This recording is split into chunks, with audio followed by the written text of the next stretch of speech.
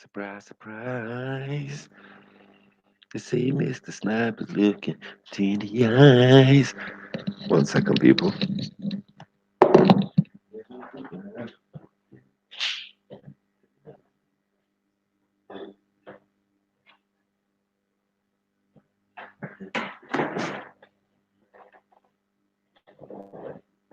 Come on, Mills. You say my G? Let me yeah, put that link out early. It's no game right now. No game right now.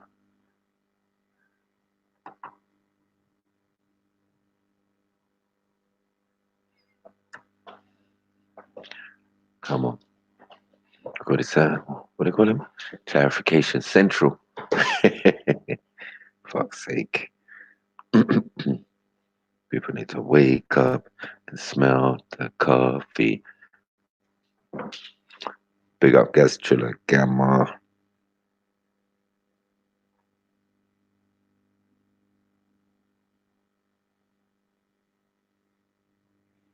Big up. Yeah, anyone come in to have their say? If they want to have their say on it, get me? What do you think? I'm posing the question. Friend or foe? Huh? Black Van Man. What's going on?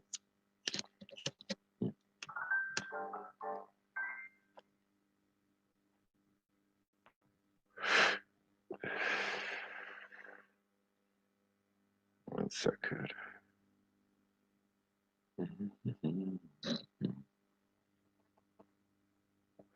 Hey, it's my brother It's Ahmed.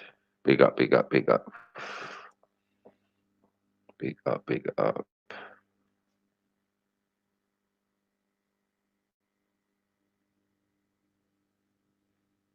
Come on. Welcome in, welcome in, welcome in. Mr. Mills. Come on. Big up family. Listen. Family. Family. Family. Family. Right. Right. Right. So what are you saying, Mills? We got everyone locked in, locked out. Come on. What am I saying, bro? Even if my man's about, yeah, and anyone could get a message to him, you could come on. You get me? You can come on. You can have a chat. Get me? Yeah, I need some answers, mate. Need some answers. Yeah. Because most these guys about these games, about these sending people in and using frontmen for their agenda. The token white guy, the token Asian, the token black guy. You know what I'm saying? We've been doing that a lot, and they're like now that this is their version of a far right Obama. You get me? Far right Obama. Do you know what the worst thing is, Sniper? I've probably seen him like 2-3 videos maximum. Right. I ain't even watched it too tough, and that was my conclusion straight away there and then. That's what I said to you. What did I say watching it? I said, bro, there's two things. Either he was very, very stupid, yeah, or he's very, very clever. It was planned. It was planned, yeah, and that's what I think. I think that event at the pub was a plan. You get me? Can only work two ways. I felt. You get me? And once he's got that little thing from them, all our eyes lit up. You get me? Oh my God, what happened to him? You see, some say good, some say sin, but they got a reaction out of you. You get what I'm saying? Then the next reaction is to send him back into where they sent him before, but now he has a form of what do you call it? It's like a ghetto pass. You know what I'm saying? Yeah, we give Black Van Man a ghetto pass now because he got slapped up by them. Now you can come with this new rhetoric of, I don't even like racists and but, you know what I mean? Too much but. Get me? You know who's getting FTK today, man. You know what I mean? The idea that this guy is independently and doing something new. He's not by my estimation. You know what I'm saying? It's very low level, low IQ, as they say. It's very low IQ and that. You know what I mean? True stories. 100. You get me? And you're not going to run this game on us and these tricks. You get me? We're Mm. not the sole holders of the community or nothing. We just speak publicly. You get me? About our views and all of that type of thing. So, you know, if you think you're going to get to us to get to the community, good luck with that. The only way that works is if the community actually believe everything we say, and I don't think it's that. The proof's in the pudding. You understand? Mm, You see, how much have you put in? exactly. Pick up your bro. Um, Come on. Yeah, it's a fair balance thing. But yeah, are you on your laptop? nah, Mm, sure. What were you saying to me? boy, might have to play some of the some of yesterday's. Was it yesterday or Sunday? Yeah. Yeah, it was yesterday, innit? Some of yesterday's video. You know what I mean? I ain't trying to And promote him, but it was fucking good, bro. Did you watch them? nah, Bro, see what I'm saying? No one that's watched what I'm them. saying. Let me finish this. Let me finish this. I Yeah, ain't got much left. yeah, Now yeah, I'll fly. yeah. Man, we'll talk for a little bit. Yeah, I mean, yeah, I mean, For you to say, watch it. It must have been good. yeah. You know what I'm saying? Come on, Yeah, big up Anonymous, man. Come on. Jungle every time, Jesus, don't know. every time up top. Come Come on. on, Kill him with compassion. hey, All bro. sorts. Since Mm, since our conversation the other day about obviously I was talking about chakras and Islam, and obviously I didn't have too much. I yeah, started looking into Sufism and Sufis and what they were talking about. yeah.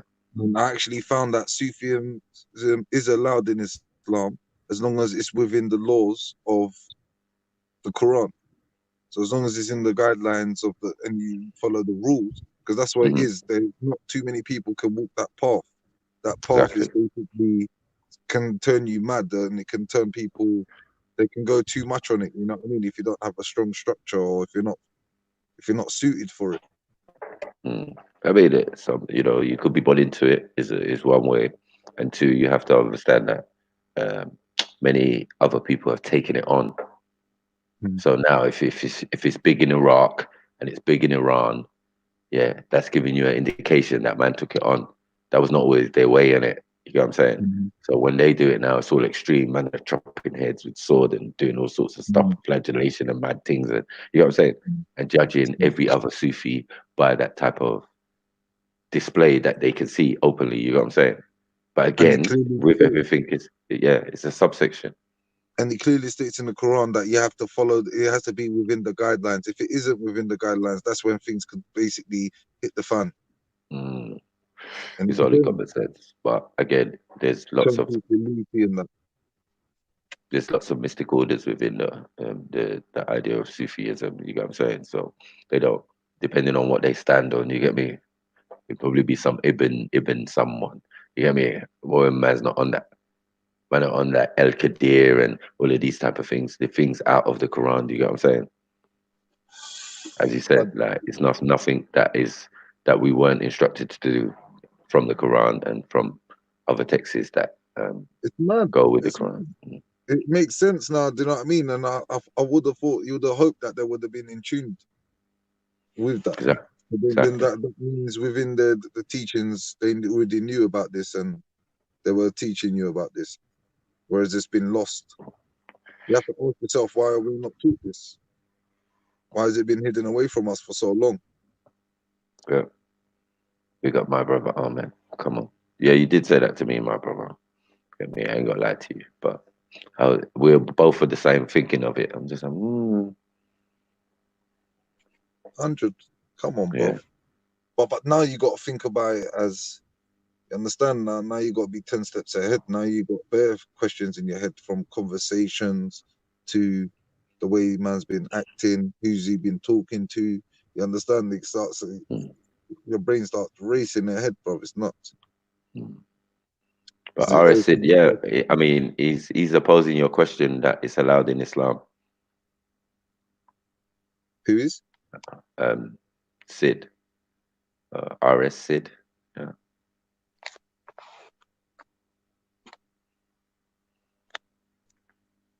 Sufism is not allowed in Islam. Who says so? Bring the little bro, jump in. Definitely. Come with your truth, man. Let's talk about this.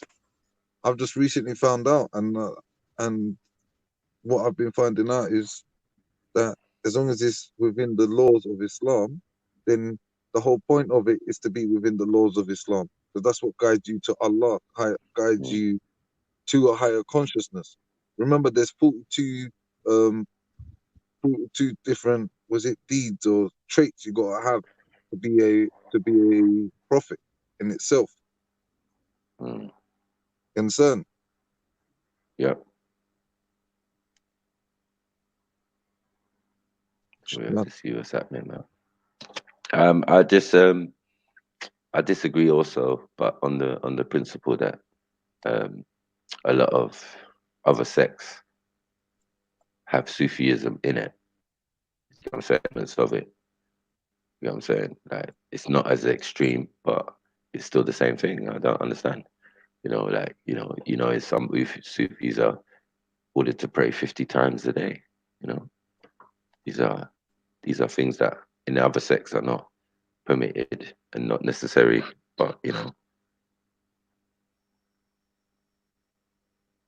yeah, but some of them existed before the concept of the Quran. So Islam doesn't come with the Quran. It comes with the previous texts and the previous prophets and nabis. Do you get what I'm saying? So, the Prophet, peace be upon him, he's just continuing a tradition that was already in place already, laws that were already in place already. You know what I'm saying? So that's all it is. Just like we say when I say I'm an Ansar, you know what I'm saying? Yeah, you're like, well, Ansars are not Sufi. Well, you didn't know that. Maybe they are. Maybe they are. You get what I'm saying? Because the way they do it is soulful and spiritual, and that's what they're dealing with. You know what I'm saying? One trick, the Sarata Mustaqim one, you get me? The straight path to the Creator. You know what I mean? Stay on the straight path, man. Straight and narrow path, man. Straight. This is all I've been barling and saying to man. But it's like some people don't understand. They've got that, as I said, that northern, which should I say, that Middle Eastern ideal of what Sufism is, and it's not necessarily that. Majority of Africans are Sufis. The fact that we all have this thing about music, that's our main thing. It's not. It's like you know what I'm saying, doing crazy. No, that's not. It's not African. You just don't see it. You know what I'm saying? So I've noticed that there's different types of um, ideologies or sectarianism, and with every sect comes a particular set of rules and ideals. You know what I mean? And obviously, because the majority one and the largest thing is major, the Sunnis. You know what I'm saying? So they assume that everybody should be doing what they're doing, and theirs is the only way, which is not necessarily true. You know that's not necessarily true. Otherwise, we wouldn't have 72 sects. You get me? Only one is supposedly going to make it, but you know, it never stopped that all the same. You get what I'm saying?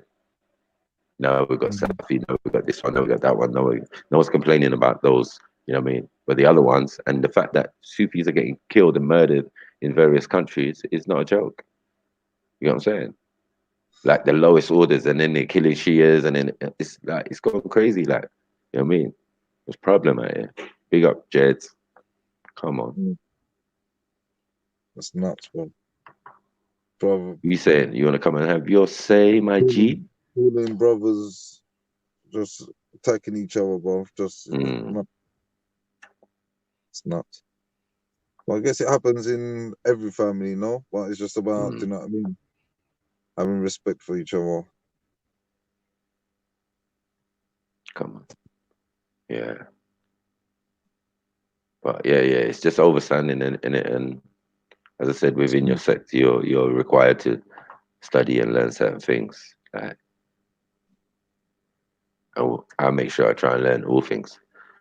You see me, I got all the books here, all the Sahih Bukharis and all the hadiths, and I don't agree with hadiths necessarily, but if how can I disprove them if I didn't read them? Come on. You know what I'm saying? Sounds good, bro. You got a And I library try. there, bro. I I've try. seen. I try to steer people more. Let's come out of the realms of the book, because the book can be not subjective, but it's for a time. Um, Things have been changed. You know what I mean? Even though people don't want to accept it, places and locations are not where they are or where they're supposed to be. You know, that type of thing. So let's deal with the history. The history gives a better indication of what was actually going on at the time. You know what I'm saying? And then you can match it up with the book and saying certain interactions that happened. You know what I'm saying? Oh, there was a war here. There was a, invasion here. There was something here. And then it gives you a better understanding of what's really going on. So, yeah. Facts. So, yeah. But yeah, back to the matter. Back to the matter. What we saying? What are you saying? So, yeah, on this black value, what are you saying, Mills? What's your perspective? My view personally, I think, Yeah, like I from said, what you first saw. No, I'm either, saying from what you first saw. You either first time you saw him. he's First time you really saw him. he's Yeah. stupid. Okay. I think he's really either A, he's really stupid, or B, he's doing this on purpose. Yeah. Right. Right. So Big up the impressive Nubian. Big up K. Big up whatever you want to Abdullahi. do to me, Get me. And big up RS Sid for the good questions. Still. Go. come Yeah. on. Sorry, Mills, to cut you. Oh. So It's yeah, all you good. think he's really stupid, really silly, and thing. Yeah. Go on. He's either really stupid or he's done it on purpose and he's planned that. You understand? And he's Of course planned this for a you reason. can. You're welcome, man. You're welcome, my brother. Get me. The link's up there. Just jump on, man. Just jump on. God. Come on. That's what I like, a balanced view, a balanced point of view. My point of view is that, look, listen, they send these guys out. This is the newest one. Get me, TAN 5.0. You get what I'm saying? To appeal to us and try and, see, gauge. But unfortunately, when a man speaks here, and I hear a man speak, and all I can hear is the rhetoric, yeah, the stereotypes of the far right, yeah, it just makes me laugh. You know what I mean? It just makes me understand that this person is not equipped for this type of thing that he thinks he's getting into. This is not a game, you know. We're in a situation where people's lives can be affected by just comments and certain things. We have to look at that very seriously. And the section that man's getting into, boy, I think that's a kind of obvious to know what's going on there. I mean, you don't want to have to put yourself in harm's way to know what's going on. Oh, sorry, let me get you in here. Boom. Yes, peace, everyone. Can you hear me, Marco? Yes, my brother. Yeah, now since the Yes, topic is about the black van man, I ain't gonna lie, I don't wanna no divide or anything, and it's my humble opinion. 1 second, family members, yeah, pause for a second. Okay. You got Mills. Yeah, Finish man. yours. Yeah, I know man. Hannibal's got something to say. I like Probably. that one. I like that Yeah. one. Mm. 5.0, Come on, bro. fam. Come on. Mm. I'm telling you, bro. 5.0, and it's mad. It's crazy. Mm. That's why I said to you, you got to think like 5, 10 steps ahead. Like, why are they doing this? What is their goal? What's coming? Mm. Maybe something's popping off. The ones. Yeah, so sorry for that. What I was No gonna problem. say No is, problem. Yes, let's bro. say for its politics, even if you disagree with it or the ways it's going on with it, be Right. extremely careful not to push your brother under the bus or throw him over the bus, should I say. I hear that. After all, he is your brother, Mm-hmm. and nobody knows the intention. And yeah, that's all I was gonna say. Because at the moment, it seemed like too many people questioning him and whatnot. And who knows? Maybe he's got his own ways, of dealing with things. We're not all the same. Five fingers not the same. Your own five fingers not the same. People know how to do things their own way. And yeah, I just said be careful, because the more you talk about him, the more you criticize him, you can actually be pushing him towards a direction that you think he is or he's with. That's all I wanted to say anyway. Yeah. big up for that, my brother. Get me? That's what we want. We want everyone's opinion, and we can all analyze it. And like, you get me? Whether it's good or bad, or whether he's friend or foe, whether he's part of an agenda or he's just genuinely, you get me, innocent or naive, would I say, in some of his thinking. Do you get what I'm saying? So yeah, I leave it open. I leave the floor open for that. You know what I mean? But in my estimation, as I said, I'm thinking, I'm leaning towards that. There's a plan here. I'm hearing rhetoric from the far right and stereotypes from the media. Do you know what I'm saying? Being thrown at me by another brother who's supposed to know better, in a sense, you know? Yeah, it's true. I mean, I'm not in a position to speak for the brother, don't get me wrong, but I did hear his Yeah. argument. I mean, it could have Mm, started off just the way you were thinking that yeah. they're bad and whatever. But after Yeah. going speaking over to them, maybe they deceived him, portraying themselves as good and whatnot. And he was Yeah. kind of thinking, hold on a second, they're not as bad as I thought. And I'm always beginning to investigate in him. Others are investigating him. Yeah. Well, I think And it's you know what, it makes sense. Like, look, yeah. if we say like the attack in the pub was real, right? Yeah. What was the main argument about that? It was about the Oh, camera, I isn't don't it? know nothing about the pub. Sorry, I cannot comment Well, on no, okay. that. Basically, because he was filming in the pub where they're at. You know what I'm saying? And then one person got mad and said he's gonna shove the camera somewhere where the sun don't shine. You know what I'm saying?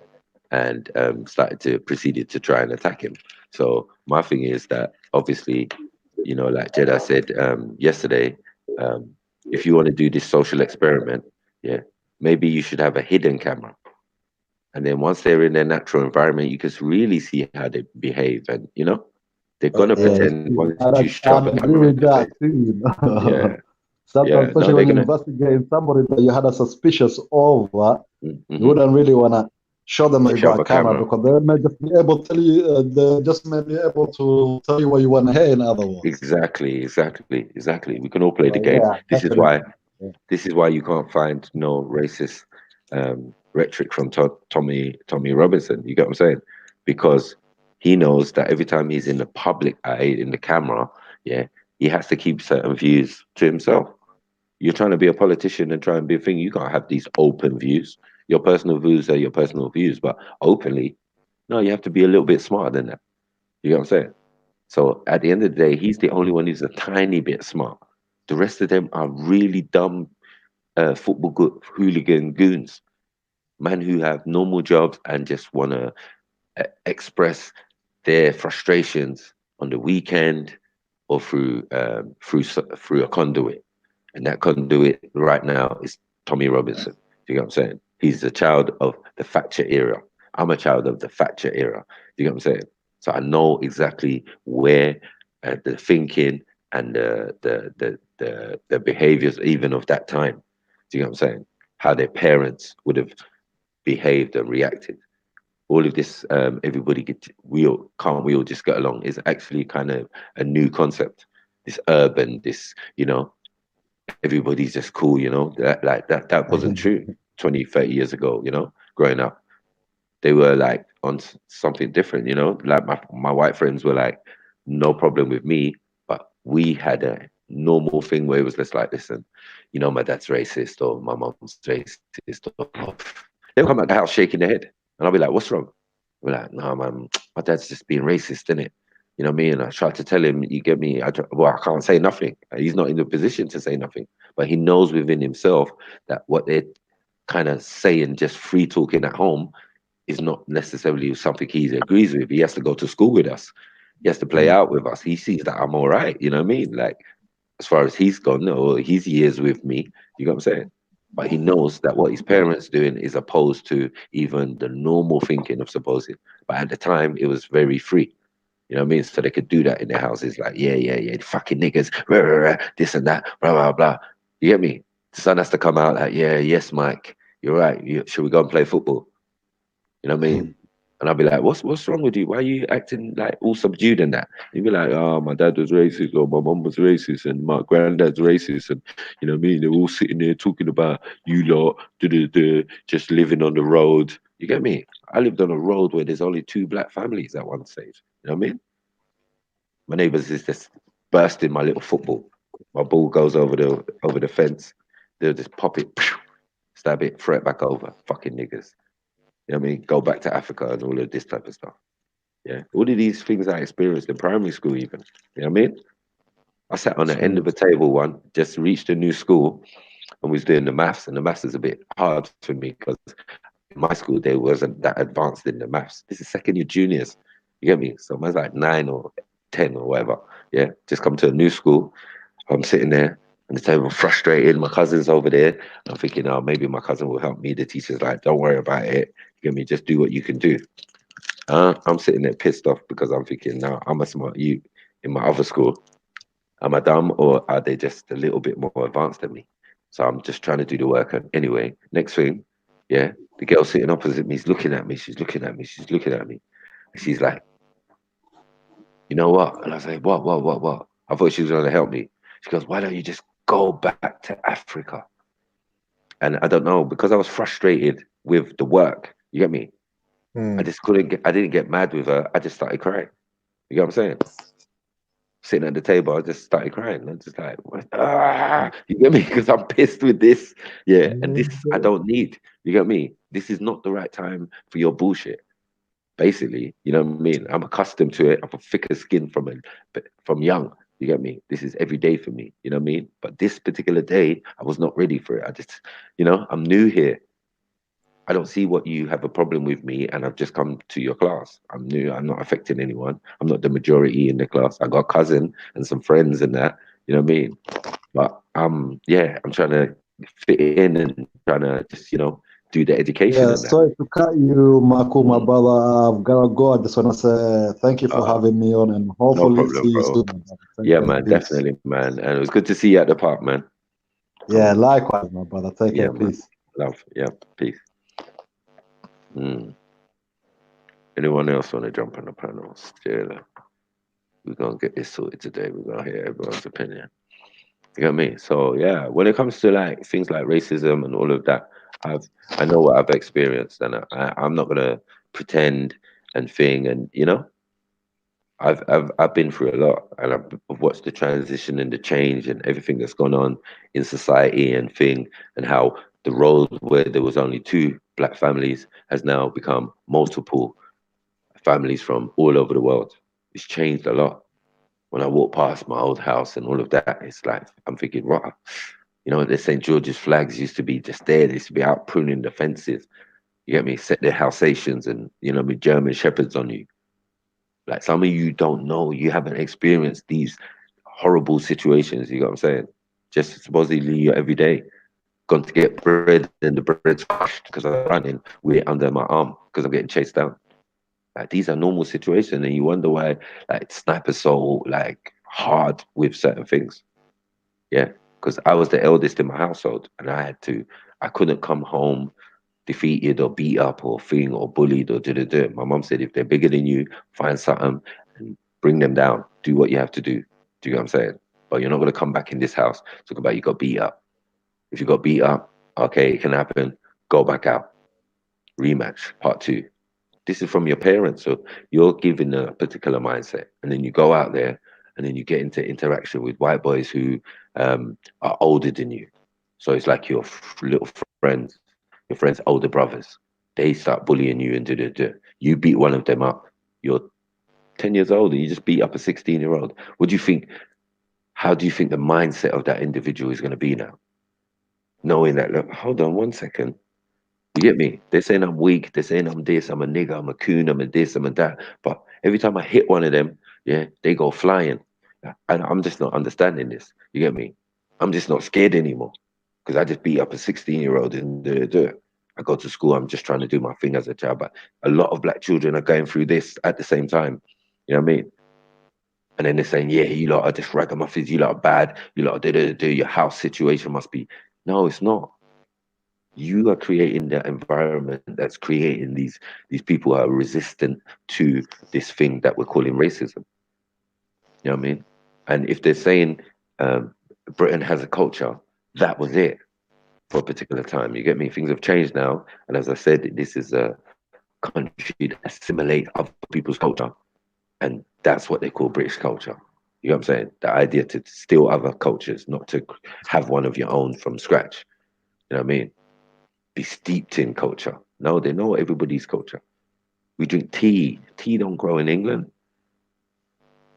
You get me? Tea don't grow in England. You've taken something from India or from Africa. You get me? And now, yeah, we drink tea with milk. Well, okay, you know, go and see how many people drink tea around the world. You get me?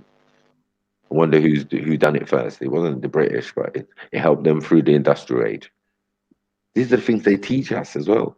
We go to school and okay, the industrial age, yeah, it's it was all that and coal and all of that, and it's filling the lungs with soot and do. So the tea, the tea helped clear the system and all of that, and boy, they made it through while other of their cousins in Europe were dying.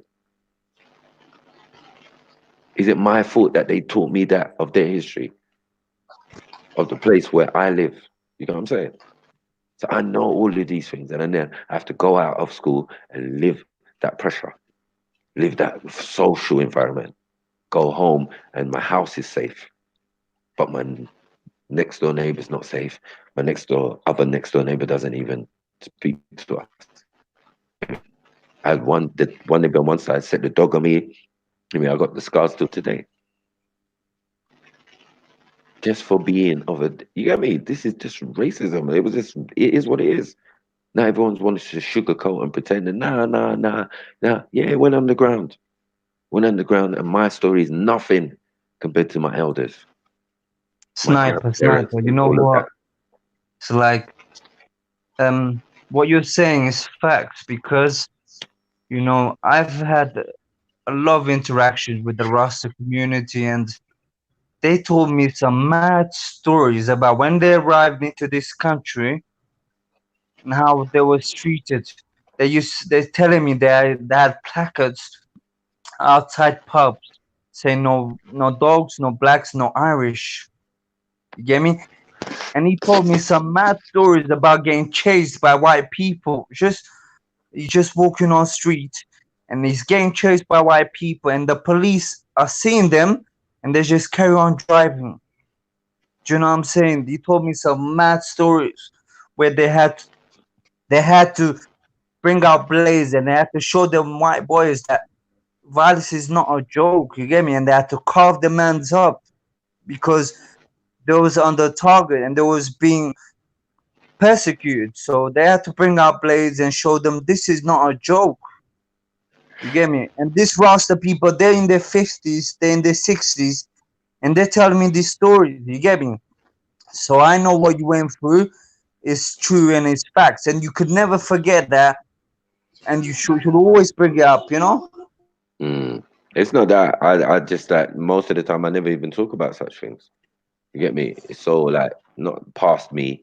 It's made me what I am and think. And even having experiences going out and living in other parts of England, you get what I'm saying? Not necessarily by my own choice, but like, in the old days, as I said, things have changed and got worse. Before it was your parents could work, there was plentiful jobs, they could send you away to nannies in in a in a in a I went to Hastings, you can imagine. You know what I mean? My brothers have been and sisters have been other places where mom has to go and work. You get me? Dad has to work. So listen, we're gonna have to send you somewhere for 6 months to a year. I went to school in Hastings, like 9 years old and that. So there was a period where I missed like the normal school before I got to the new school. Yeah, I was in another school because I was at this place with my little brother and my little sister. You get what I'm saying? So like I've been through all sorts of situations. I've lived with Europeans. You get what I'm saying? I know they're good. There's good ones, and I know there's racist ones. You get what I'm saying? So I can clearly make the distinction having had all experiences. Do you get what I'm saying? And watch how the country's changed and all of that. But I don't need to do social experiments. You get me? And go to football matches and go to Tony Robinson to know these things. and to know the effects it has had on my people, and to know if an individual is racist or not. I don't know. I've said it from the beginning. Anyone who said that this guy, we're not sure he's racist, yeah, is just not a good researcher, not a good journalist. You know what I'm saying? It doesn't make sense. Or you don't live in communities where these organizations have affected you. And I don't know where that is. That must be like Timbuktu or somewhere, because it doesn't exist around where I live. You know what I'm saying? Things are, it's just real. For me, I watched the transition even in my own area where the racists moved. If they could afford to, they moved. They moved further about out. Then they started to move to Enfield. And then when Enfield became populated with too much black people as well, then they moved further back. Now they're in Cheshunt. Now they're in Thing. Now they're over the M25 and that. Do you get what I'm saying? That's what it was. Do you get what I'm saying? But us now, even, we started to catch them up. Yeah. You got the Olutumbos moving to those areas too. We want to live in Cheshunt. We want to live in Luton. You get what I'm saying? We want to buy big houses and have big cars and because we're affluent now. We've rised above a level socially than certain other people who are still coming in. Do you know what I'm saying? We don't feel that we can do those menial jobs no more. We're way past that. We've sent our kids to university. We came here with the idea of university in the first place. You get what I'm saying? So it's just a lot of, as I said, stereotyping when man say, yeah, this and that, and da. No, bro. I'm going to kill that fairy tale. Yeah. Man did not grow up in a messed up household. Man grew up in a messed up environment. You get what I'm saying? So it wasn't down to if you lived in the tower block, because a lot of my families them lived in the tower blocks around the corner from me and other parts. And then when the housing situation, they started building new estates in other areas, they moved them all, moved. Yeah. Some who are religious, like say like Jehovah's Witness, Seventh-day Adventists, all of that, of the black folks, moved the other way to like Edmonton and Enfield. You get me? And try and start anew and blah blah blah. But none of it ever worked. You know what I'm saying? None of it ever worked because the environment is the environment. You know, some areas even became balanced because like maybe like Ghanaians and the racist white folks managed to get along because Ghanaians are beautiful people. Do you know what I'm saying? And very friendly and very humble and very thing. And obviously that works with the racist white people, so they don't have nothing to necessarily fight and clash against.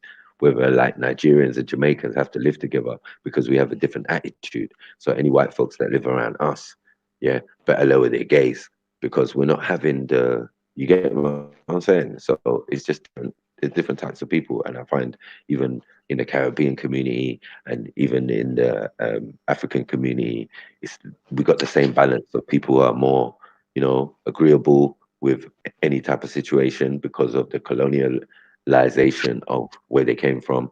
You know what I mean? Their parents and grandparents and everybody thinks like that. Or some love the Queen. You'd be surprised. You know what I mean? No, the Queen is a beautiful woman. Nah, please. You know what I'm saying? But this is the thing that we have to deal with it within our families and all of that. It's mad. You know what I'm saying? So for me, as I said, someone like Black Van Man, if you're almost my age, you know what I'm saying? I would expect you to have gone through a lot of the experiences I went through. You know what I'm saying? So I don't understand why you need to be doing experimentation now. It doesn't make sense. You get me? And you're saying that before this, anybody was rude to you or thing or whatever, you would actually physically put your hands on them. So I mean, that's different from me. You know what I'm saying? That is a lot different from me. You think I'm the goon, I'm the one from the roads and but that's not our principle. You know what I'm saying? We didn't necessarily do things like that. Man would get racist from white van man all the time, all now as a grown man. Walking down the road, did a white van go past, nigga. Still happens in 2019, normal. So what I associate with white van man is not good necessarily. You get me? When I say black man driving a white van, it's like, yeah, cool. You get me? He's just got to do his work and do his hustle and do whatever he's doing. I know he's not going to abuse me out the window. Listen, we've even chased BMP, not BMP. Yeah, is it BMP? Yeah, BMP signboard traveling down the motorway with its whatever Rhetoric or whatever. Man chased it. That's the level of dislike we had for they were just passing through. Obviously, we're on the carriageway and they're just passing, you get me, going to wherever they're going. No, no, no, no, no, no, no, no, no, no, no. You get what I'm saying? You try, you know, fuck off, you can't. You get what I'm saying? You don't know that what we've experienced in this country. You get what I'm saying? And we still have the love and affection to say like, yeah, no, no, no, it was still cool. If there's a good one of you, we're still cool with you. You get what I'm saying? But don't undermine our ability to discern who from who. Do you get what I'm saying? Start calling it, oh, you lot are pro, you lot are, think you're superior, you lot think this, you lot think that. You know, calm down, calm down. You get me? It must take a superior mindset to take so much abuse and still have the ability to open the door to you and show you love. Maybe that's what people maybe need to look at. To our detriment, though. Do you get what I'm saying? All this loving, all this thing, all this being agreeable, all this, no, no, no, we're cool, man. You know what I mean? It's to our detriment. So we have to be wise in our decisions, yeah. But you can't say, people can't say like, yeah, there's a, you know, a thing where we think about them in a certain way. No. Some of us have experienced the full iota, totality of British culture. You know what I mean? It's a mad thing.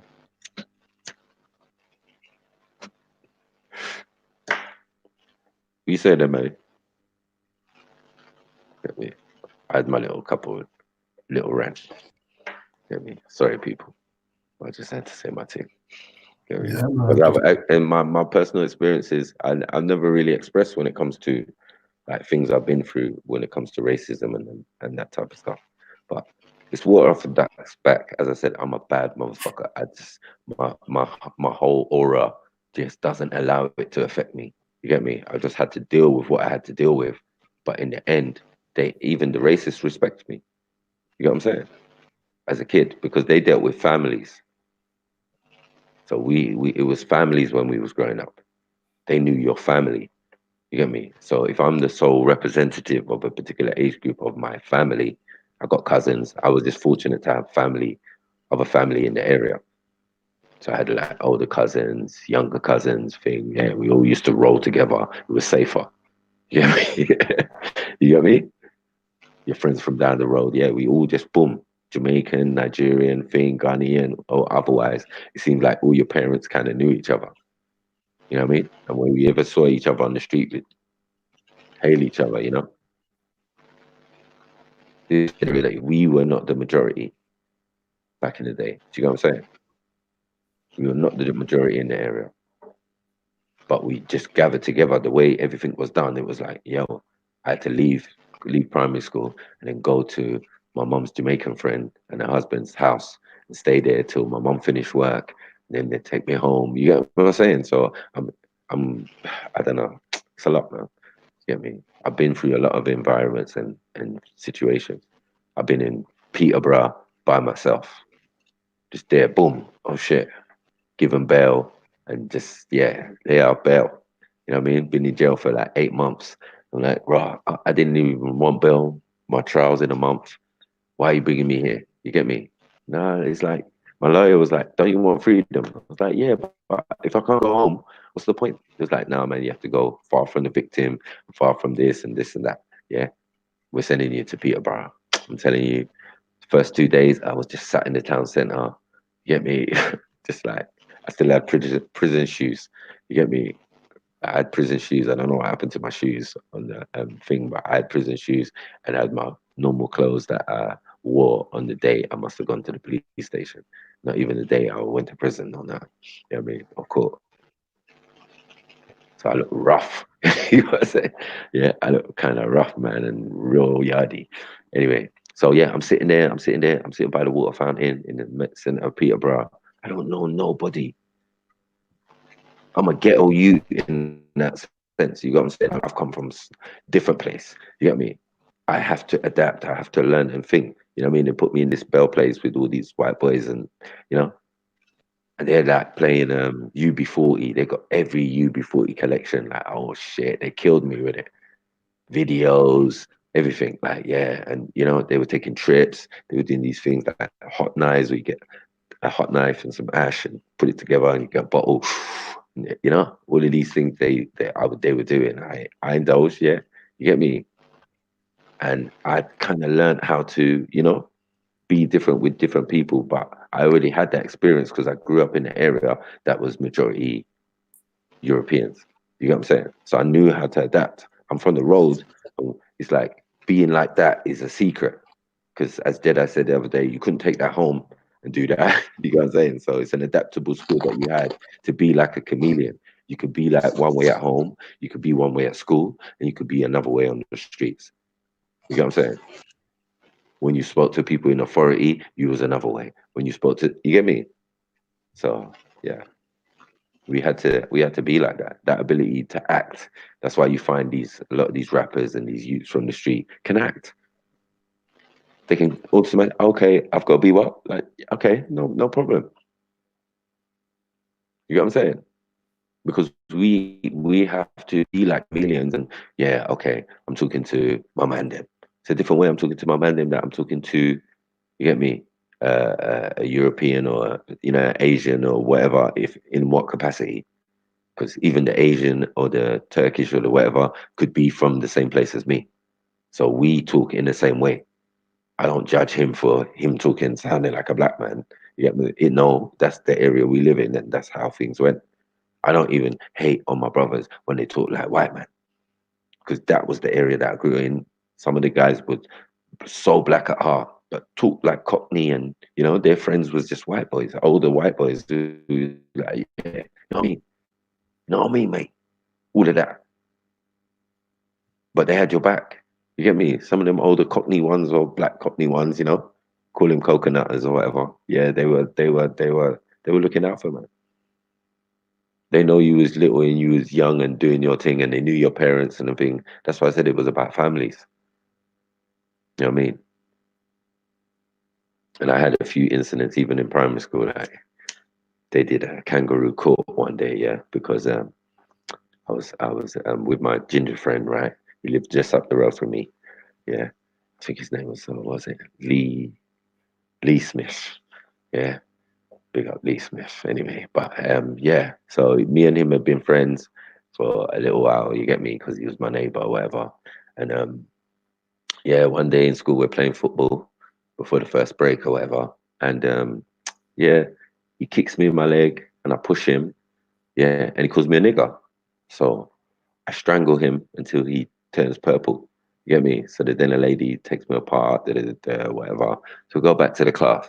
Now it becomes a discussion where my teacher says, who thinks that Mike was wrong for what he did, or who thinks Lee was wrong for what he did?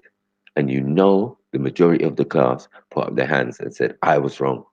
I was so disappointed because my own cousin was sitting there smiling with his hand up. You know what I'm saying? Like, so, yeah.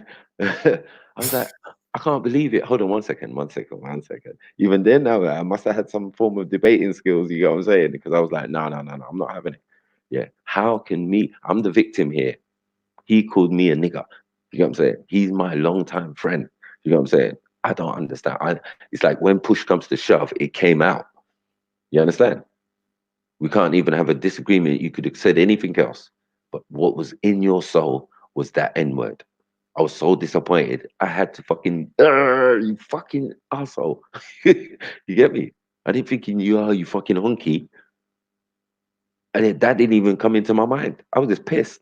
You get me? Like, what did I do? Or what kind of, yeah, this is normal kid stuff, you know, when we're playing football and the ball's floaty all over the place, you can accidentally kick your friend or whatever. You know what I mean? He kicked me and he's like, what? Shut up, man. Yeah? You fuck off, you nigga. Huh? Who's a nigga? Me. Yeah? My heart shattered, innit? Because that's the friendship from then was for me done. I gotta be real with you. The friendship was done. It's game over. You know what I mean? But when we went back to the class, the teacher did some jury kind of thing. She was the, you know, person trying to break it down. And I don't know how I ended up getting the vote of no confidence. I was just like, cool. You know what I mean? But these are the little things, you know. We kids, you know. Second year, third year juniors and that. You know what I mean? We're in primary school having these type of debates and discussions. This is the same teacher who told man, you cannot be racist. Yeah. You can only be prejudiced. Yeah. You can only be pissed off about your situation. Yeah. Because you affect no change. You can't change anything when Who you're told not the majority. your My teacher? primary school teacher. So I'm sitting there, years later, people talking all sorts of trash, breaking it down, and da. I'm saying, right, even in primary school, they taught us basically you couldn't be racist, Mike. You can only be prejudiced.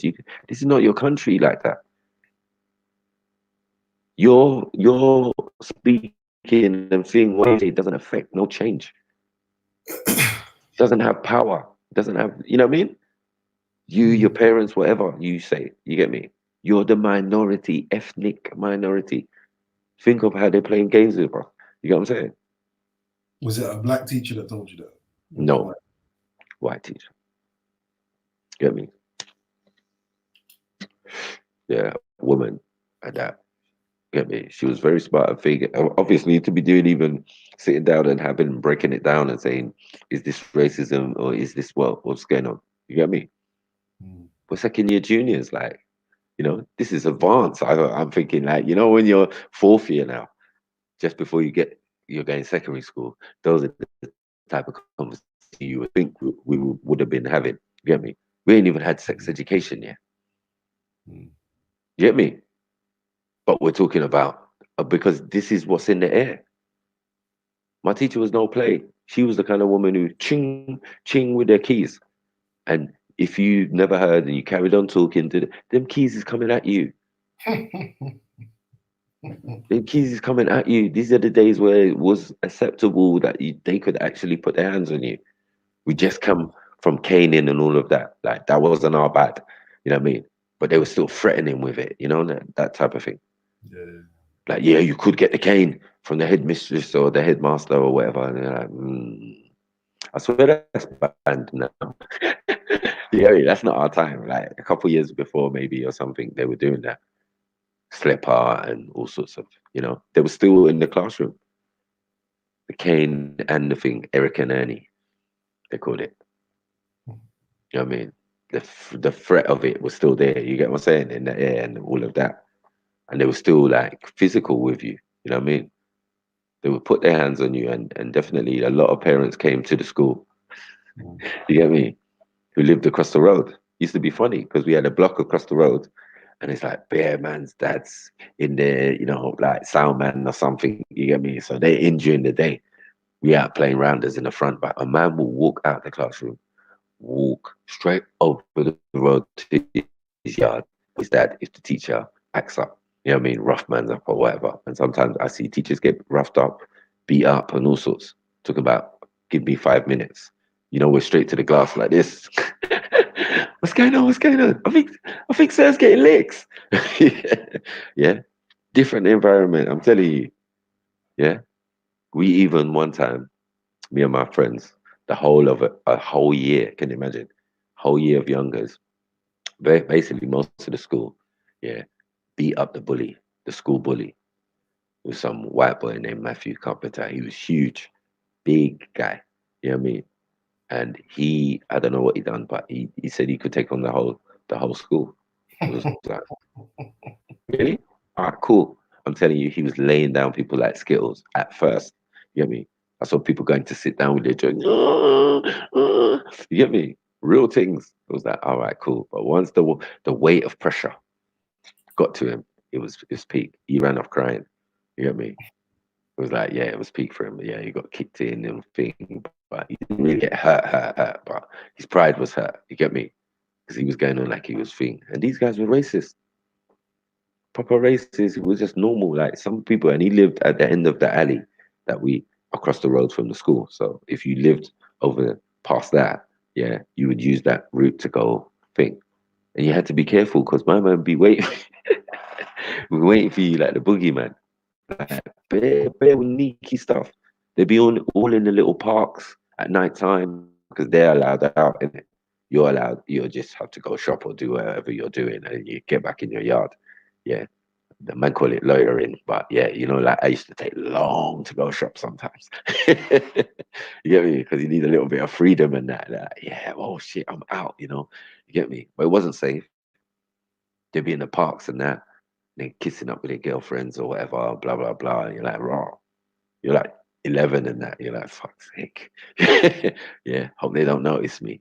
They could come over with the dogs and everything. Yeah, we saying, are you a nigga? Are you a nigga? Oh, leave the little monkey alone. Listen, I'm telling you, man, it's a lot of psychological stuff that we used to have to go through, man. You know what I mean?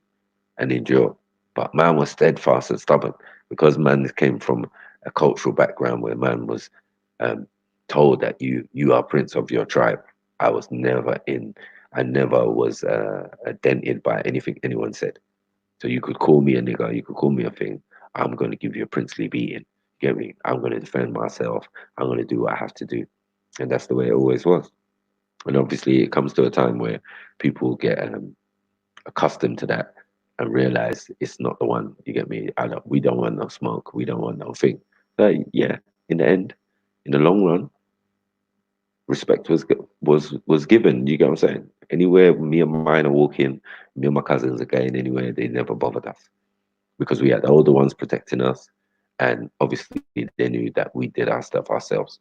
We could look after ourselves. You get what I'm saying? But they made us like that.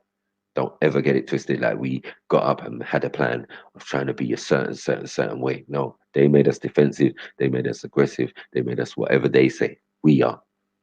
So this is what I say, stereotyping. This is how they made the stereotype. You know what I'm saying? Mhm. Big up, Captain. You know what I mean? Come jump on, Captain, man. You know about racism. We're not gonna play no games. We're gonna talk the thing, talk the thing, talk the truth. Because all this other stuff, and yeah, like people need to learn and understand that it's never gone away. It's just changed. Everything has changed. You know what I mean?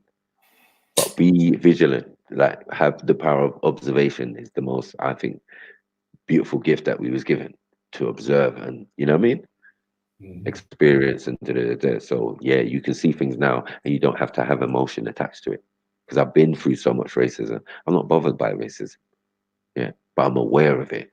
I know where it is and we know where it isn't. You get what I'm saying? And I know how to deal and interact with even racist. You get me? Because sometimes it was a long time coming. Like, yeah, let me ask you a question. Yeah, I'm a nigga. Yeah. Cool. Let me ask you a question. Really and truly, you know? Get to their soul, snatch it. Yeah.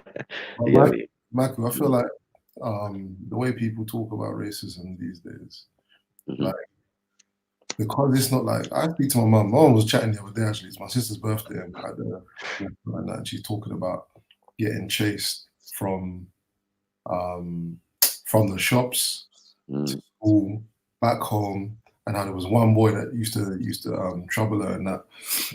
And she beat him up in the playground. My mum used to beat up dudes in it, and but it feels like I got stories about my granduncle, for example, running into the yard to get knife and thing, and it's like Yeah. the immediacy of the danger in them times, because obviously like Westbourne Park, Labrador Grove, the immediacy of the danger Right. was peak. You get me? And I feel like because like I've not been moved to physically by a racist white guy. That's never happened. Yeah. But I've had things shouted at me from afar, and that. I've been in Fulham and had some boys shouting some stuff at me a couple of years ago.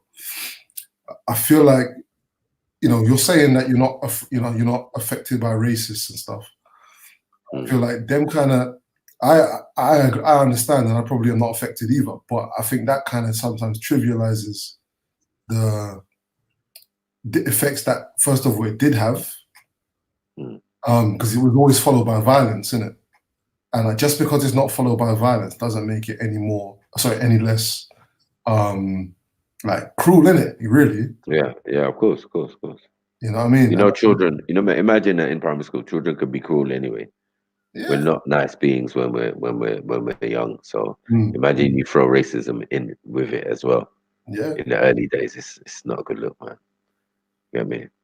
It is psychological, a lot of it, as it said. It wasn't actually physical all the time. It was just occasionally and just sneaky stuff. Man will steal your stuff. Man will rob your bike, and man will come outside your house with kitchen knife and want to fight you. That it's not a game. Real stuff. Yeah. In a way, Maggie, come on. What are we on? Yeah. I mean, what was your experience of racism, Jedi? Get me. My racism, the racism I experienced growing up in Peckham was very much different to yours. It was by way of the authorities, and so I learned about racism through the treatment in school that I got from certain teachers. The police in my area, I'll tell you that one of my earliest experiences with the police is like I was 11, and obviously I was a tall 11-year-old, and I can't remember where I was going because I was getting shot from my mum, and the police jumped out of nowhere and slammed me on the floor. I had something on me. I can't remember what it was. It was something, and then they just tried to convince. They just made some weird story that so you're going equipped to steal from a car. Like I'm like 11 years old. What the fuck am I doing with a car? Do you know what I mean? They slammed me on the floor, handcuffed me, and yeah, man, I started to become aware in it. My mum was very educating me as well on how to carry yourself, knowing that she's holding a mirror up to me in it and saying, I know you think you're like your little friend there and your little friend there, but you're not in it. Like, don't look like them, and they're not treating you the same. You must understand why the things that are happening to you in school. You tell a story or whatever, there's a joke, but your laugh is the one that gets picked out because you've got the loudest laugh. You're the one that's picked out for being possibly involved. I remember I was in school one time and I got pulled up for smashing a window that I never smashed. And to this day, there's only one option of why they thought it was me in it. Not like I've got a history of that. Do you know what I'm trying to say? There was also Scottish people in my estate, white Scottish people in my estate, and they'd do the cool man nigger and ride off from a distance. I remember another time I went shop for my mum, and this guy on a scooter, this big guy on a scooter, just like rid past me and just kicked me in my face. Let me kick me in my nose. Oh shit, get me. And like there were just like little incidences like that, what just let me know coming up. Obviously, as I got older, obviously living in Peckham, we got Old Kent Road running down. You know what I mean, down the edge of it. Then after Old Kent Road on the other side, you got Bermondsey now, innit? You got Millwall. So there's no mistake. You know what I mean? There's no mistake when men are running at you, calling you nigger, punching your brethren. Like I got friends getting bruck up, rush, boom, boom, boom, till we got it in our head that we was like the Peckham Defence League. It was like, you know what? No, fuck that, man. Man's gonna go to your end and start picking out one or two of you lot and brucking you lot. So we'd go over there, mainly to get a chase. Can't lie. We went over there. We talking all this grease we're gonna do, but we're just looking to run, innit? We're just looking to hold the chase and get that acceleration. But the fact that we were never disappointed with action anytime we went into that side of time, it just let us know further. I started learning about Millwall, Chelsea Smilers. Like, there's a big history of them things there in Peckham. You know what I mean? My next door neighbor was a Teddy Boy, bro. Do you know what I mean? Like he held Teddy Boy on thing. He held that up in the 90s, and that he was holding that up, the Teddy Boy look. But he would tell man about certain racist things. He was a man. This guy called Mark, boy. I swear down. The older I get, the more I look back on it. I think this white guy proper tried to drop gems on man. Like all the time. I think he just saw I didn't have a dad, innit? But I was a cool youth, and he was just like, yeah. So he started dropping gems, telling man be careful, telling man like the stories of his days. But racism ain't nothing hard to find. It's not hard to experience in Peckham. You'd think large Jamaican, Caribbean, African community. You'd think that maybe it was a microcosm, but nah. You could tell bus drivers would drive past you, drive past your mom. You know what I mean? Could never get a taxi. You're just not dumb. You know what's going on in your end. No, you step out in any direction, left, right, or center, and you feel that different vibe. So I was just like, observing you. I got called nigger, by cars, even in the ends. man will drive past. He's probably like looked around, seen he's got a clear little break. He's riding up to some young black man, and he just drives past and says, "Nigga," has a little giggle. But like that helped to compound and make man feel like, right, man wasn't really welcome. So at no point could I tell you that I ever felt welcome in this society, from small interactions to the big interactions. Like it was really important, the interactions at school with the teachers, innit? And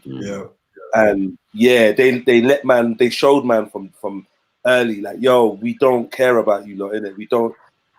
Like I used to think to myself, these are weird things I used to think in school. I used to think, I wonder where the teacher lives. I wonder where Miss whoever, Miss Saxon. Get me? I wonder where Miss Saxon lives. Because something about the way she acts with us and treats us, she can't be local. She can't be from the ends, because she would never. Do you understand? Like young people in thoughts, wondering where your teacher lives, because your teacher isn't like people in your area. Man. So that's about it. Like no American History X story, because I wouldn't permit it. Do you know what I mean? But yeah, I got moved to a few times. Man held a few thumps and that. But the main thing came from the police terrorizing us when we were even too young to really even be criminal. And for me, it was the police being hell-bent on criminalizing me. Like I did end up getting put on the criminal register, and they took my DNA by age 12. Before, so still in 11. So after that first experience, but for fuck's sake, it just went on. I got my first criminal conviction at 12. You know what I mean? I was in jail by 13, and if by 15. And if I could have been in jail by 14, they would have sent me to a unit or whatever. But it's just my cases hasn't quite amounted to that. You know what I mean? I was in court by 12.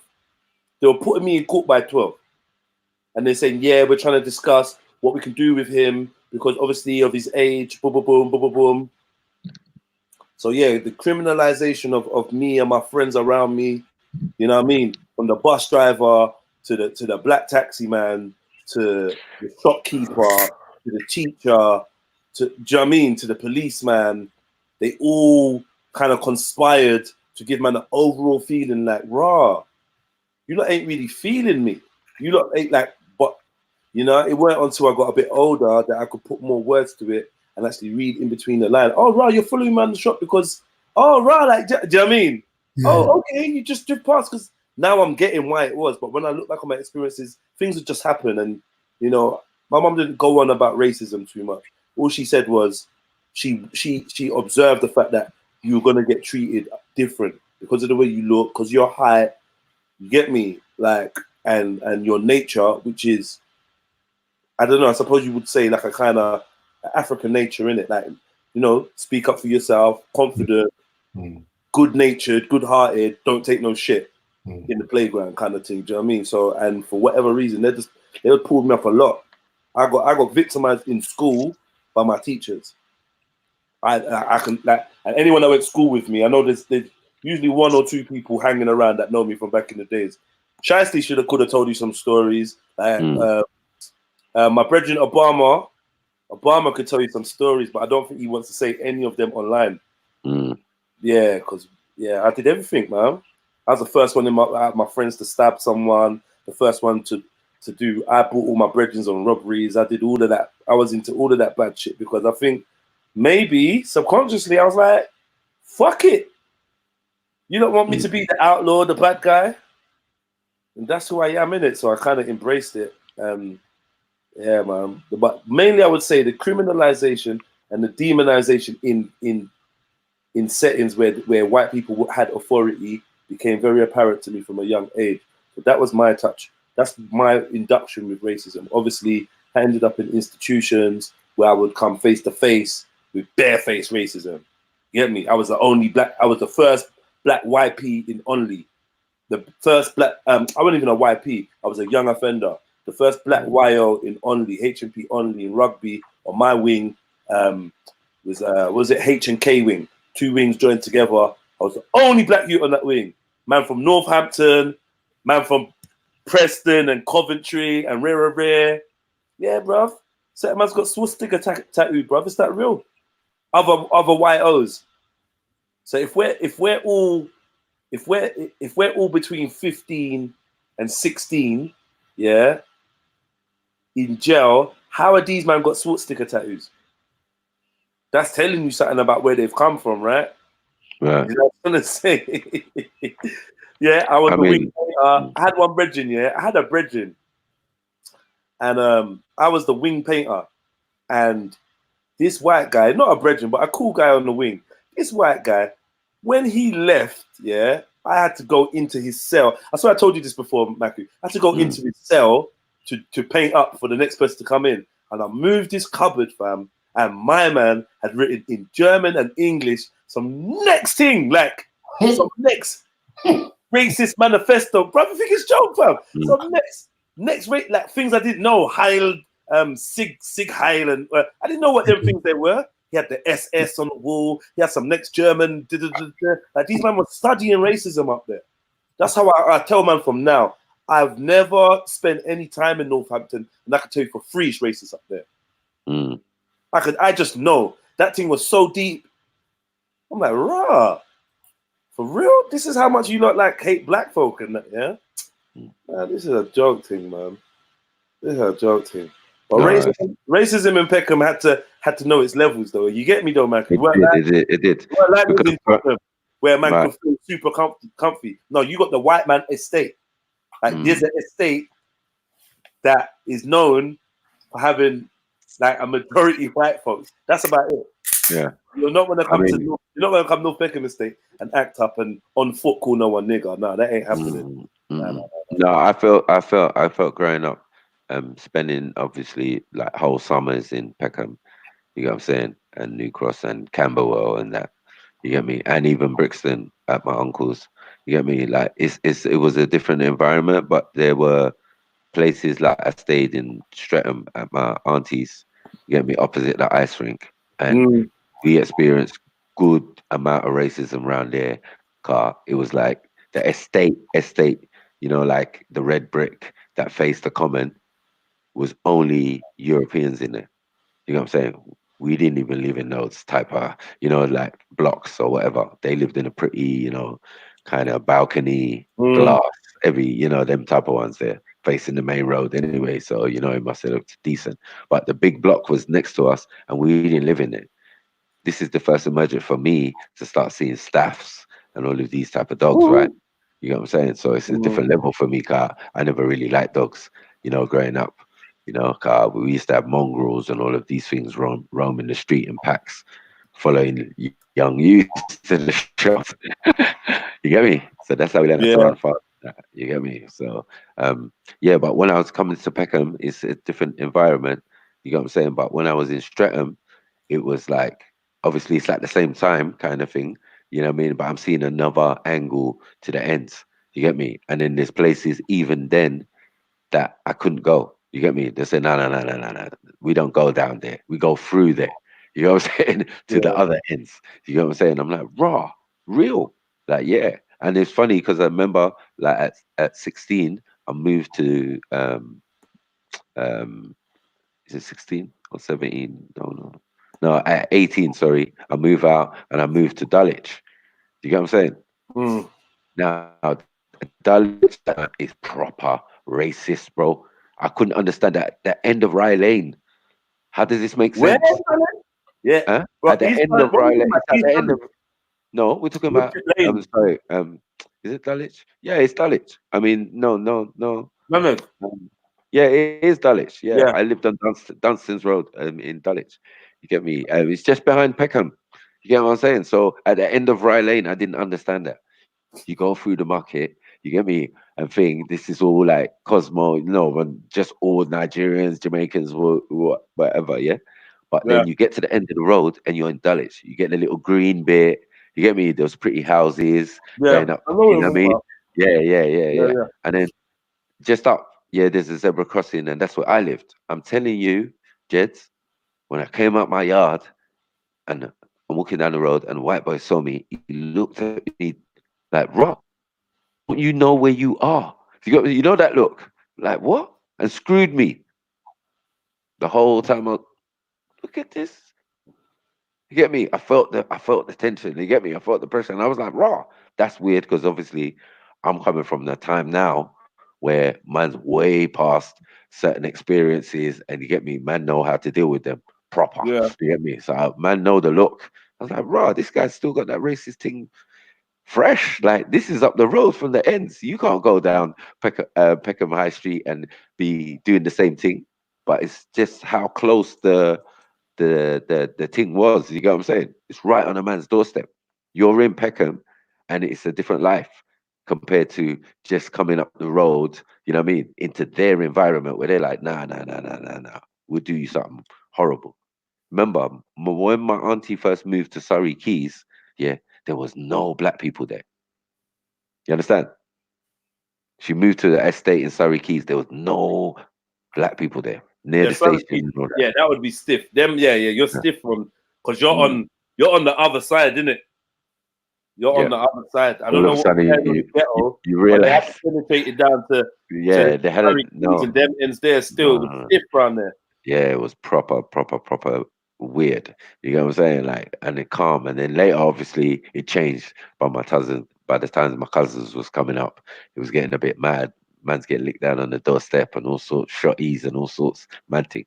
But yeah, and then Bermondsey, the emergence of Bermondsey and their type of attitude and thing, and it wasn't safe to go down there.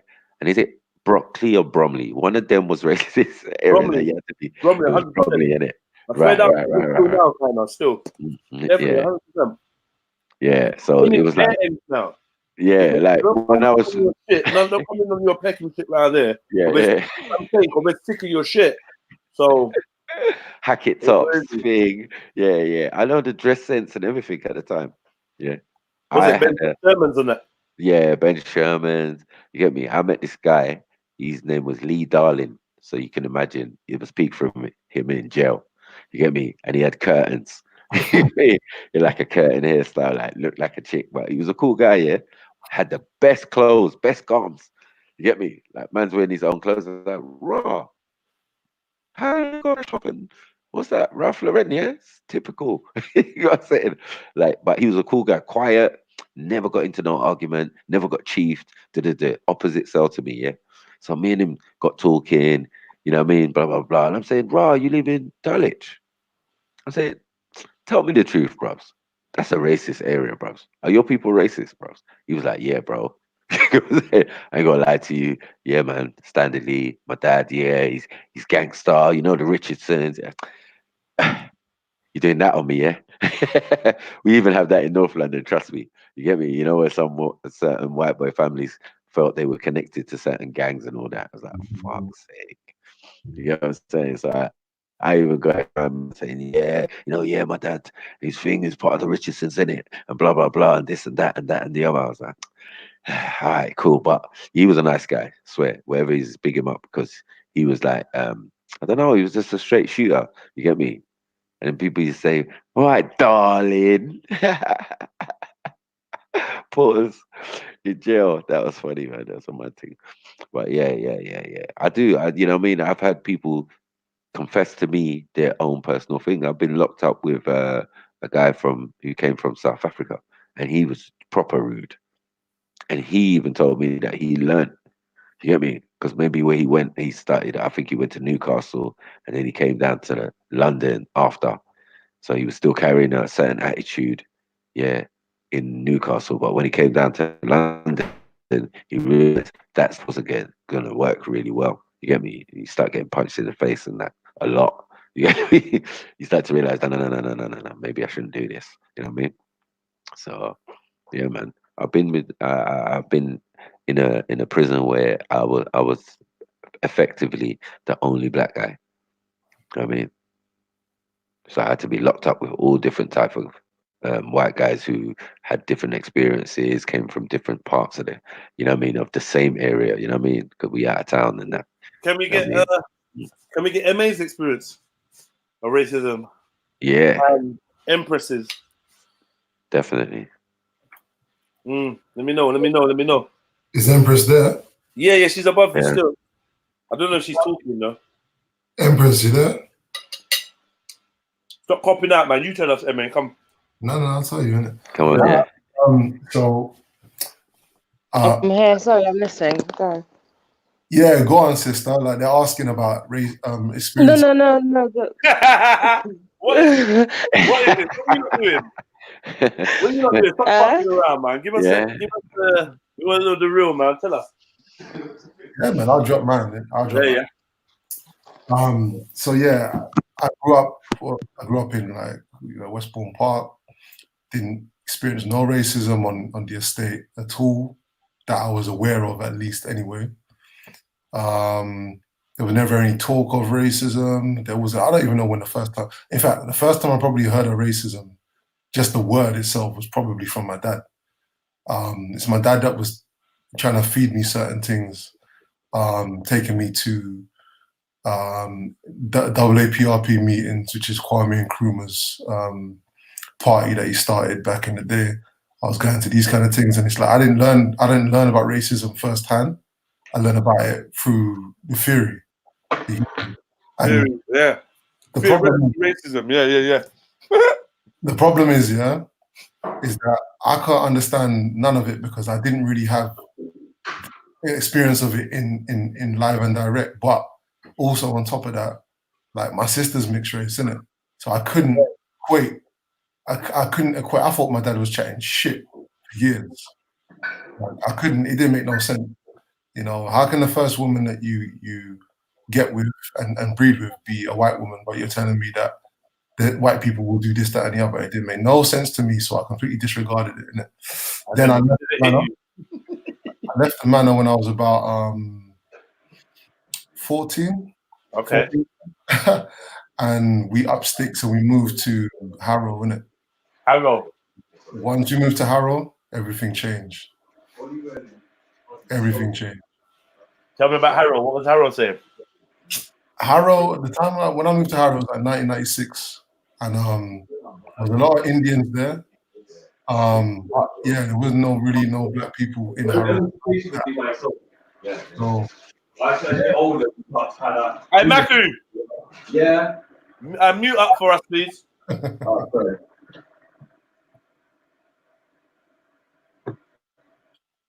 yeah, man. When we got to Harrow, it was just a whole different ball game. Like, I can't really say that I experienced racism in school viscerally until I got to Harrow. And it weren't even from the youths. Like you said, it's from the teachers. I remember one specific teacher, a history teacher, believe it or not. She said, I think I said something about like retard or call someone a retard. And she was like, oh, how would you like it if I called you the N-word? I was stunned, bruv. And I was like, hold on, wait. When you tell a story, bro, yeah. Do you say N-word when the word said was actually nigger? Are you one of them? No, she said. No. She said N-word. Yeah. Ah, cool. Yeah. How's that if I call you N-word? Yeah? Yeah. But that was racist to you? Yeah, I got my dad in. That was like... She didn't call you N-word, though. She said, how would you like it? Yeah, it doesn't matter. She didn't even say nigger. She said N-word. Yeah. You called your dad in. So hold on, wait. Let's break it down to me. Let's stay on this point for a second. So So you don't think that is warrant? So you don't think she was trying to get at man? Yes or no? You called someone retarded, yeah? As casually that kind of students would do at the time. Yeah. Like you just ramping, innit? Mm. Are you retarded? She said, don't call people retarded. How'd you like it if I called you the N-word?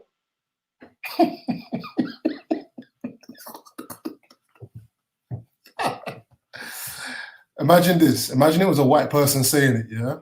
Do you think she'd have a comeback? Do you think, what? If I was white, yeah, what do you think our comeback would have been?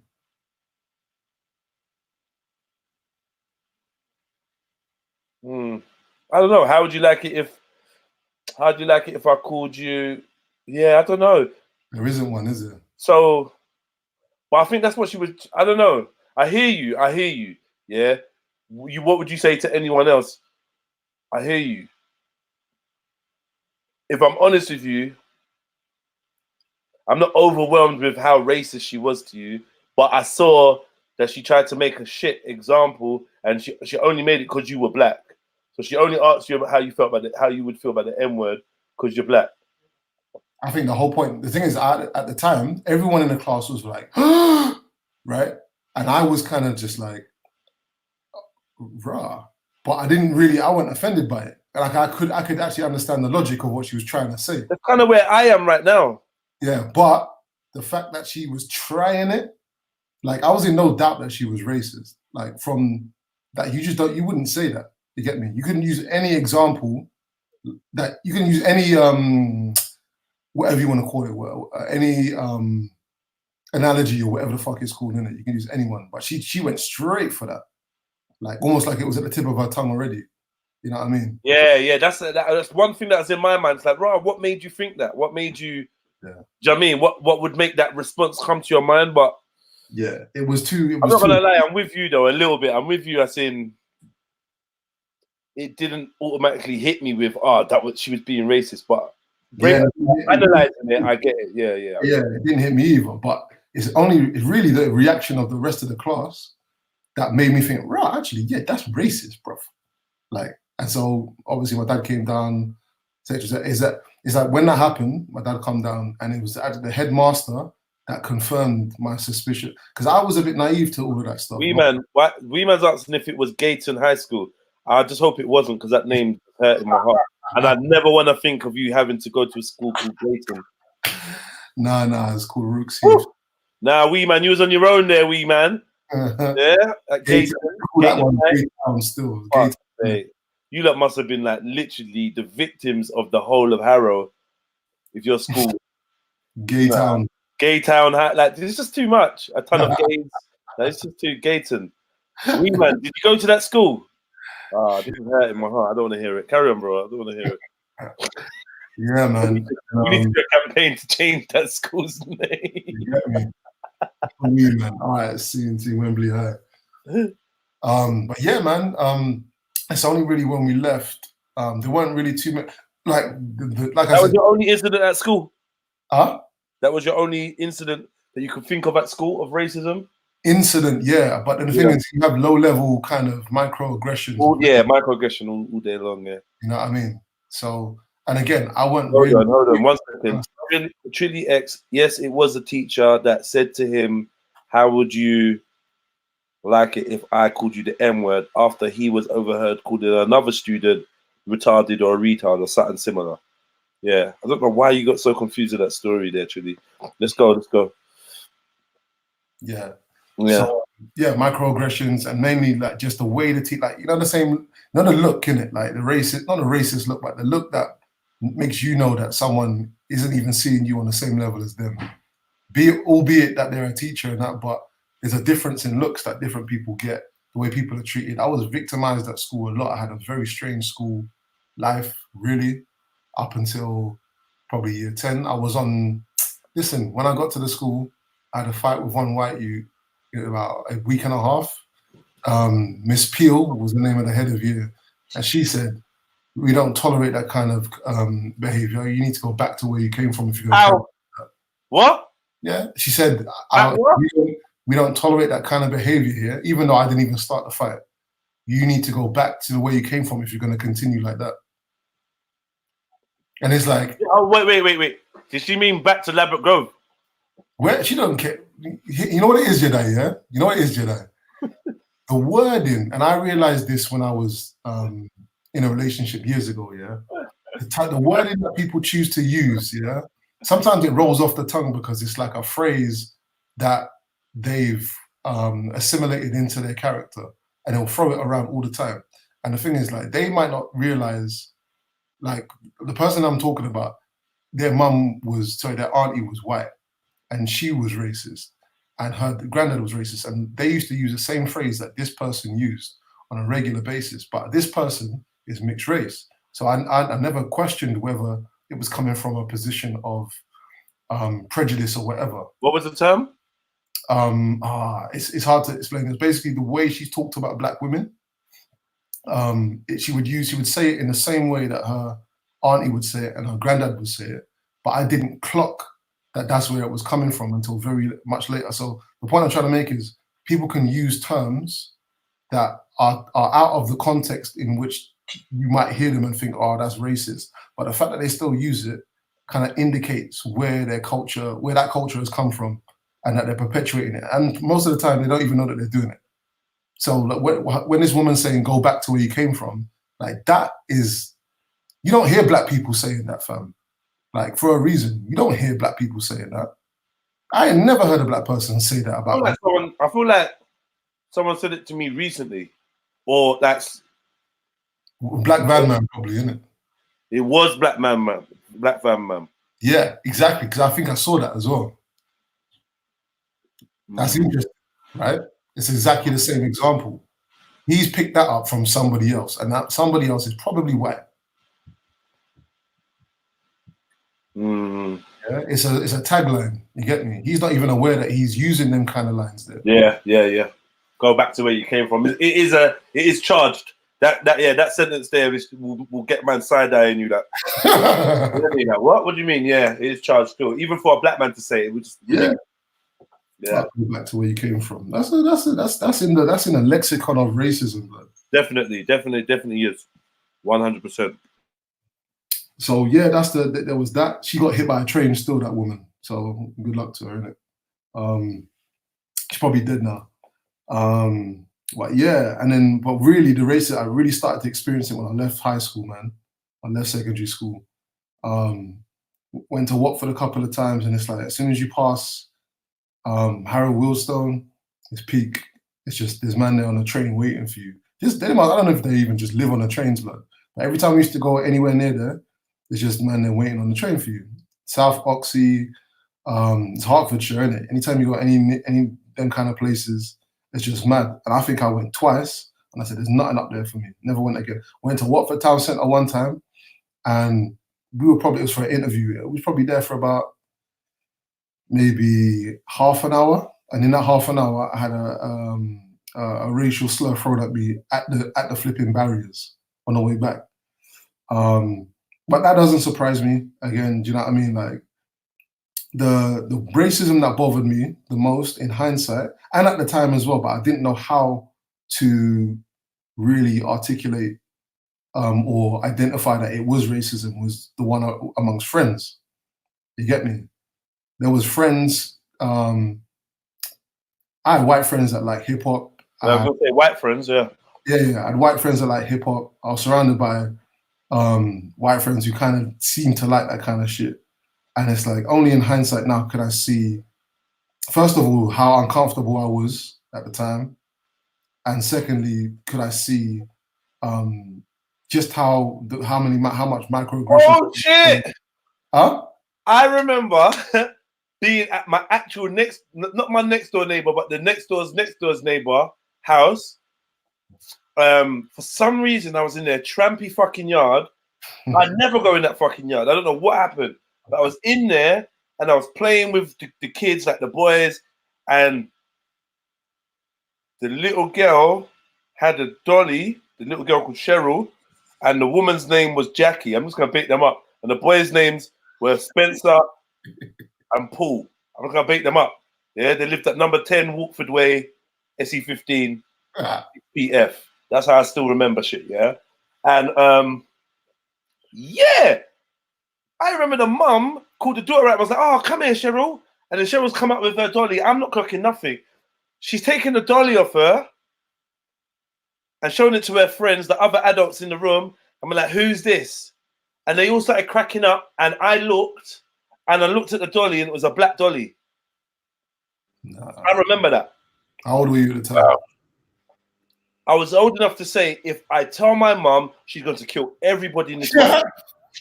Yeah? I was old enough to break in there one day and piss all over her bed. Yeah. I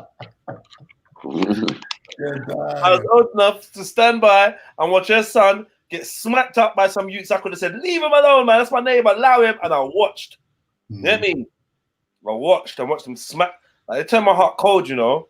Yeah. I used to check for them. We weren't friends, like, but we're neighbors, innit? So you could end up in the neighbor's yard. And yeah, I'll never forget that. And in my head, I was old enough to think that you could never come out on the landing and try to bust that joke or whatever. And if I tell my mum, you're going to be begging and pleading Because my mum will drag you all around it. She didn't fuck around. No one fucked around with my mum, innit? She don't fuck around. So she done a proper cheeky one there, innit?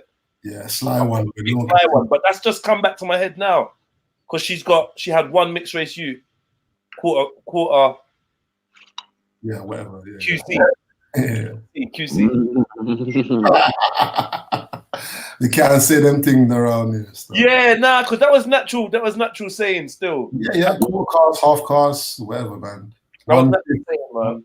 Still trying to train myself to not, you know, not use that kind of language or whatever, because they don't. That it's not. Now I know what caste is, innit? And it never made no sense to me what caste meant. Yeah, my nan was using it for decades, man. I don't even know. It was just like literally normal. Like mixed race people called themselves that. Teachers would call that. It was just normal. Yeah. Crazy when you think about it now. Big up, my mom's got a sister, and she's like, you know, I've got a half caste sister. Yeah. You know that mom, they don't like caste. What do you mean? What's you know, you couldn't even tell your mom that they don't use that word no more. She tell you, shut up. You know Hey, Jed, did you get that? I have no idea. I'm paying for your schooling. You want to be teaching me English? No, what was I gonna say? Growing up in North London, my first race is oh god, Enfield Town. Wait, let me before you start, Shizzle. Can I clarify, MA, that that's it? No. You know, you're not done. Wait your turn. Wait your turn. I know you got a lot to say, Shizzle. Wait your turn. MA, carry on. What else? What else? Listen, from like I said, from when I left college, just man driving down the road. I remember. So hold on. Huh? At which point did you realize that your pops wasn't chatting shit? Good question. That's a very good question. To be honest, I think when I got to that school, and like I said, in the first 2 weeks, man was sitting with his dad in the office of the head, and the head was blatantly, you know, taking up. I just felt it from man, innit? He was all these innuendos and all these kind of little sly comments and that. And my dad was schooling me in the office at the same time as my man's chatting. He's like, this guy's saying this, but what he means really is this, and this. So, but not in front of the guy. In front of the bro. That's what my dad was like, innit? He was just schooling me in front of the bro. So when he did that, I actually felt more comfortable to kind of like, it gave me confidence in it, because I was very confused at the time. I'm not gonna lie. I was in year 9 and I hadn't really experienced none of that. Like, I went to school in Victoria before that, and it was like bare man from South London that went to that school, like from Kennerton and Dulwich and Brixton and whatever, and Camberwell. Can you put that Chili X comment up there, please, while Emma's talking? I need to see that. This one? Nah, the one above it, bro. Sorry, carry on, Emma. Carry on. Yeah, man. So I had no. Let me read this. So my best friend, sister Joya, Princess, when she was 5, she told my friend, "This one is you." I said, "What one?" Her friend was. She was right as well. You are the color of blue. I just read that as well. That's fucked. That is fucked. I've had those ones in school, but I can't call that racism. Do you know what I mean? You know what? Yeah, I feel like there's been so many little, like I said, so many little things. Yeah, register them, bro. Yeah. I had those ones in primary school. Oh, you're the same color as poo and all. Yeah, I had that. Yeah, that's minor though. That's kids, man. Yeah. One of the kids that one of the kids that I used to interact with a lot, and he used to be looked after.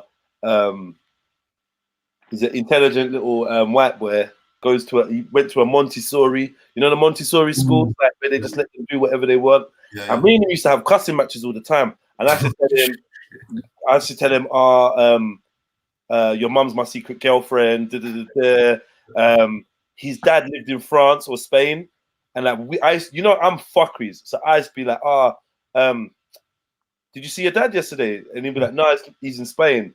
And I'd be like, that's weird. Like, nah. You get me? I saw him like, it must have been so. Like, I'd just play them little games, and he'd get proper mad with me. And one day we were just going back and forth, and he was just like, "Yeah, well, you're the same color as poo." You know what I mean? And it was like, oh, do I tell him what he says is not acceptable? Nah, I just said, yeah, but your mum loves it. He's gonna stab up some black youth. He's a good guy. He's a proper good guy. He bumped into my son not long ago, took a picture. He's good, man. He's good. But if he said that to a youth of his age, that youth's gonna grow up and think, what, my man's racist? He's not fucking racist. He's just, kids are kids, isn't it? Like, kids are kids. You're the same color as poo, bruv. Take it. You are. Here's a question, yeah? Oil. See this whole racist thing, yeah? Yeah. If so, like, by the virtue of being white, are you automatically racist? And then you have to undo the racism, or undo, or even give up the privilege in some kind of way. I don't know. What does that mean? I mean, okay, so we, like you said, your teacher taught you, just like I think Francis Cress Welsing said, racism is a power structure, innit? So by virtue of being white, you're now part of that power structure. How you move within that power structure, or whether you accept that gift or that privilege, is a decision you have to make. So in order to give that up, how do you give that up? Obviously, there's like, I'm non-racist or I'm anti-racist. So if you're non-racist, you can still be part of that power structure. If you're anti-racist, you're by default trying to destroy that structure. So I'm saying, as a white person, you have membership, don't you? If you're not aware of that membership, or if you continue to use that membership, completely oblivious to the fact that your member. I don't think it's finite. I don't think it's finite like that. Say that again. I think I remember it's a cultural thing, should we say? Do you get what I'm saying? This idea of racism and thing, and it only really affects the downtrodden of the Europeans. Do you get what I'm saying? Of the British or whatever, not the upper classes. They don't have such worries, and racism is a system that I believe the hierarchy or the establishment created. When you say worry, what do you mean by worries? Because I'm a bit confused. They're not affected by it. It serves only one purpose for them. Wait, we're talking about white people. So white supremacy, yeah. Right. I'm not speaking about. It's different from what we would have had to experience. You know what I'm saying? We're experiencing racism from individuals at different times. You know what I'm saying? Like, it's not openly across the board. It was never openly across the board. There were always sections of people who were practicing this. You know what I'm saying? And then others, it was like internal or in pressure situations that what their parents had instilled in them had made it come out like that. Do you get what I'm saying? So you believe there's enough white people that under pressure situations would not have used their power? It wasn't really a power they knew they had. What do you mean power? You know what I'm saying? Because the idea of the idea of white supremacy is a different system, again, to actually saying the system of racism or culture of racism in this country at a particular time. Okay, I disagree with that. I think it's one and the same. Well, not everybody can be that, because not everybody who's white. Remember that everybody who's also in this country, there are other white people who would fit the description of being oppressed. Yeah, so but it's not. But hold on, Matthew, 1 second. It's not like, I understand that argument, but the argument doesn't apply when you're talking about race. Because, okay, let me give you an example. Palestine, yeah. Palestinians are being killed left, right, and center. They're under apartheid regime. It's peak for them. However, the dark-skinned people in Palestine are being oppressed and racially abused, and there's even maybe a type of apartheid occurring in Palestine against the darker-skinned people of Palestine. So, in the same way that the argument can be, and this is an argument that Black Van Man will make. He'll be like, yeah, there's poor people everywhere. A poor person doesn't have no power. In fact, it's an argument he has made. Poor white people don't have no power. So therefore, how can they be racist, or how can and it's really a stupid argument that he's made. And it's kind of sounding like what the argument that you're making, in a sense that just because someone is poor does not negate white supremacy as a system of oppression. Yeah. So a white person who has less money than me still has a certain type of currency that I can never have in his system. You get me? Like, listen, there's black men with millions and millions and millions. I understand what you mean. I'm trying to say, like, if you are like a lower class European in their eyes, in a sense, working class and anything lower, yeah, I mean, the only thing that benefits them are the benefits provided. You know what I'm saying? They're not like any much better off than us. Only in the sense that maybe they know how to work the system better. You know what I mean? Like, the husband will be a scaffolder, but he's not written in the house. You know what I mean? The wife is doing fostering, and she's getting all this money for all these other people's kids that she's taking to the school on the school run. It's just a system. And these people are not affluent. You know what I'm saying? These people are just trying to get through.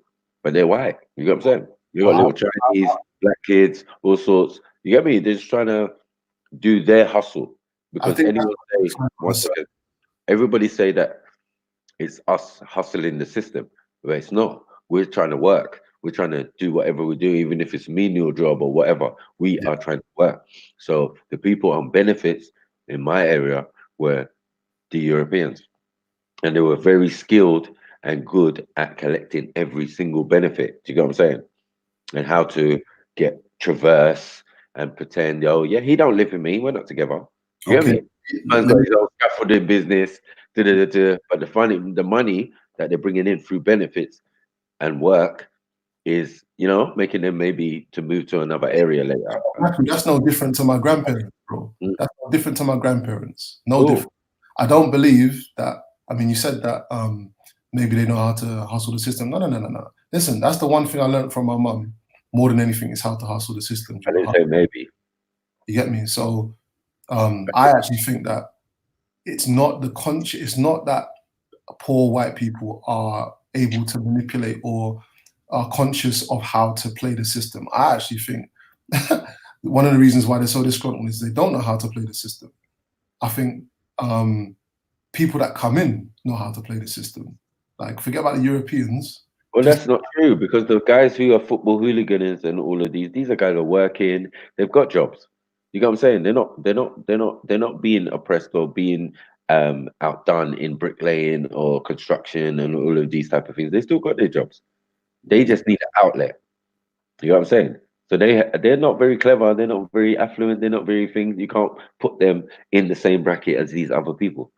On the weekend, they just do normal stuff. Sunday roast, go down the pub, those type of people. So you said a lot of stuff there. In fact, I'm not even going to ask you. I'm going to ask the question and try and answer it as well. I'll say, who are the people that are upholding white supremacy? I would say it's the masses of white people. I would not say. I say the idea is coming from above, but it's being upheld by the people. It's not being upheld by it can't be upheld by a minority, because if it was just those guys at the top and everybody else is kind of not on it, then white supremacy crumbles. It's as simple as that. The whole idea of white supremacy, from the time where, 3/5 of a human being, the scientific fallacy of that black people were 3/5 of a human and stuff like that, all of that campaign, the idea came from the top, but it was created in order to manipulate the masses. I hear that, but that's not what we're growing up with. They got the program, and it's continued on since then. So if that's not what we're growing up with. That's not what we was talking about. We're talking about when we're growing up and the racism we experience. We're not saying that there's not a system of white supremacy and who benefits and that's regardless. But that is not our first experience of racism. Our experience of racism is what's going on around us. And where we don't see white supremacy in that. We don't see the establishment around us. That was my experience growing up. One second. You didn't see. So as a teenager growing up around white people. 1 second. See? You didn't see. I'm saying I'm saying as a teenager, but I'm saying I'm growing up.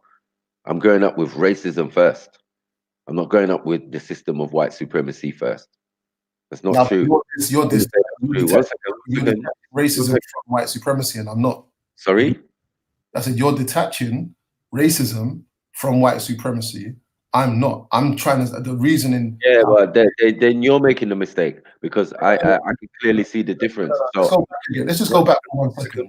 one second, because that what you're talking about came at a particular time, or maybe has always been running, yeah, but it hasn't naturally affected my environment until more recent times. You know what I'm saying?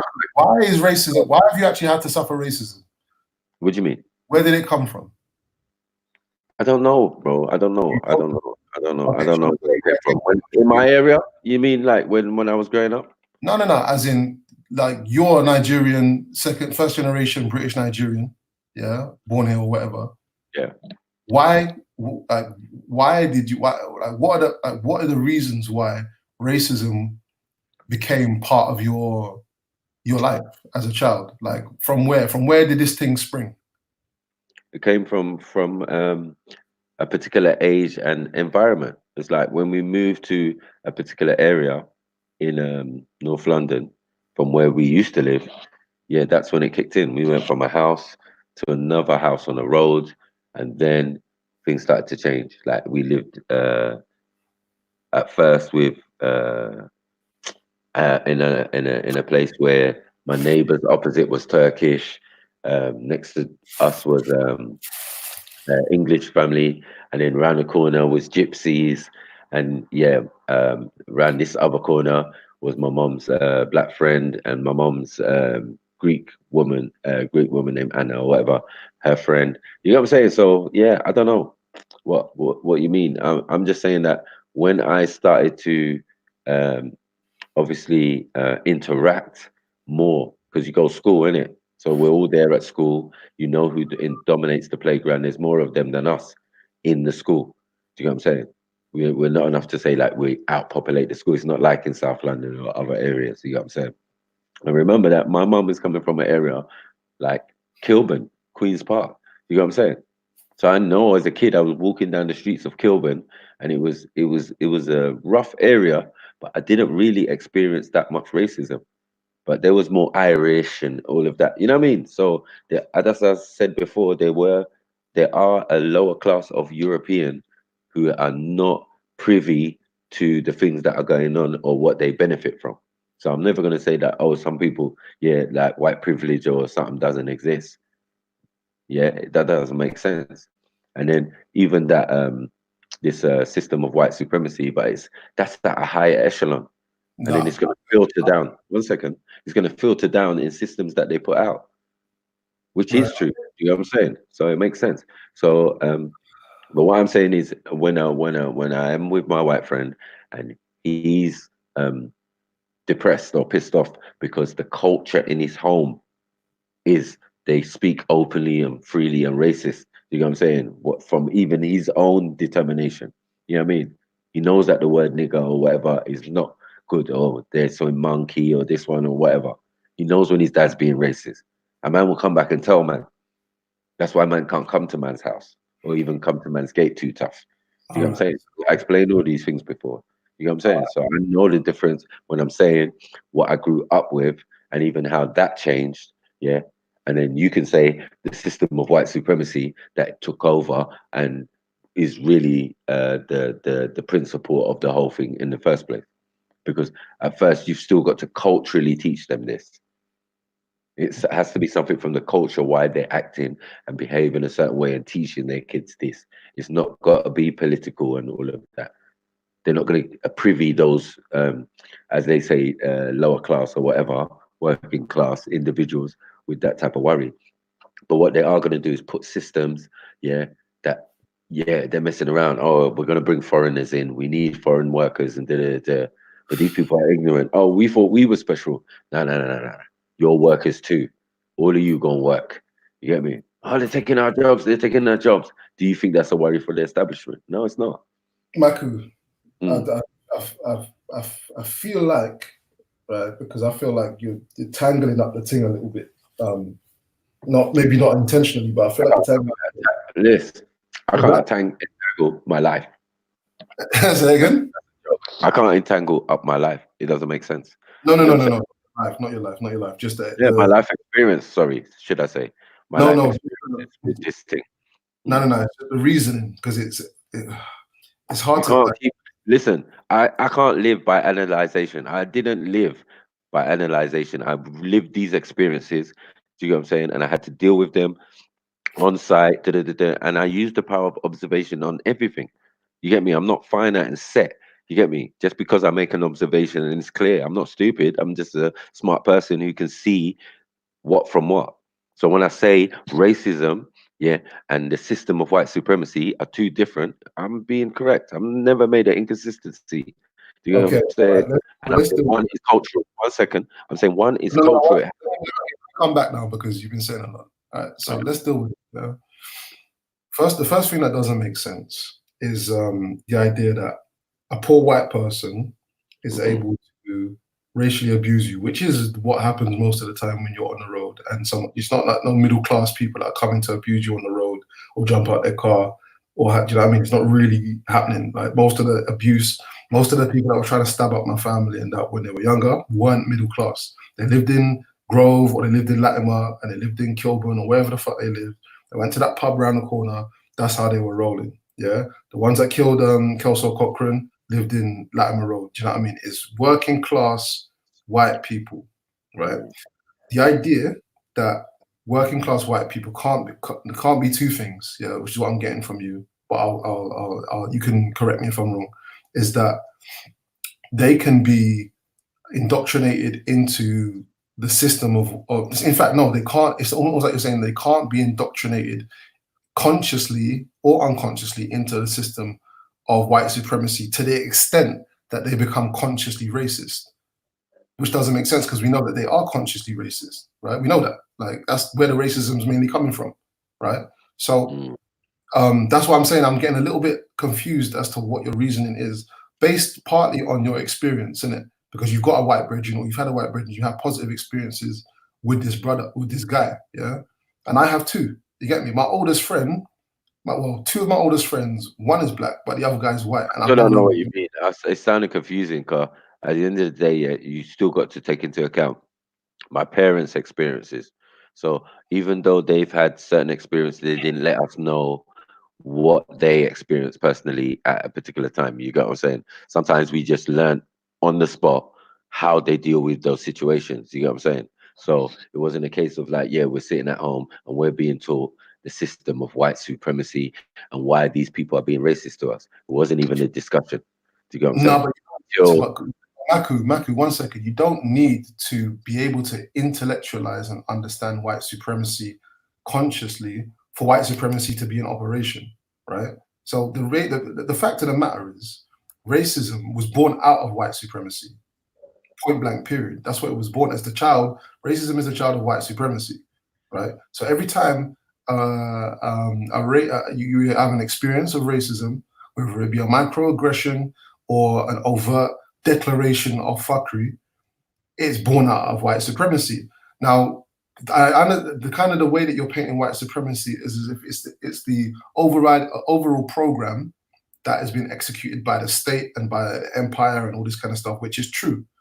But the program is directly created for the people. It's not created for the upper class. Like they've already got things locked down. You get me?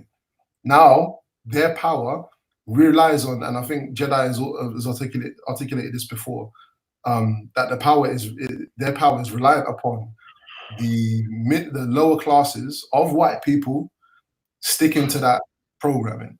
Yeah, the ones that have come out of that programming are no longer of use to them, and that's few and far between. So, I mean, my question obviously was, what was my question about racism? I think it was like, is every white person racist? And if so, do they have to deprogram themselves? To be fair, that is my position. I had an argument the other day with my sister's mother, yeah, because she was trying to impose her, like, basically one of my younger sisters had a bit to drink, it was at a party, and then blah blah blah. And I don't see this particular sister that often. Yeah, she's 16 years old, and what happened was my sister's mum, who's white, has more contact with her than I do because of my dad. Long story. Yeah. Anyway, what happened was when the paramedics came, because I called the paramedics to make sure that my little sister was okay. When they came, she thought she now had the upper hand because the paramedics were white. She started sitting with my sister, started stroking her hair, and started whispering to her. My wife was standing right next to me and my other uncle, and we was watching this woman execute the programming live and direct, yeah, on my sister, yeah, a very, very dark-skinned, beautiful black girl. And it's like, I don't play none of this shit. I can't believe that people are still like questioning whether the programming has worked. Basically, we're kind of doubting that it's like we're thinking that the programming is not working on certain white people. Fam, buy a membership. No by the time, disrespect, no disrespect. by the time you're say 13 years old, by the time you're really ingrained in the culture of the schoolyard and them kind of things there, you already understand what's going on.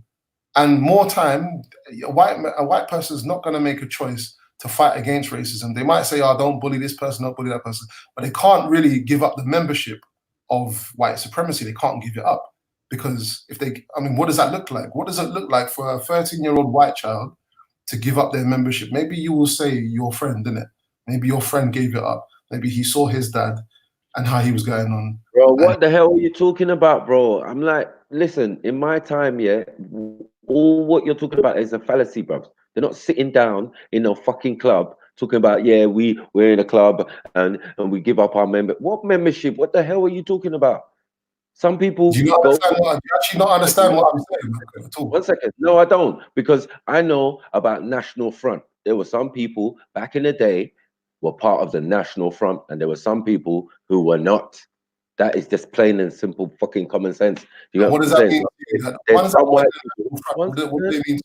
One second. There's some people, white people, who I grew up with, who were just quiet, lived their life, pruned their fences, and all of this type of stuff. Do you get what I'm saying? Like, you believe that these people are not racist, Macca? You must be crazy out your mind, you know, brother. You don't believe that. So the guys that weren't in the National Front and the women that are not in the National Front, those people are the guys, yeah? They're the ones that are not indoctrinated. They're the ones that are not part of the programming. They're the ones that are not also continuing to push the program. They're the good guys. I don't know what the fuck you're talking about, bro. Like, I understand your experiences, but bro, simply this, yeah? But you're now of analyzation, bros. You can sit there and analyze shit, but I'm not. I lived it, bros. That's my point, bros.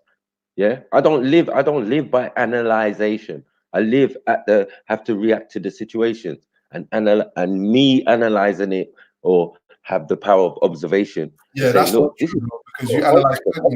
Listen, look, because you're playing contrarian, bro.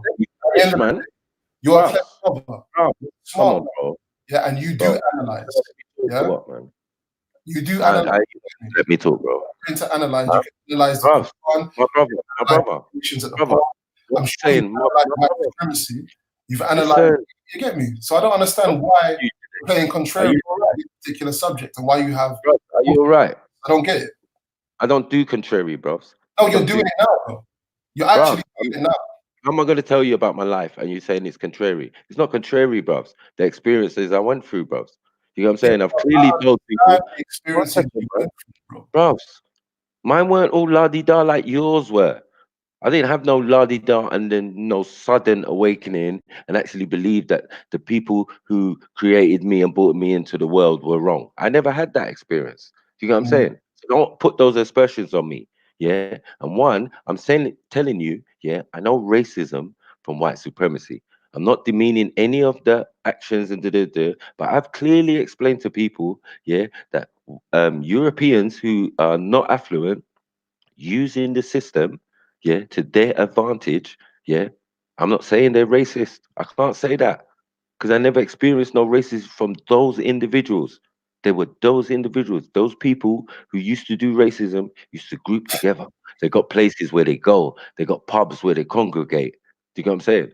But what about the rest of one second. One second. What about the rest of society? Because at the end of the day, remember, I'm going to reflect what my parents show me, and what my parents show me, even from the youngest age. Yeah, that all my friends were they were friends with Ghanaians, and at the times Nigerians were friends with Ghanaians. I had a little white friend. My mum made sure that she took me to my little white friend's house and blah blah blah. And even when we moved, and even as a big man, I remember I said, "Mum, did I ever used to have a little white friend that I used to go to his house?" And he was like, "Yes, I used to take you out because there's a big mural on the wall because he lived on the estate and we actually lived in the house." You know what I'm saying? My mom is not a racist person. None of that stuff that she been through affected her. She got friends of every denomination in every nation. That's what she taught us. So don't ever get it twisted and think, oh, I've come from some house of some RGB and we hate white people. And no, no, no, one second, one second, one second, one second. Because how I'm gonna learn how to be a person is by the how my parents laid down the foundations of that. Do you get what I'm saying? So I'm saying even with when racism was in full effect and my white friends couldn't come to my house only on my birthday. You know what I'm saying? There was nothing to say I couldn't have white friends. Yeah. What kind of foolishness is this? You live in fucking England. They dominate you. There's more of them in your primary school. They live on your road and everywhere. What are you doing? What are you saying? Come with it. 1 second. 1 second. This thing that you're coming with is for your timeline. My timeline is different from your timeline, so I understand where you're coming from. But you've got to understand my timeline is a lot further back when some things weren't even brought into play yet. They were still in their little groups of NF and this one, Teddy Boys, skinheads, and blah blah blah. Do you get what I'm saying? And even in those groups, 1 second, even in those groups, there were black people. You understand? So I can't. I know what I saw. Do you get what I'm saying? And I know who from who and what from what. And I know that calling me a nigger and all of this type of thing wasn't connected to the system of white supremacy like you think. You get what I'm saying? Because it wasn't really established like that then. If we're not mass, hold on 1 second. It has to come with when we come here in mass. It has to do with that because before, if we're not here in mass, there's no reason to have that system. That system was created a long time before we came here. Oh my God, bro. Yeah, but why? I'm saying, bros, we've been coming here since time immemorial, yeah. But I'm saying not in mass number. The only time something like that, a systematic system, has to be put in place is when we're here in mass. You know what I'm saying? We were not here in mass before a particular time. We were here, but we were not here in mass. You know what I mean? So I'm saying Windrush and all of this thing where we started to come in mass, then things started to change because obviously they never had us in their environment, so some of them are gonna react a certain way. So we can't put that on the system. The government is not going to tell you to do that. You understand? Or the king at the time, hold on, because this member is help they needed. All right. So when they were bringing Africans in cages, and they were being shown off to the public, which is the common man, they reasoned that they're not human. So that you don't believe that is the start of the system in this country of white supremacy. You don't believe that? No. System of racism in this country. You don't think? I believe that's the system that gave you the schools of like archaeology, anthropology, and all of these type of things. That's where you got that from, because those people were explorers, and then they became like what do they call them? Like circus kind of people, where they had these things, and then the circus idea became zoo. The zoo. Do you get what I'm saying? So I understand what you're saying, but I'm just saying I know where the system went and what came out of what. Do you get what I'm saying? All right, bro. You know what? Like, respectfully, you always do this. Respectfully, I'm gonna bow out because it's not hard to understand. You know what I mean? That I actually think that your view, and I've seen you have your debates with Black Van Man, right? I think that your view is actually supporting his debates that you had in the early times when Black Van Man started coming to the corner that I've seen, where he's had similar positions, he's had similar experiences with white people, where he's had white friends and he hasn't seen his racist white friends abuse him or blah blah blah blah blah blah. You get me? And so therefore, my man's like you lot were like gunning the brother because he's going on the Tommy Robinson thing because he's claiming Yeah, forget about who he's being paid by. He's claiming that he doesn't see them as racist. He's going there, he doesn't see them as racist. At the same time, Okay. Matthew, hold on, wait. At the same time, Matthew, you're telling me. That's not my position. Sorry, 1 second. You're telling me. Yeah. Yeah. So that's not my position. Say that. I'm not gonna talk for long, innit? You're I'm telling never gonna say. I'm never gonna say. 1 I've second. never experienced racism. 1 second. Yeah. Telling me that your position is that you also don't believe that white people, white working class people that you've come across who basically haven't called you racist, as I said, that's effectively the criteria, are not racist. Oh. Go on, say yes. Listen, rewind the tape back, blood. You can watch it yourself. Have you finished? Yeah, that's no problem. Yeah. So I'm saying like all them things that this is what I was saying in the beginning. Like, what are you talking about, MA? Yeah, you're trying to attach me to something that I never said. But I'm saying, bro, I was giving my experiences. All I've done here today, my brother, all I've done here today is give my experiences. You get what I'm saying? And what I think on the subject. And you're telling me now I'm the same as Black Van Man. And in what way, bro? I've just showed you. Yeah. Again, if you go to rewind 2 minutes, bro, you'll see the stuff that you were saying. When I was trying to say to you, I asked you the question: is every white person part of the system and part of the programming? Yeah. And are they now tasked with automatically by the age of say 13 or whatever? Are they tasked with deprogramming themselves? Yeah. Your response effectively is to feed me obviously stories about how you grew up, experiences you've had, and that the visceral experience of actual verbal or physical racism are kind of how you define racism amongst the working class whites of Britain. That's effectively how you've categorized them. You haven't talked about microaggressions. You haven't talked about the racism that is unseen in the white people. You've only told me about the racism that you've experienced, and that's what you're trying to. And obviously, I'm just theory. Yeah, I'm just theory. But we know I'm sure you're smart enough to already long time ago, and that's why I say you're contrarian, because you already understand that microaggressions exist. You already understand what your teacher told you that you've already articulated to me earlier on. Yeah, about the difference between racism and prejudice. Yeah, as far as I'm concerned, you've sided now with Black Van Man in a sense of your experiences, just like Black Van Man's experiences, have not told you that these white people that you've been associated with or have had positive interactions with, that's told you that they're not racist. Or you can't say that they're racist until they do something racist. It's nonsense. You get me? I never said any such thing. Anyway. At the moment, at this time, you and him are synergizing. I don't know if you realize. You're making a lot of aspersions, and I don't know if you're just naturally trying to be cheeky or trying to wind me up. You get what I'm saying? Because I never said none of these things, bro. I said my experiences, yeah, and I've had racist experience that I can continue to give you stories and stories upon stories upon stories upon stories. That's not the issue.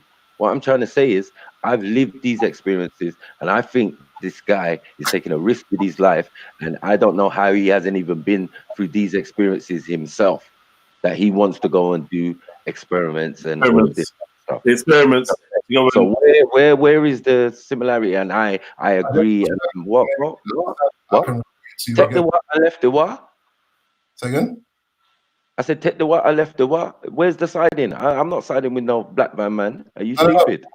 No. I'm saying what your reasoning is exactly the same reasoning that Black Van Man has used on occasion in the park. Being that his experiences, hold on, Maku, brother, 1 second.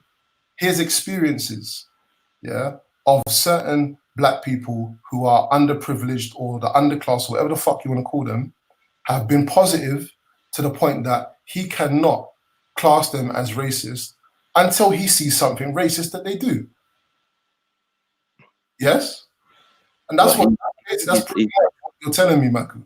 But I've lived that. I've seen that. I've seen that happen in real life. I've seen those people change, and I've seen those people go underground. The first thing I mentioned, that racism, the way it used to be, is not the same now. It's gone underground. It's like people are subversive with it. They keep their opinions to themselves. Right. And even someone like Tony Robinson, if you want to be a politician, yeah, you can't go around and just be loosely in front of cameras saying racist stuff. It's only smart if you know how public perception sees you. So any smart racist would not say racist stuff. This is why it's So, let me say I agree with you. Yeah, I agree with you. well, you don't have to agree with me, bro. You just don't don't make no aspersions on me, bro. You get what I'm saying? I'm not even. You're not capable, bro. Don't make Bro, let's stick to the facts, man. Everyone stop waffling and start getting emotional, bro. Like, cool. So Matthew said his bit. MA say your bit. Matthew say his bit. Let's keep it like that, man. Yeah, man. So I'm not making aspersions. I'm taking what you're saying. You know, I'm not making nothing up, bro. I'm saying I'm taking what you're saying. I'm making an observation, and I think it's a very lucid observation personally, and I can make it again. But what I was going to say is, so if we agree, Maku, that like you just said, racism is underground now. It's all kind of under the radar and whatever, which it has been for a long time anyway. But let's just say that, as you just said, now it's underground, right? Does that not indicate that simply by experiencing racism, which is, and I understand it's a generational thing, bro, because you're like maybe about 10 years my senior. Yeah, I understand that. So your experience of racism and your the way that you kind of categorize racism is maybe a little bit different to people who didn't have to actually pick up knife and stab up a man on the road. Yeah, same as my mum, same as my granduncle. Yeah, so just check out, understand it. 1 second. Bro. 1 second. I'm saying it's a generational thing. Yeah, because you keep telling me that I'm theory. I'm actually trying to ride with you right now. So just listen, innit? So if we say that now, like you said, it's more underground, it's more insidious, it's more covert, whatever, then can we not also say that the signs of racism are not going to be like the signs of racism were in the 1980s and the 1970s? Yeah, that goes without saying, if I do say so myself, right? So therefore, those people that, for example, Black Van Man does not think are racist because he hasn't seen the racism, yeah, and to me that just sounds so dumb. I learned that a long time ago, innit? That it's not just everyone that saying racist shit and whatever that is racist. All right, 1 second. Yeah. Direct question to you. What is your modus operandi in determining racism in somebody that is not displaying racist behavior or ideology? Perfect question. So my indicators are many, right? My first indicator, yeah, and I'm going to go kind of backwards here. My first indicator is microaggressions. Don't waffle, you know, MA, because you know short attention span. Look at the time. Oh, yeah. No, sorry. Okay, so waffle, you know. Okay. All right. I know I bore you lot, innit? It's cool. No, you don't bore me, but you got your style of talking, and it's a good style for one-on-one convo, maybe even debate, maybe even convo like interview, but like snappy, yeah. Not too much, but just yeah. Yeah. So microaggressions are the first indicator for me because it's the first indicator that I really came across when I was at school, right? Therefore, yeah, go on. We're talking about Stephen here, yeah. This is Stephen. He's a white male, and on the face he doesn't display any racism. He doesn't say anything racist. You've not seen him do anything racist. How do you discover his racism? Is what I'm asking. So let's deal with Steve. This is Steve here now. So he ain't said shit that you've heard. He ain't done shit that's been reported to you. You suspect him of being a racist.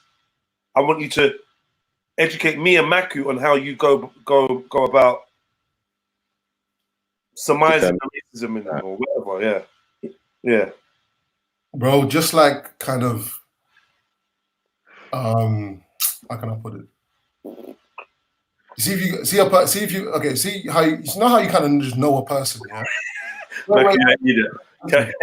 Listen.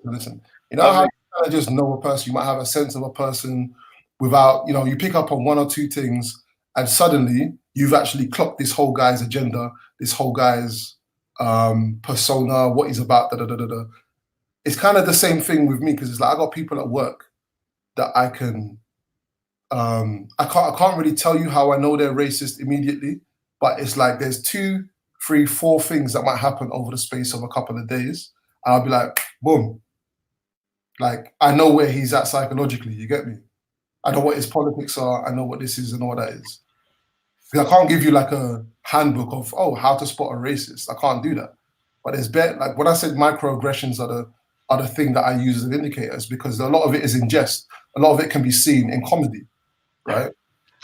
Let me give you a good and perfect example. Yeah, I want you to type in the most avoided boxer, the most avoided boxer in Britain, and it should come up with a guy who has a name like Yasin something.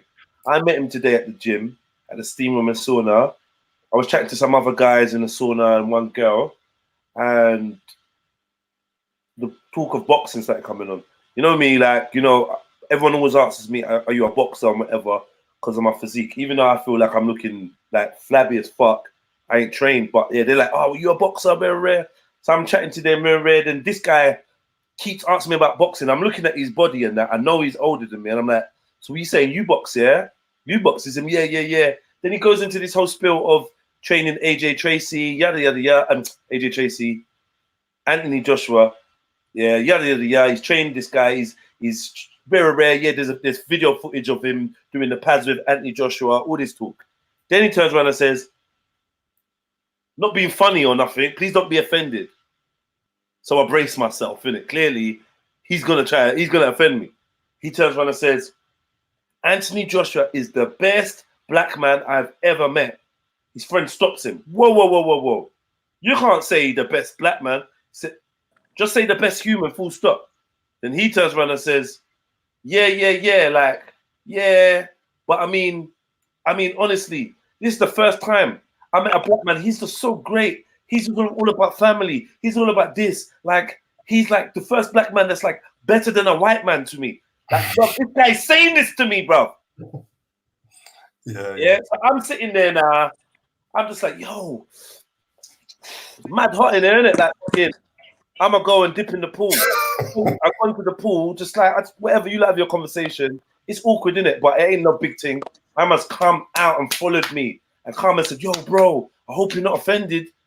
I said, no, offended by what? This time I'm offended, innit? Yeah, but I'm like, offended by what? No, because just what I was saying about Anthony, man, I really love that guy, man. He's like such a beautiful example of a black man. Yeah. So microaggressions, right? Yeah. All right. So that's basically what I should have said. Yeah. That's an example of what I mean. Like, is he racist? Is that guy racist? Yeah, most certainly. Maku? Certainly. Like the cut and dry. Like, Maku, was that guy racist? Say again? I want to know what thinks that guy was racist. Sorry, I was in at space or somewhere. You get me? I didn't even hear half of that last bit. Did you hear the bit about Anthony? Did you hear the bit about him talking to me about Anthony Joshua? No, what did he say? Oh, for fuck's sake, Maku. What the fuck was you doing? All right, cool. So he said, I was in the steam room, this guy said, Anthony Joshua he said to me, let me tell you something, no offense, yeah? That's how he started the sentence, yeah? No offense, I'm not to offend you. So I braced myself. He said, yeah, Anthony Joshua is like the best black man he's ever met. So his friend stopped immediately and said, whoa, you can't say that. You got to say like the best human. You get me? So he was like, yeah. Like, yeah, he's a good human. But I mean, for a black man, as a black man, he's just so great. I mean, he's all about family. He's all about his friends. He's so humble, so blah, blah, blah. He's like, this is the first black man that I met that's better. He's better than a white man. But this is how this guy's talking, isn't it? Yeah. So I got up and left, innit? Yeah. I just went out because I was hot and whatnot. And I didn't want to hear this guy waffling on, innit? Yeah. He come and followed me. I said, oh, brother. I said, yeah, what's up? He said, oh, you're not offended, though. You wasn't offended. I said, offended by what? You get me? He was like, oh, what I said about Anthony, man. I love the guy. He's a brilliant guy, blah, blah, blah. So I'm saying this is microaggressions, isn't it? I'm asking you now, Maku. Is that guy was racist? No, it wasn't racist, no. I So mean, what's this? we could take a couple factors into thing. Maybe one, English is not his first language. Wasn't? Yeah, English is not his first Right. language. Definitely. Yeah, we could say that. Two, yeah, as he said, if it's not his first language, then he might think that's the best term to use. So What? the rest is history. I think you go saying like, yo, yeah, okay, yeah, a black man, a black. Okay, cool. It's not racism. I don't know. I can't see that as racism. No, him saying the black man ain't racist, but him Mm. saying The Anthony's better than the white man. like he said his words were, it was in the middle of a bit of gibberish, but I just remember he was like, "Da, da, da, da," you know, like English not his first language. Yes, man, I love whatever. And I mean, honestly, man, like, you know, it's like the first black guy is like better than a white man. You know, he's like, oh man, he's such a good guy. And I was like, did you just say he's the first black man you met that's better than a white man? Even his brethren tried to correct him from the beginning. No, bro, he's a good human. But he was just on the, oh yeah. Like, yeah, man, as a black man, he's just like such a beautiful guy. So what I got from him was that he's not really had too many positive with black men. So when he's met Anthony Joshua, I don't know, maybe if I turn around to an Indian guy and be like, yeah, I met this guy, I met Amir Khan, and fucking hell, man, he's like the best Indian guy I've ever fucking met. And you say he was an Arab? Yeah, he was Arabi. Yeah, he was Arabi. He's a racist. Bro. He's racist. Bro. He's racist. Like, yeah, he's racist, definitely. But so then, he's a soft racist. He didn't, but the point I'm trying to make to you, Maku, I'm trying to bridge the gap so we can get on one accord. Yeah. He didn't say or do anything racist, Maku. Not really, no. It's just that you want to analyze the words. Yeah. If you want to analyze it, and you, in hindsight, you think, that's a bit borderline, my friend. Yeah. Borderline. Cool, though. You get me? But obviously, from where he's coming from, the background, Middle Eastern and all that, that's rife. You know that's rife. You know how they think. That's why I say a lot of these things is down to these people's culture. You get what I'm saying? Like, if you can't see these little micro things, then I don't know. I don't know what MA wants man to do. Man wants us to be like Black Van Man and be boxing every white man who's racist to man. Man have been past that. I told man stories, but I didn't tell man what I did in response to some of the things that happened to me. Like, that's not necessarily why does anyone need to know that, but no, everything gets dealt with. And I'm tired of you sometimes. And they put respect on my name. You say what? I had to say it. You say something. You just have to watch the video back, man. What for you? Do you know what it is? I think, what happens, I know what you're saying, MA, but what happens is sometimes we think our communication is better than it is. Sometimes we think we communicate what we're trying to say better than it is. And that goes for all of us, So they can be like kind of missed phrases and missed words, and where you look cross talk. So you've come to a point where you kind of feel like you're saying something different, but I can't see what you lot say. I can't hear what you lot are saying different, bro. This is why I kind of got a bit pissed off. Like, this can't turn into an argument on that, because what are you lot saying that's different? I don't get it. You're saying to Maku that if Maku doesn't call someone racist because he doesn't see their microaggressions, he doesn't hear them say anything racist, he doesn't see them do anything racist, he's wrong? No, I'm saying I'm trying to say that first of all, I don't believe Maku believes that. And that's just me saying that I might be wrong. Yeah, I have faith that Maku does understand microaggression, has seen them, can pick up on them, like at the drop of a hat. And I'm sure I could find incidences. Well, he just done it now. He just read between the lines in this scenario and said, gave his opinion, my man's racist. So yeah, he obviously can do it. Yeah, this is the thing, but it's like Maku, like, that just came about just in the last 5 minutes you've been speaking. That wasn't the case when we were speaking all for the last half an hour. You get me? I didn't hear what you heard, bruv. Like, and Maku's been saying like he feels like you're putting words in his mouth, because that's what I'm saying, man. I genuinely didn't. I've not heard what you're saying about. Are you claiming he's ignorant to racism or something? No, I'm claiming that when I asked the question, I asked a specific question. Personally, guys, hi everybody. Hi, good evening. How are you? I'm good.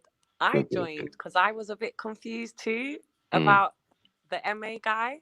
That's why I joined, because I've been listening for a minute and I'm not really sure what angle he's coming at with you.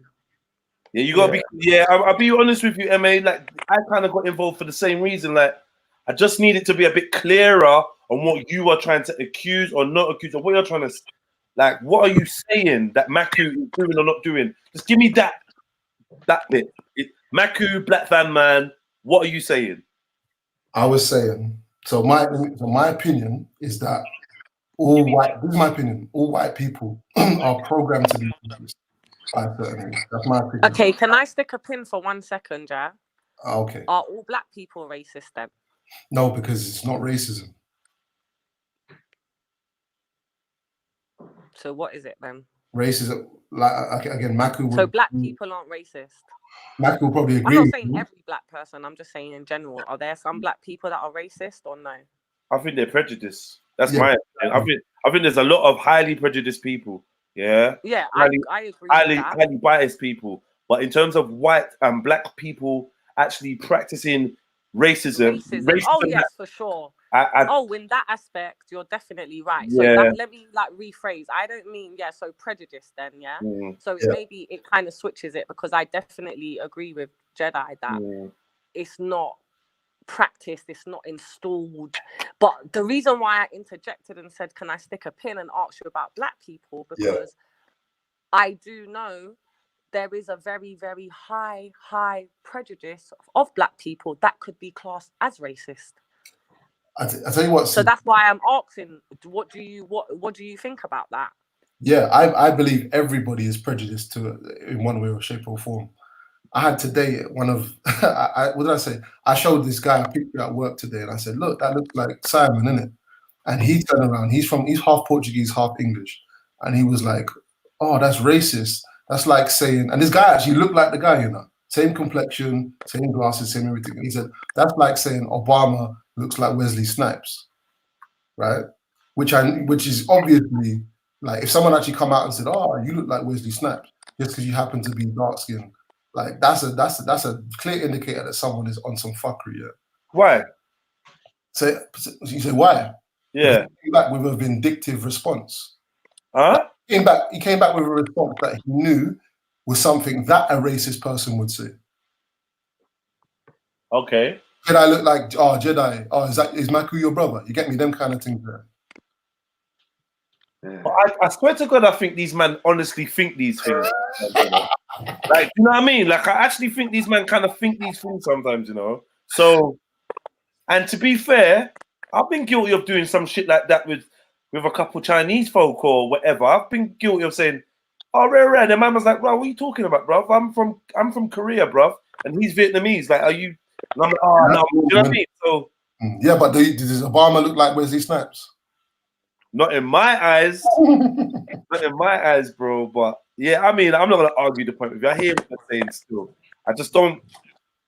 Man, the race card is something that we should not. I want to know what but like, we should be very sparing with that fucking card, bro. You know what I mean? I don't like to hear us being too liberal with calling someone a racist, because that means a real racist gets to escape. Where they're looking, pointing at this guy who's just a bit ignorant or just don't really care about your sensitivities. He ain't got no fucking problem with you being black or being, do you know what I mean? And meanwhile, the racist is sliding through because he's not calling you a nigger, or he's not kicking down your door or whatever. Do you know what I mean? Okay, can I ask a question? Do you think that the casual, everyday, microaggressive white man or white woman is less or more dangerous than the person screaming nigger down the road? Yeah, I'm gonna more of the microaggressions. I agree with you. Daily microaggressions cause trauma on us. Like I talk about me personally, it's caused me a lot of trauma in life. Remember, I just come back from Italy. You lot remember when I was in Italy straight after the corner madness? Bro, one of the worstest trips I ever had. Why? It was just a trip full of microaggressions. Not one person did anything. I would have got arrested. You know, I was on it. I'm staring man down. Like, I'm walking, I'm hearing laughing, I'm spinning around. Like, what, you lot all right, yeah? Like, I'm on it, innit? Like, but it's not that. The microaggressions ruined my holiday and made me feel shit. I felt like a kid in school where no one in the class was chatting to me or something. Yeah. I went and got cigarettes every day from one shop. The minute that the guy had gone and the wife took over, I went to get cigarettes, and she's telling me we don't sell cigarettes after this time. I'm like, I got cigarettes. Yes, look, this is the pack I got from here yesterday and the day before. Check your camera. I don't know if the other guy with the bald head is your husband, but she's like, nah. And then furthermore, let's like, another time I dropped a bottle of juice that I bought from the shop. He put 2 bottles of beer in a weak plastic bag. Yeah. I walked down the road. I walked down the road. I forgot my lighter. I came back to get a lighter. And as I got to the front of the shop, the bottle bust through the bag. They saw it happen. So I'm like, right, why go for these cheap ass bags? Anyway, can I get a broom? They're just staring at me, looking at me like this. Hello, can I have a broom? We don't have one. So I came out, went next door to this chemist, and I was like, oh, can I have a broom, please? Oh, we don't have one. So I'm like, cool. So I went to keep it stepping. The woman has now opened up her mouth, yeah, talking about, so you're just going to leave it here. I'm like, what do you mean? I've asked you for a broom, asked you for a broom. I'm outside you lot shop. You lot are just like looking like you don't even want to open your mouth and answer me. So yeah, I'm gonna keep it moving. Like no, you. But the whole energy, the way she's looking at me, like pick it up with your hands, nigga. I'm like, are you dumb? Are you dumb? Like I said, listen, you. The last thing I said, you know what I'm gonna do? I'm gonna go back to my hotel and get a broom. I'll be back. You wait here for me, yeah? Do you know what I mean? And she started picking up the glass with her hand, and I kept it moving. Next time I went in the shop, the man refused to speak to me. I'm like, yeah. Do you have menthol cigarettes? Do you have king size Rizla? Do you have big Rizla? Right? In the end, I said, you speak English? He said, yes. I said, what? You just can't be bothered to speak to me now? All right, cool. Like that's, you know what I mean? So yeah, microaggressions, that's a rant about microaggressions. Microaggressions will affect you, but they're more affecting your youth. All those microaggressions affected me as a youth man.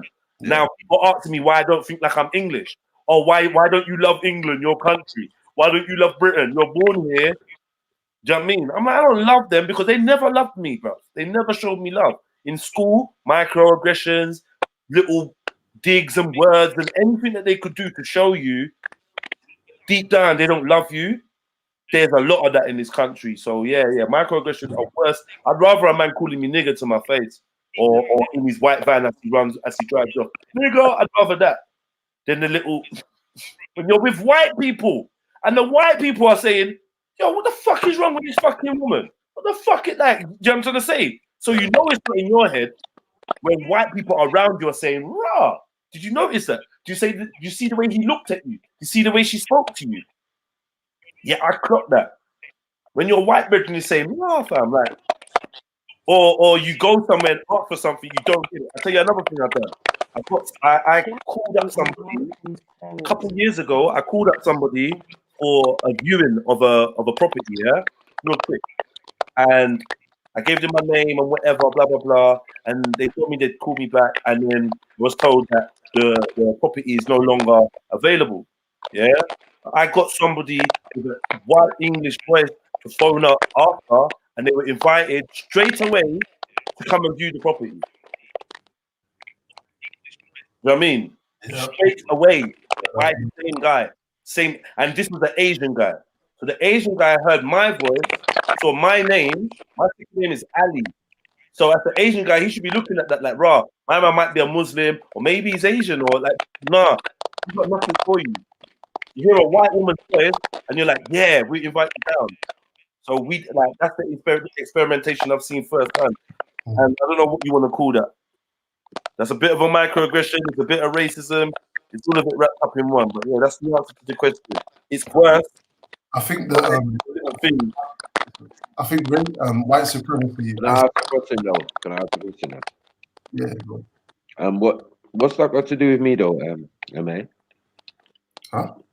I said, what has that got to do with me? What you were saying about me and what you were saying that I agree with Black Van Man and all of this type of stuff. And I'm saying your reasoning is the same reason. Is everybody hearing some fuzzing, or is it just my side? Yeah, I can hear that still. Because it's like TV aerial. I can hear it still. I don't know who that is. I hope it's not me.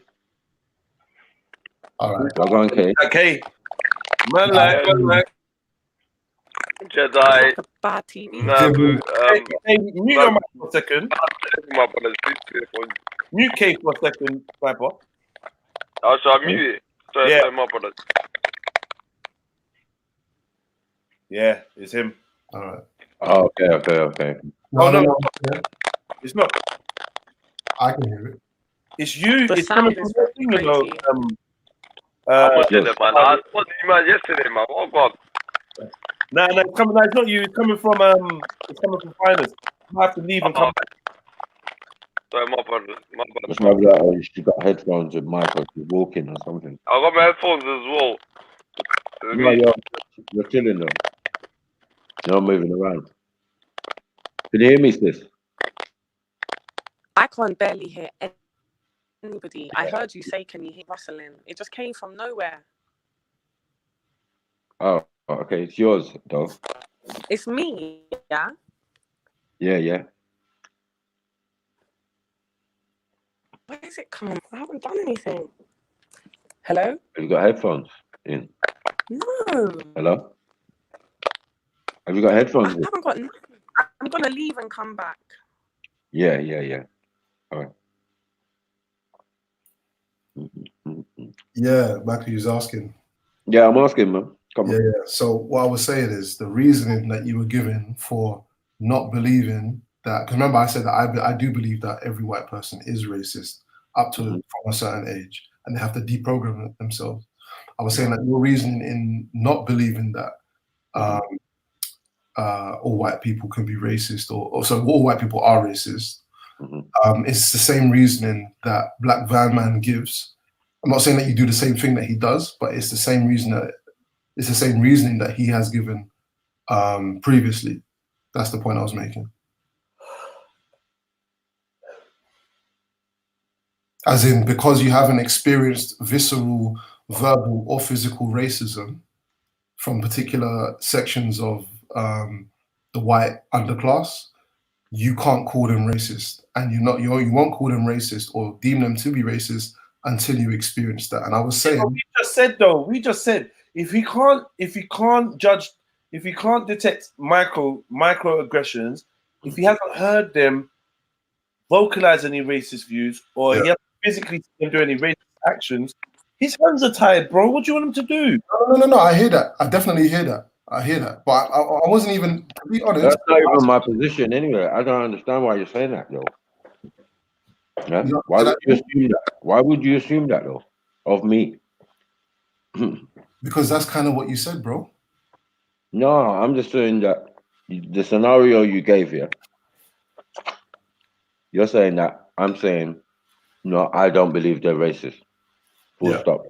Is that what you're saying? Yeah. I'll repeat what you said to me.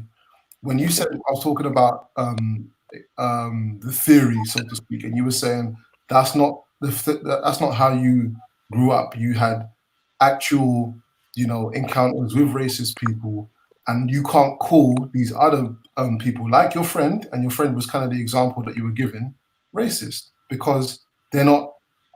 You know what I mean? They're not rolling like that. Okay.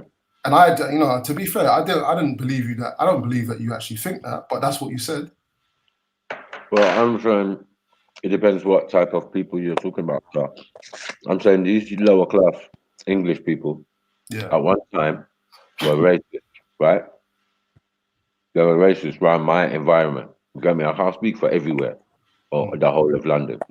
And even the part of London that my mum comes from, North, you get what I'm saying? It was a different environment. The racism wasn't really like that. I don't think it was, on the surface. I couldn't see none of that. But as soon as, obviously, we moved to North London, you know what I'm saying? It was a lot different. One area, we were fine when we was living on Green Lanes and all of that, near West Green Road and that. And then when we moved to, like, White Hart Lane, around the Cambridge, believe me, that's another world. You know what I'm saying? And I'm giving you experiences from that time. But to say that man don't know about the racism and I don't know the difference or I don't know how to analyze or that's farcical because I've just given you stories. No. Scenarios. You get me? I don't think No, one second. And I say again, I can say I can't group everybody and say they're racist. It doesn't make sense. You know what I'm saying?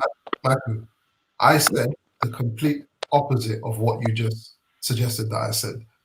I don't understand. I don't know. Like maybe Jedi's right. And wait, one second. I said that you have the faculties to dissect and to analyze and all this stuff. And I was saying that in response to your claim that you don't do that, as in you just go by your experiences. And I said that's nonsense. You go by your experiences as well as having observations from things that are not even directly to do with you. That's how you learn. So this is what I'm saying. So this is why I sometimes say to you, Maku, that you're twisting up the thing unnecessarily. And I agree with Jedi in that we were in agreement on a lot. One second, I agree that we were in agreement on a lot of things. As I said to you before, my life is not a thing. I feel like you That's go. funny. I feel like you go against man for the sake of going against man sometimes, or just to against you. Other side of it. And I don't understand. What are you talking about? You just sound mad, bruv. Who is this guy though, man? Is this Emily? Can I just? Guys, my brother. Is that you? I don't know where he's getting these ideas. Emily, is that brother Emily? Yeah. Kid, is brother Emily? Yeah. Can I just stick a pin, guys? Yeah. Not to. What brother Emily? Can I ask you a question, Khalid? Sorry. Ask me a question, brother. This Emily that we were talking about football. You know that night with Maku. Probably. I haven't met this brother, innit? Yeah, no, the brother with the dreads, man. Come on, man. You were Yeah, there, yeah, like, you know. Is that you? Yeah, I'm an honest brother. Maku, Yeah. everyone's honest. Is that you? That's me, man. That's me. Bro, I just want to ask you. But I'm sorry, I came in late. I just want to ask you. What were we asking? What is racism? Because you're a black brother, innit? You're a brother, innit? Yeah, I've seen you. You're a highly melanated. I don't want to label it like just a melanated brother. What is the question you want to ask? What is racism as a black person? I don't know. As a melanated person, I don't know what. Like I just want to get into the gist of the conversation. Yeah. I hear you. Sorry, bro. The definition that I would go with is one that I've learned, over time, which is racism is prejudice plus power. Yeah, so it's where a particular group of people is specific to really the black experience. Who's that? Sorry. Let me yawn. All right. It's specific to the black experience, and it came about in a particular context. In the aftermath of the transatlantic slave trade, and also the Arab slave trade as well. No melanated people got slave traded, though. Sorry, I'm gonna throw that out there for you. Yeah, but it's just every melanated people, because you know the black thing is a concept that I don't know. Not everyone fits into that. East Africans, Latino Africans, not everyone had the same sort of experience. So I just want to throw that out there. No, but what I'm saying is, I just want to ask you, what is racism for you? As MA. I just told you. Not everyone. What is for you? What is it? Forget Atlantic and land trade. Like we're in 2019. For you, what is racism? Okay. I just ask you that question. Just you. What is racism? What have you experienced as? You think to yourself, what is racism? I'm just gonna mute my mic now. Sorry about that. I'm actually on it, but I just like to answer the question. As far as I'm concerned, racism is any weapon that specifically people that have a power base that is racially designated. Yeah, if I can say that. Any aggression or weapon that is used to maintain that power base against the people, and it's usually a dehumanizing weapon. That's pretty much how I would sum it up. Okay. I just wanted to just Can I ask you? Doesn't even make no sense, man. Sure. I need to ask you a question. Sense. Okay, did that make sense? Well, you can say whatever fairy tale story you want to do, but what I'm saying to man is, man is reading about this life, bro. I don't understand that. I know what. Okay, man, what is all right, so let me just get him to answer this question. Yeah, somebody asked a question, and I want you to answer it first. Ma, they said a black friend and a white friend parent said they can't be friends because he is white and the other said because he is black. Is one racist and the other prejudiced? A white What is friend, it? a white friend and a black friend. You got a black mum and a black dad, a black house, a black family and a white family. The white family said you can't be friends with the black family because they're black, and the black family said you can't be friends with the white family because they're white. Are they both families racist? Or No, the black one is prejudiced, the white one is racist. Simple. So what's the difference? Who asked that question? What's the difference? The difference is there's a response. There's an instigator and there's a responder in the situation. Historically, yeah. So the white person. So what? Okay, wait. Just stop you there. So the instigator, yeah. Yeah. So who's the instigator? I'm saying it could have been either of them in that situation.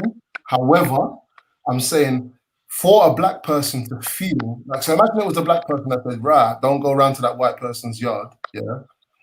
Their reason being because they're white, and the reason because they're racist. So they might say that, for example, yeah, or we don't mess with white people or whatever it may be, right? Now, historically, the black guy is not the instigator. The black family are not the instigators of this thing. Yeah? Historically, they might not have been, but it could have been passed down in their line. So now they're like, fuck white people. Yeah. I can't stand the fucking sight of them. To me, you're just blatantly racist. That's not no prejudice shit. That's racist. Hold on, wait, say that again. You're saying the white person is saying that about the black people? I'm saying if the black family had blatantly, outrightly said, fuck this shit, you ain't going now, no white people's house. I can't take white people. Rah, rah, crackers, they smell, trailer trash, the whole fucking shebang. Yeah. You ain't going around there. What are you telling me? That black family's prejudiced? Yep, the reason being. I'm asking you. Yeah, where do you get that? I'm saying the reason being is that at that time, yeah, it might be the black family instigating the thing. You get me? The white family might have been cool, yeah, until the black family said, "Oh, we're not gonna go around their house," and then the white family's like, "Yeah, do you know what? Well, they're blacks or whatever." I'm saying historically, the instigator is not the black family; it's the white family, as a by default. This is why I'm saying. So remember the definition, yeah? Remember I said racism is prejudice plus power. Now nobody has to agree with that. You don't have to agree with that. Like that's something that maybe Raspek might agree with, maybe Shakara might. No, let's just say that's your opinion, yeah? That's my thing. Well, you did ask, innit? So that's okay, so your opinion is your smile looks extra cheesy when they blew up that picture. Say again? Why are you cracking up in the background, Jedi? Your smile looks extra cheesy, but Karen, let me not divert the thing. Still, that was funny. I had my head back like this. When I looked at the screen, I just saw your smile. I was fucking cracking up, bro. Don't start that off on picture. That's from the traditional wedding, isn't it? Okay, big up, man. Big up, man. Man, like Dave, big up. But yeah, our definition that I said to Kay is one that I would actually, I'd say that's my definition still as an individual. Okay, so your response is the white family is racist. That noise is a madness. That the white family is racist and the black family is prejudiced. Yeah. Yeah. Can anyone else answer that? Like, and how do you lot feel, Kay? What do you think? Yeah, I was a bit gone. Yeah, repeat that question again for me, Jen. I said. That's fine. Oh, she's gonna come back. Yeah. So, the question was. Yeah, two families, a white family and a black family. The white family said to their child, "Don't hang with those. You can't go with them because they're black." The white family says to their child, "You can't go over there." No, yeah, the white family says you can't go over there because you're black. The black family says you can't go over there because you're black. Who's racist? Are they both racist? Both racist, man. They're both racist. Yeah, straight up, man. I'll be honest with you, man. They're both racist, man. It's like a Somali brother. Like, I grew up in the state. Like, it's like me, someone to me, don't go to that Congolese brother's house. Don't go to that Nigerian brother's house. Don't go to that Somali brother's house. Same thing. Do you get where I'm coming from? Okay, all right, and cool. White people, it's all the same thing, man. Same thing, brother. Do you acknowledge what MA is saying in terms of you can't be racist if you don't have power. If you don't have any kind of social power. Nah, you can be racist anytime, man. I believe like you can just hate someone for who they are. Don't like someone for who they are. That's not. But I think I'm trying to say it's just ethnicity. They're Christian. I believe racism. There's so much layers to racism. You don't come from Jedi. But there's a counter to that, though. To me, I'm gonna send a video. And we're gonna play this video. I don't think it's just black and white. Me personally. That's me, Jedi. Sorry about that. There's a counter to that. Why must there only be one alternative to the actual situation? When someone like my mum, who exercised that same kind of idea, don't go to their house, they don't come to our house, but we met at a middle ground to show that we're better than them, that they can come to my house on my birthday. I said this way from the beginning. You know what I'm saying? But my mum is exercising something a bit more than what she's actually saying. I'm not going to say she's a liar or she's confused. You know what I'm saying? I'm just saying she's showing better.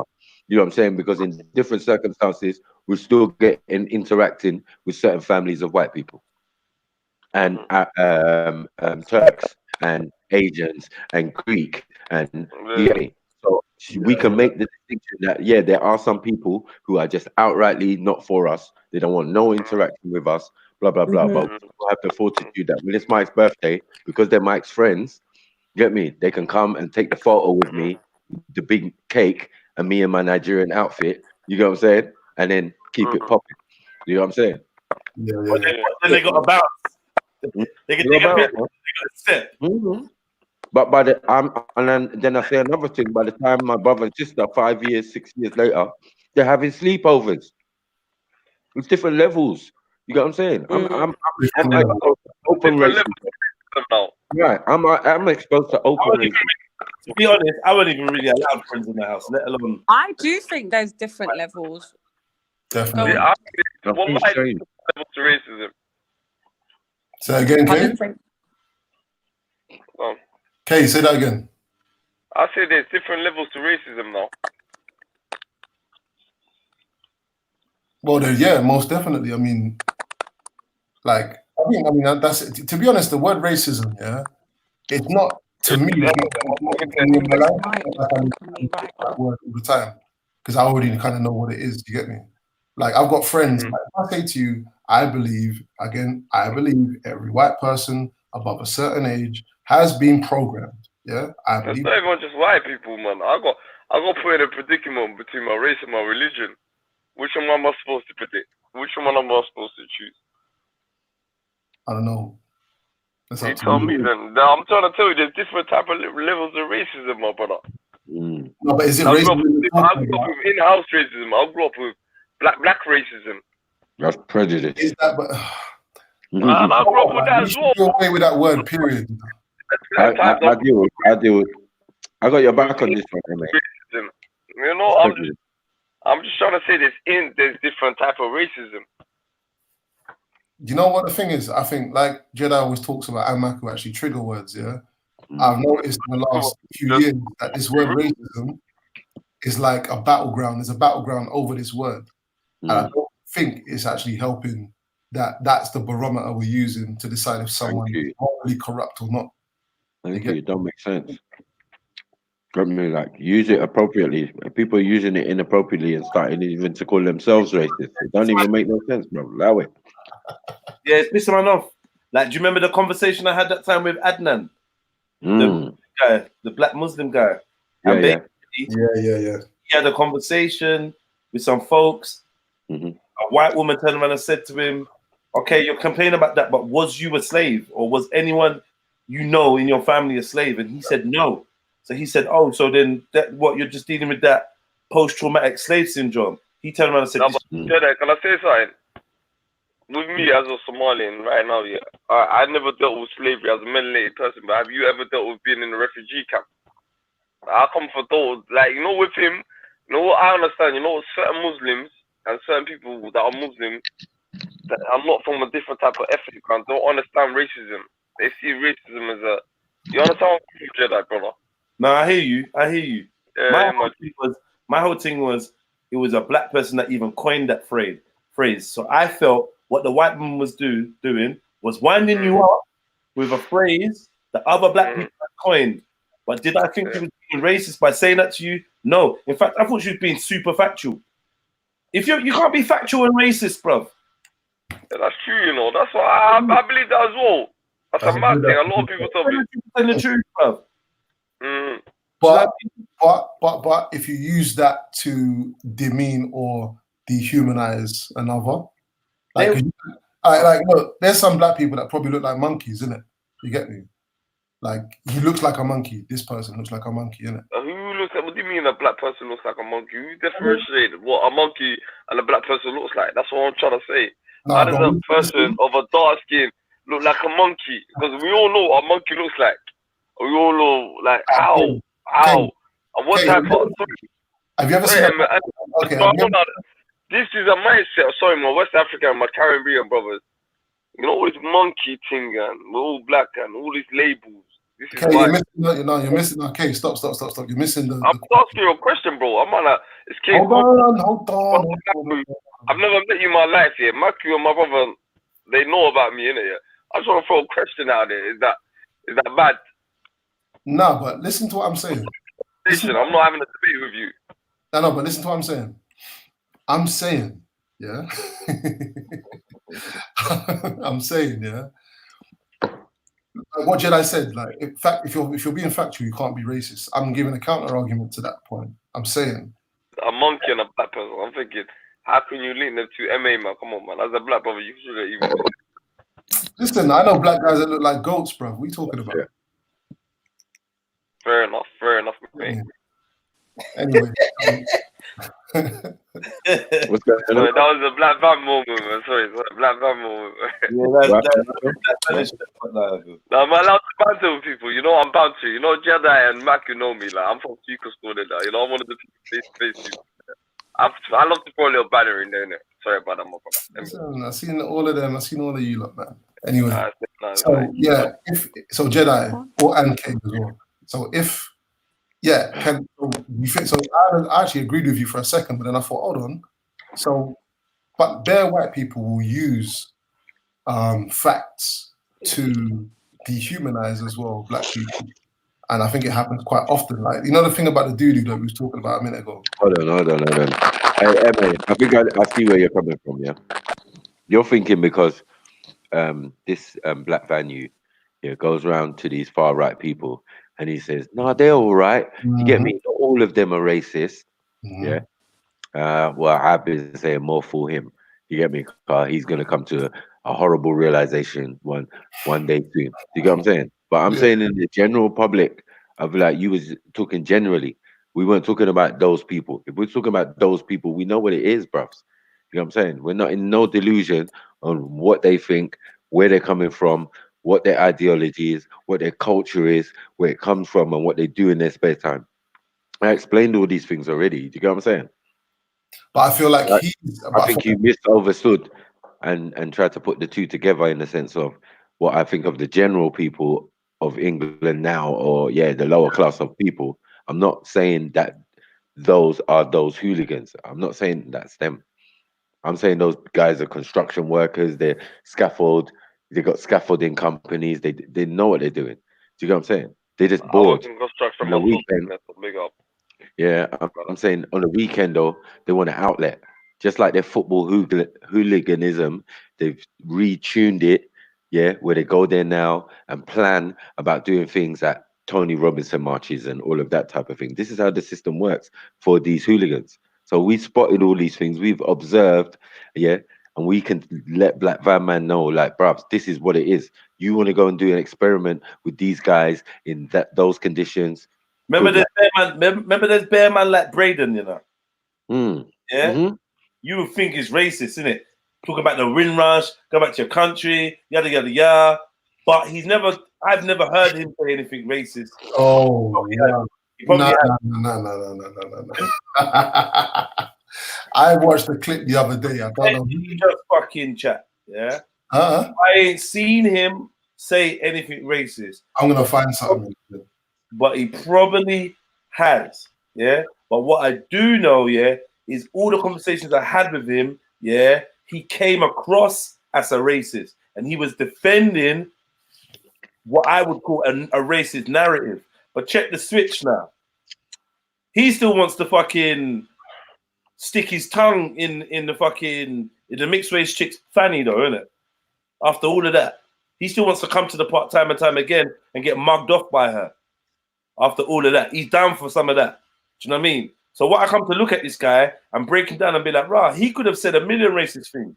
This guy has got Asperger's. He climbed to the top of Parliament, yeah, talking about ISIS him up there. He's off his fucking rocker. We can't just give this racist title to any old person, you know.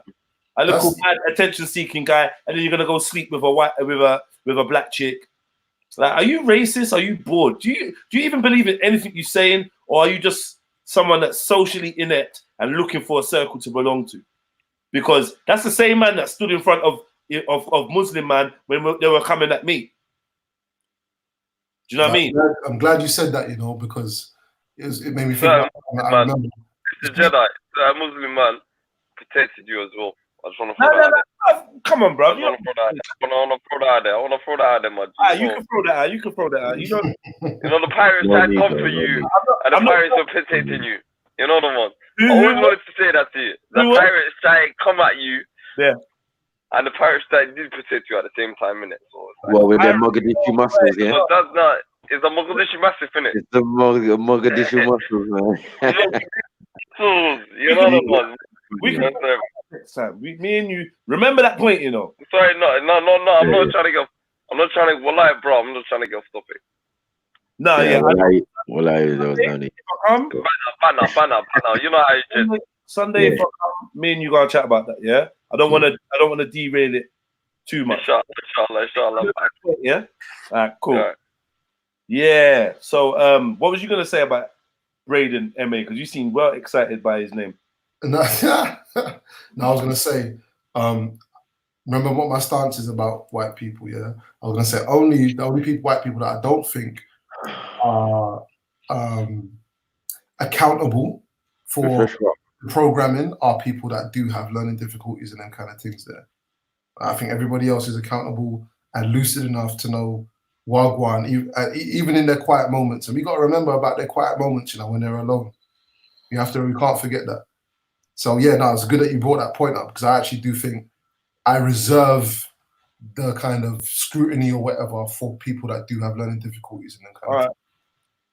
Cool. But he seems racist. It don't seem like he's got so much learning difficulties that he doesn't know what the fuck he's doing. I just think that he has a few currencies that he's working with. He's working with the fact that he's ugly. And I know it's gonna sound weird. I don't think that the contempt he doesn't show contempt for black people. Yeah.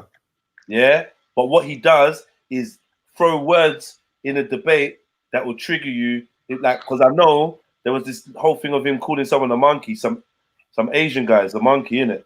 But he started using this monkey term like he wanted to trigger someone. Yeah. But I don't know, man. I reckon he'd get drunk and get a fight and call you a nigger and a black cunt and all that. He'd say all of that, and all of it would come pouring out. But I also can see him fucking sitting with a bag of Rasta guys, smoking some joints and being like, oh, I've got a mate, yeah, Dwayne, I fucking went to school with him and he's fucking excellent. Like, some people just chat shit. Some people are just chameleons. I don't think he even knows himself. I'm just throwing that out there. Not to say anything he does or says is a racist, but... Cheddar, ain't that racist though, bro? When you consider that person racist? Yeah. I don't know, man. I don't know. Because people say problems, isn't it? Like, growing up, I've probably said racist things growing up. Yeah. For joke. Just for joke. One time I had one Albanian brother told me one time, imagine this, I'm in my construction site working in there. We're all talking. The brother tried to drop the N word, my nigga, innit? I hate dropping that word. Man, check that guy, and I felt like when do people get so comfortable using this? When do you cross the line? As brothers, when do we cross the line then? How do you know there was a line for him? You got to assume that he's ever been aware of that line there for him. he's looking at you, he might think, yeah, I would like him. If he shows you his playlist, you might understand. The last tune he listened to was Niggas in Paris. I know, but the last album was Niggas with an Attitude. What do you want him to but do? fine, like, I don't know, Emma, but alright, Jedi, Emma, alright. That gives us the question: when do we cross the line? When is it racist? When is someone being racist to us? Time man could just come up to man, and because I heard it in a song, it's okay for me to say it. And I watched a video the other day on Facebook. Yeah, I don't know. When can we cross the line then? If we're allowing everyone to be racist, when can we cut it off then? And then everyone can't scream at his racism. Yo, Matthew, did you get my text on WhatsApp? Let me check. Yeah. If you can like email that link to your email so we can play that video. This is a white woman. It'd be nice to hear her opinions on racism. Like, yeah, it's not what you think either. So yeah. Do we need a white woman's opinion on racism? That's the worst thing. Because in her opinion, well, come to agreement and say, what is racism? Why do I need a white woman to tell me what's racist? You don't. I don't understand. You don't. I don't rate that. You can't give me a link to tell me a white woman's version of racism. What? I'm 32. All right. Wait. Before we make any ignorant statements. Before we make any ignorant statements, we should hear what she said. I can't really see it because I'm on the link. I'm just on my... Did you get it? Yeah, I don't even know how I'm gonna do this. I can play it on my phone. Yeah, can you play it? I don't know. I'm on the phone thing, innit? Copy and paste it to it and send it to your email. And then once you email it to yourself, you can click the link from your computer because you can go into your email from your computer, share screen, and do it that way. Sorry, like, you know what? One problem, Jedi, can I say something, my brother? Do you mind? Can I, like, I feel like to say, what is, like, why do you need someone white to tell you what racism is now? Is that what it is now? With a lot of people, I just, what is racism?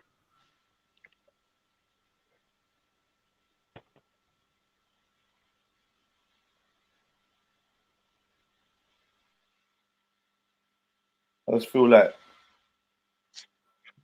I hear you, and I'm not saying that we need to listen to anybody's point of view on what racism is, but why would we not explore how people look at racism? Why wouldn't we explore, like, because we've been talking, white people have heavily featured in our conversations, not Jane Elliott, no. White people have heavily featured in our conversation about racism and about them being racist to us. Yeah.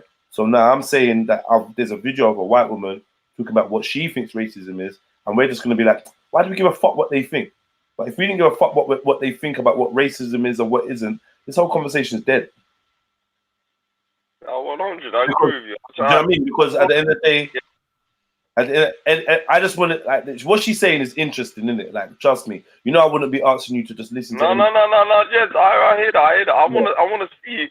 You see this whole thing, because to me, I've had a different type of racism. I want to see what everyone's version of racism is.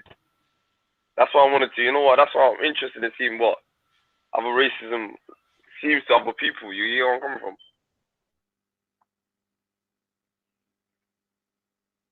Kay, what you blazing, Kay? What you drinking, Kay? I'm just being Kay, bro. Does it seem like I don't really talk a lot, innit? But it's interesting, sometimes like you're saying, I just want to, what is this racism? Because there's different versions of racism. And I just want to see, like you're saying, this white woman showing us what type of version of racism is. I want to see if it links to my version of racism. Yeah. I appreciate that you sometimes. I think you're gonna man a different perspective of things. So I want to see what this type of racism is. You know where I come from, Jed? Yeah. Okay. Bro. And I respect that. Earlier when Emma couldn't answer what is racism to you, just white woman, why? There's different type of racism, and different type of people go through different type of racism. I said it to K still. Check your Yeah, phone, K. saying that, my G. But I don't know sorry about all this email to stuff. be a monologue. I just wanted to get involved in the conversations nowadays, you know. I don't give an East Coast overdose flavor. Well, just listen to it and then yeah, come back to man. You get me? Yeah, he's gonna come back in a minute. Nah, fuck it. I'm playing it from the phone, Mackie, man. Yeah, go. Yeah, play it. What happened, Michael? Why can't you get up on the screen, bro? Huh? Why can't you get up on the screen? Can't I email don't it. know. No, I can't do that on this phone. There's some fuckery going on. No, you got Facebook and all sorts, though, bro. If you click on, yeah. I ain't got Facebook. I got taking it all off my phone. Okay, I say no. Yeah, you know. Right, say whatever anyway. Cool. Yeah. So here it is. I don't know. It's gonna be low. Racism against white people doesn't exist, and it literally never has. The entire concept of race was created by white people. When you begin to study the historical facts, you understand that this entire system of racism is white supremacy. It only goes in one direction. There's never been racism against white people. White Europeans created this idea of black as a way to dehumanize Africans, to subjugate them, to degrade them. Black meant less than human. It meant inferior. And then after they had that idea of black, they came up with this idea that they were, by contrast, white, which meant superior, more moral. That's what those words meant. That is why they were created, was so that white people could justify the entire system of slavery of Africans, so that they could have a justification for why the children of African slaves would also be slaves, why they would be born into slavery. It was because they dehumanized them with this concept of race. That's what racism is. It's always been that. It has always been white supremacy.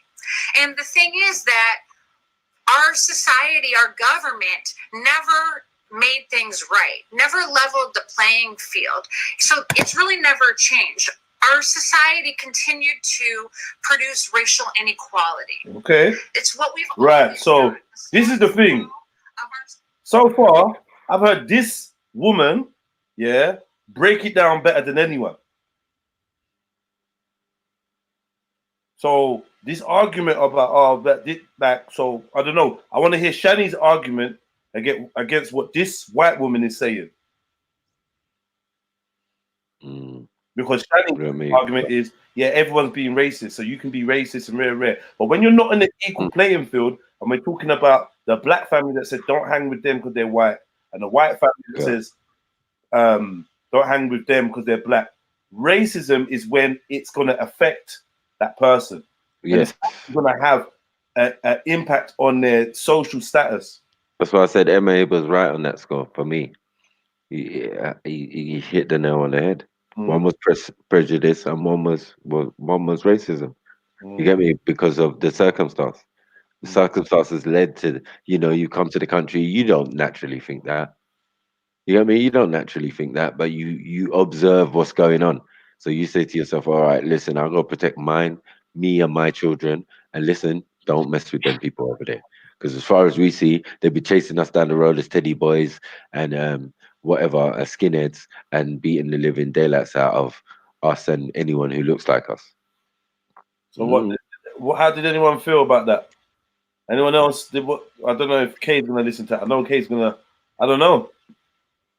Like for me, she's saying white folks, the lighter skinned folks, created this concept to dehumanize the darkest skinned folks, and the playing field has not been leveled. It's not been made fair. So the systems that we live amongst, the social economic systems we live in, the political social economic systems we live in, are by default institutionally racist. Therefore, those that are on the bottom half of that, those are being oppressed by this system, can never be labeled as racist because they are not in the position of power, politically, socially, and economically, to enforce their prejudice on the masses.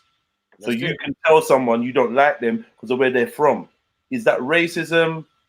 Well, according to this white woman's definition, no. According to MA's definition, no. According to Maku's definition, no. According to Kay's definition, yes. Shani's definition, yes. Where am I on it? Boy, it's a hard one, fam. I mean, if we use another word apart from racism, I think we get over this problem. Yeah. Do you know what I mean? But the word racism is what the issue is, I think, personally. You know what I mean? Like, and I agree with you. It's too freely used. Yeah. You get me? As a to group everybody together, say, okay, you know, you've been racist in the past. Like, well, no, I haven't. You get me? That no one time. You know, I can't.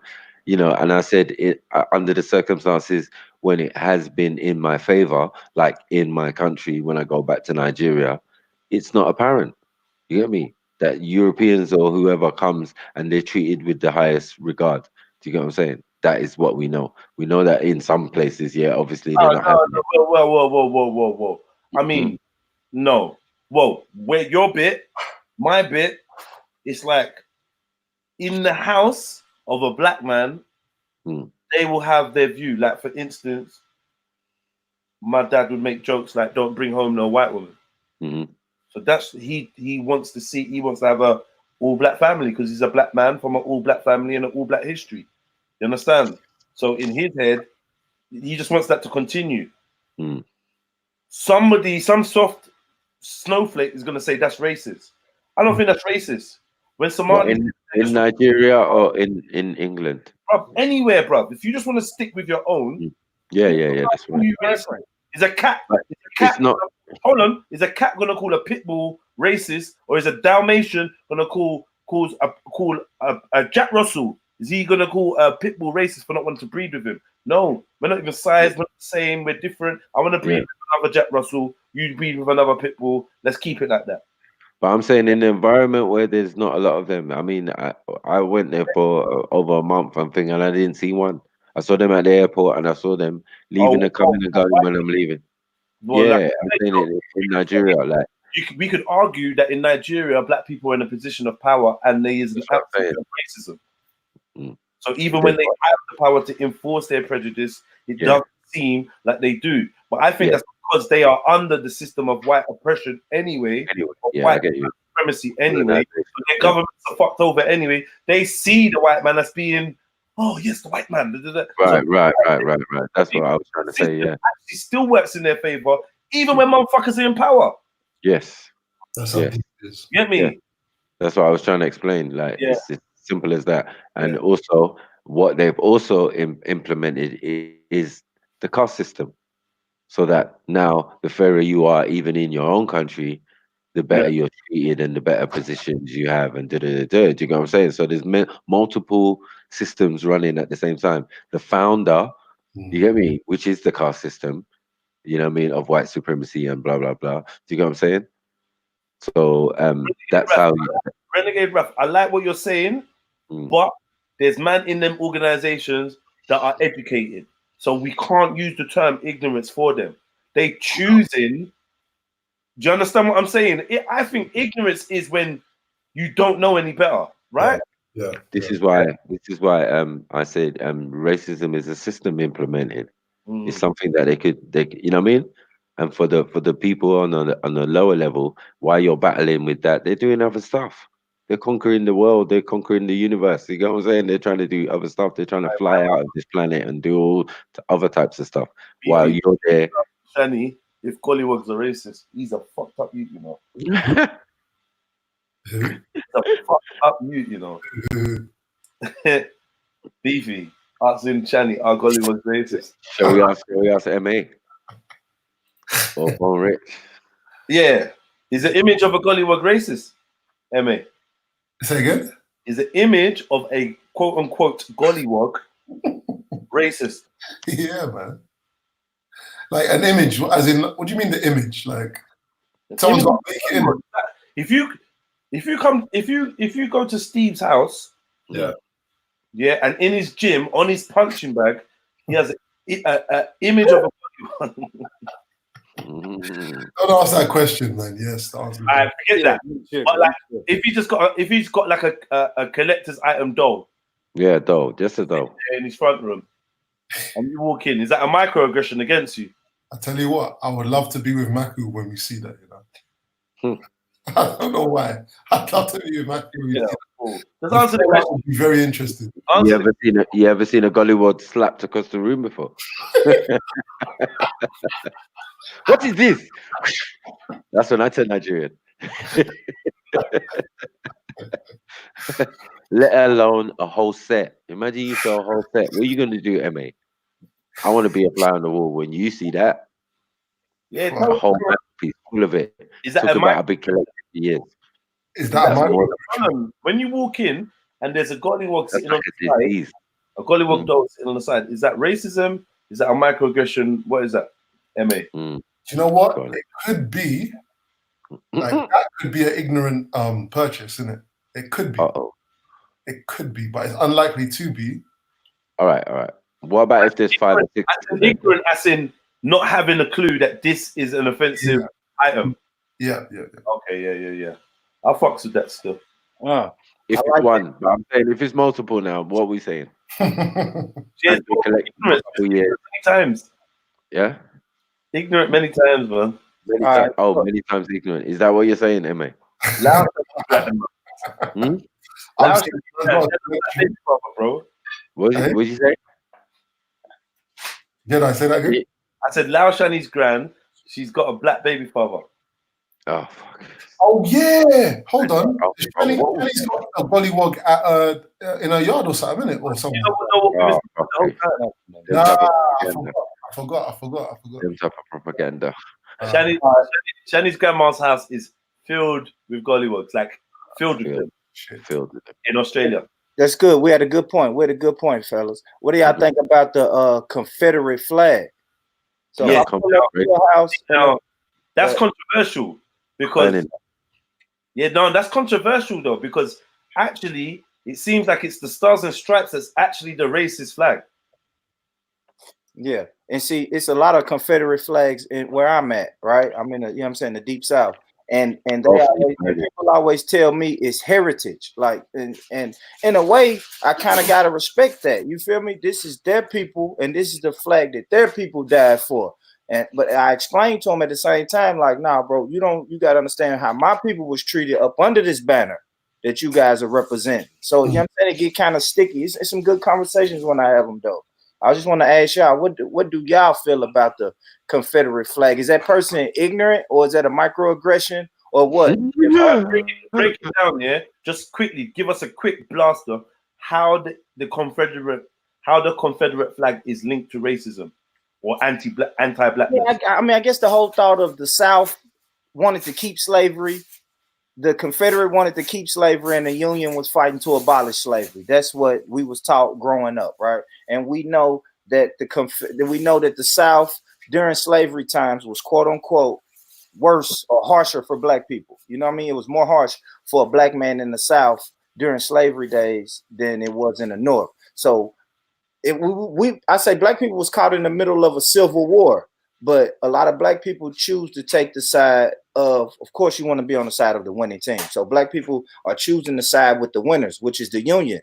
And we always say, fuck the Confederate, because they wanted to keep us in this position. You understand what I'm saying? Even though we know a little bit deeper than that because we've done more research, but the average black person don't know that. The average black person says, shit, the Union wanted to free us. The Confederate wanted to keep us enslaved. So it's been a big hoopla about this Confederate. Yeah, but I heard I don't know what it is, but I know there's some brothers that have a different view on the Confederate flag and what actually took place. Do you know what I mean? And obviously, who was in charge of the Union? Lincoln, right? Yeah. Like Lincoln had slaves, isn't it?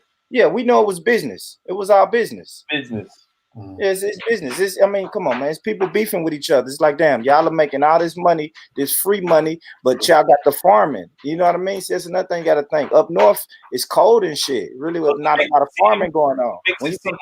Like the war, the war, like the Union brought war to the South because of slavery, and that was just a byproduct. There you go. Many in the Union would have welcomed slavery to be part of their union. They was just mad because all the cotton was coming out of the South, tobacco was coming out of the South, all the goods was coming out of the South, and the North wanted a piece. But like I said, the average person because in school they teach us, hey, let's, you know what I'm saying? In school they teach you, all right, the Union was trying to free black people, the Confederate wanted to keep black people enslaved, and the Union won. So black people naturally are gonna be like, fuck the Confederate. You know what I mean? So I don't know. That's a dodgy. That's why I'm asking y'all. What y'all think about the Confederate flag? Like I said, is that a microaggression, or what was the other example y'all used? Or ignorance, or they just repping their heritage. I mean, it depends what perspective you look at it from. From a black person's perspective in the United States, I think it can only be a symbol of fuckery, really. Mm-hmm. I don't think you can look at it any other way if you're conscious. You know what I mean? Yeah, I agree. But then, like I said, I talk to white people who fly that flag and say, "Well, it's heritage. My great grandfather fought in that war, and you know for that flag." You know and you know what they're telling you? They're telling you that their team, they've decided their team is the team that fucked you lot over. You get me?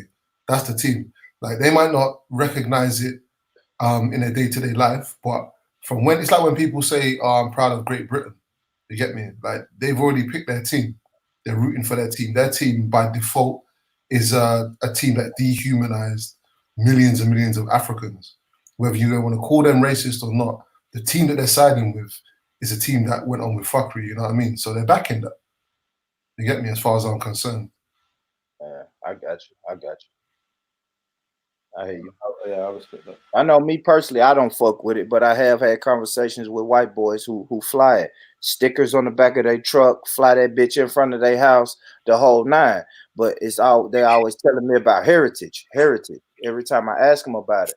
What do you say, Sniper? You know anything about it?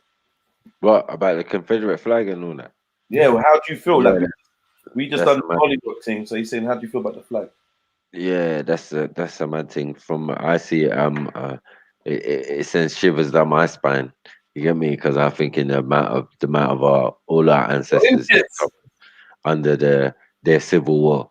Because either way, you're still enslaved. You get what I'm saying? One's gonna give you the illusion of freedom, and the other one is more. You could consider more honest. It's like being in jail. You know, everyone's straight up with you in jail. The prison officers, you know what I mean? You feel a comfortability that they're not lying to you because you know where you are, you know what the situation is. You know what I'm saying? So it's like being in the South. The South were just open and honest with their thoughts and feelings. Yeah, you're what they think to be. Yeah. It is America. Yeah. America. Goddamn America, man. I don't see about. I had to knock on 2 doors today with Confederate flags flying high, Sniper. Oh shit. Yeah, bro. Just my line of work though, and I'm in it. You feel me? I'm in it. I pass cotton fields. Yeah. You know what I'm saying? When I'm out working, I'm passing cotton fields. I'm really seeing it. I'm still seeing the old cabins that I'm looking at like, oh my gosh, they got to be the fucking slave quarters. You know what I mean, bro? I always think that's so deep. But then again, I can't just walk up to these white people door, ring the doorbell, and when they come, smack the shit out of them because they got a Confederate flag. MA's theory. Yeah, MA's theory. Everybody can't be that though. MA. That's what I'm saying. Like, you can't say that. I mean, you can say that. Look, from the idea of colonialism and all that, they benefit. You know what I'm saying? But in saying that, you're gonna say that we all benefit. You know what I'm saying? Because it's all a trap. They're still taking. I mean, they don't export anything. We know that they import everything, including human beings. You get me? They're the first at human trafficking, whether in a subtle way, you get me, or outright just blatant slavery. You know what I mean? So, Finest wine. What are you saying? oh yes, can you hear us? She might be sleeping. You know? You said her mic wasn't working. No, she's unmuted, so she can hear us and that. Yeah, but I don't think we can hear her. We can't hear her. Yeah. But yeah, that was crazy. Y'all was coming off the Gollywog talk. I was thinking about that, about the. Nah, I don't know why we was running away from that. Yeah. We have to look up things like Darky Day in Devon and that, where they dress up like gollywogs and Man, I saw that shit. Listen, there's history behind it. So, you know, it's more than, you know, just a thing on a jam jar or all of that type of thing, or, you know, Al Johnson, yeah, Mammy, walk a million miles with one of those smiles, oh, Mammy. Stop that shit, Stipe. I broke about the alligator babies. Yeah. Stipe, I broke all that shit down. That ancient mama. Tell them about the alligator babies. And the babies that they used to, the little black babies that they used to bury in the sand and kick their heads off. Yeah. And feed them to the alligators. Yeah. Is that got something to do with Lacoste, or is that a lie? Boy, you know what? I never fucking thought about that before, but that just... I got a one Lacoste t-shirt still. I might have to make that my floor cleaner. Man, if I'm not mistaken... Lacoste is fresh. I don't know. Man, if I'm not mistaken, man, I think I saw something where Lacoste stole that from a black man. The idea of his clothes. Man, I gotta do some more research. Well, I'm saying the first place I've ever experienced racism, like outside of the country, was France. Yeah. You know what I'm saying? I went to France and really knew what it was. It was like raw. This is like the levels is high. What's going on? You get me? And I just, these are our neighbors. You know what I'm saying? And I'm like, right, over the years, I watched France, you know, NF nearly got in. All right, right, they even got National Front over there. That's mad. And then one of them nearly got into parliament, only for another conservative racist to get into power. You get me? They didn't give you no options, you know, controlled opposition and that. Two racists, you know what I mean? One openly and one conservative. That's what's happening here. But no one can see it. Everyone's thinking, no, this one's not racist. They just have to listen. Man's racist. Yeah, and Renegade Rap says, and motherfucker. Yeah. Mm. Making black men bang their mums and that. You can go for motherfucker. You can go for stud. Go for pickney. Yeah, pickaninny. Yeah. That's a fact, Beefy. They had black people in zoos all over Europe. That's a fact.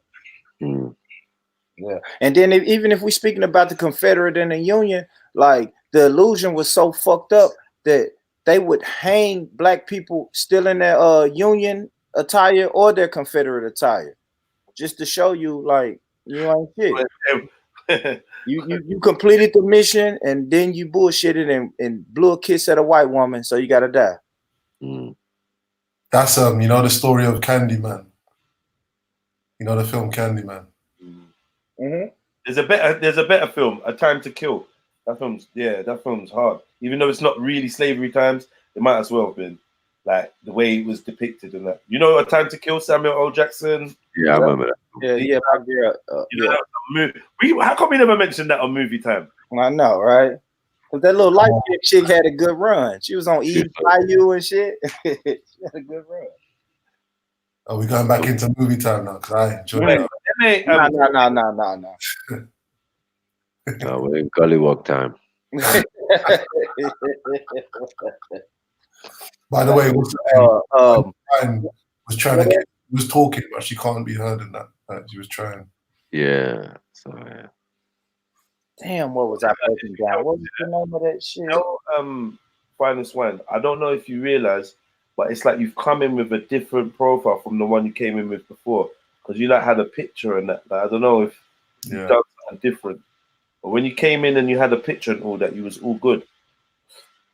We can't hear you still. I don't know. And again, the microphone was bugging out, so I might have just gave up, man. I just think all that shit's crazy, man. The blackface is crazy. That goes back to the minstrel shows and shit like that. All of that. Over exaggerated way of the way people see us. Okay, I got big red lips, eating the watermelon, all of that. I got a question for all you lot now then. 1 second, let me just say, Francis, when go into your laptop settings and make sure that your microphone is switched on. So in your laptop settings, in audio or whatever, I don't know what laptop you got, but there'll be something to do with the microphone, the input and the output. And just check that it's reading. Shit, man, that's some good shit. It's reading your it's picking up your voice, isn't it? Yeah, sorry. Yeah. I was gonna ask you a lot of question. What how can I put it? Is there any area of life or culture or whatever that any of you lot believe that black people can oppress white people with, if that makes sense? I don't know if I'm making sense. Is there a currency that black people use? There's loads. There's lots. But we're not doing it because it's an international system of, unfortunately, I don't like the term white supremacy. It's an international system of it. So wherever we are in the world, we're not taking advantage of what we have. Our resources, our energy, our time, you know what I mean? Like, we're not taking advantage, even our land. So we could, but because we are still in that program, overarching system, we're not. We've got everything. The black and brown people of the planet, of the world, should I say, we've got everything. It's facts. That's kind of the irony of the whole thing. Yeah. That's how There's not much in Europe like that. Let's be real. I've got asked the question: how was it done, and why is it continuing? It's a fine old machine, Jez. Yeah. And like it may but listen, hold on. Let me say it up. But like MA spoke on it earlier. It's like now we're getting people born into it and they don't even know they're a part of it. They're getting born into the system of white people are born into the system of white supremacy and don't even know it. They don't. They help it. They help it and don't even know they're helping it. When they're quiet and they're silently supporting these people, they are helping this system function. And the system was built for you to not even know it's a system. When you start calling out a system, they're gonna say, "Oh, Jez, you're crazy. You're just talking conspiracy theory. You're conspiracy theorist. You just lazy. You don't want to try it. Like, get me. This is where you pick up Black Van Man's rhetoric, where you start saying, well, you just think it's a system, but like, I don't see, there's no limits, bro. You could do whatever you want. And it's counterproductive. It's not counterintuitive for me to tell a man that you can't do whatever you put your mind to. I mean, but at the same time, you always got to bring it back to reality. Like, okay, but is there a system? Yeah. Is there a process? Yeah. Are there governing bodies and gatekeepers? Yeah. So, like, can we just be real for once? Can I hear you better? Hello? Hello. Oh, Shane, finally. I'm just fixing this thing because Jedi told me I'm reading it, and that's why I heard you say you can hear me now. Fucking hell. Excuse my language, guys. This has been a nightmare. Welcome back to the conversation. Go for it, man. What did you want to say, Finest? Mate, I just got to listen for a sec because I've been trying to fix this laptop. That's dedication, boy. I tell you. For a minute, because I've never used this before. Today's the first time I've ever even come on this live thing, StreamYard, and then I've not used it on a laptop. When I first came on, I was using it off my mobile. Yeah. And I never used the laptop to speak to people or anything, so the microphone was obviously off. Okay. All right, I'm gonna drop something. Thank you. I've got it. I got it fixed. So thanks, Jedi. Is it now become more dangerous? Like, is it more dangerous that black people are being indoctrinated into the system than the white people who are being indoctrinated into the system when they're born? Is it more dangerous now that it's the black people that are being indoctrinated? What do you mean dangerous? Like, is that like more of a problem than the white people who are? I'm kind of saying that I feel like it is. I think when it was just the white people being indoctrinated into it, the black people were still maybe being born into knowledge of the system's makeup, the makeup of the system and the oppression. I think now that you're having black people born into not believing that there's a problem, first of all, or believing that, yeah, everyone's on an equal playing field, this kind of stuff, I feel like that's more dangerous than it used to be, where it used to be an apartheid regime. Because it's the immortalized words of Harriet Tubman. I'm not even going to say the quote. Either you know or you don't. Do you know what I mean? But that's what it is, man. Invisible cages. Mackie Dunn said it time ago. Yeah. So now we are going to have generations and generations of people that think that they're free, but they're never going to touch the levels of freedom that we had back in the days. Yeah. That's just how it is. That's just how it is, man. Yeah, of course it's a problem for everybody. The more that people feel like they're part of it and they're integrated with it and it's serving them and yes, we can, and your voice matters, and the more the illusion of us, the illusion that the more that, I don't know. Remember, they keep pumping it in. Forget the past, forget the past, forget it. Because they want you to forget the beginnings. So then they want you to forget the origin of this thing, of this system. They want you to forget what it is. Yeah. And just be in it, just live in it. That's a fact, bro. I'll make you the king of it. I'll make you the king of this shit. As long as you forget that this shit was built on the backs of the little man. Yeah. That's a fact. That the 1% control 99%. Forget that. Just be part of the 99%, and I'll make you at the top of the 99%. The fuck you got to worry about? You and your people gonna be nice. I'm telling you, black people are going to taste successes and freedoms and things that they never thought imaginable, and they are going to go crazy, just like they did when they got a youth from Peckham to be in Star Wars, or they got made up some fantasy thing for Disney and Marvel called fucking Wakanda. Yeah. Yeah, the same way that people getting crazy for that, you wait until, get me, same way that they went crazy for Obama.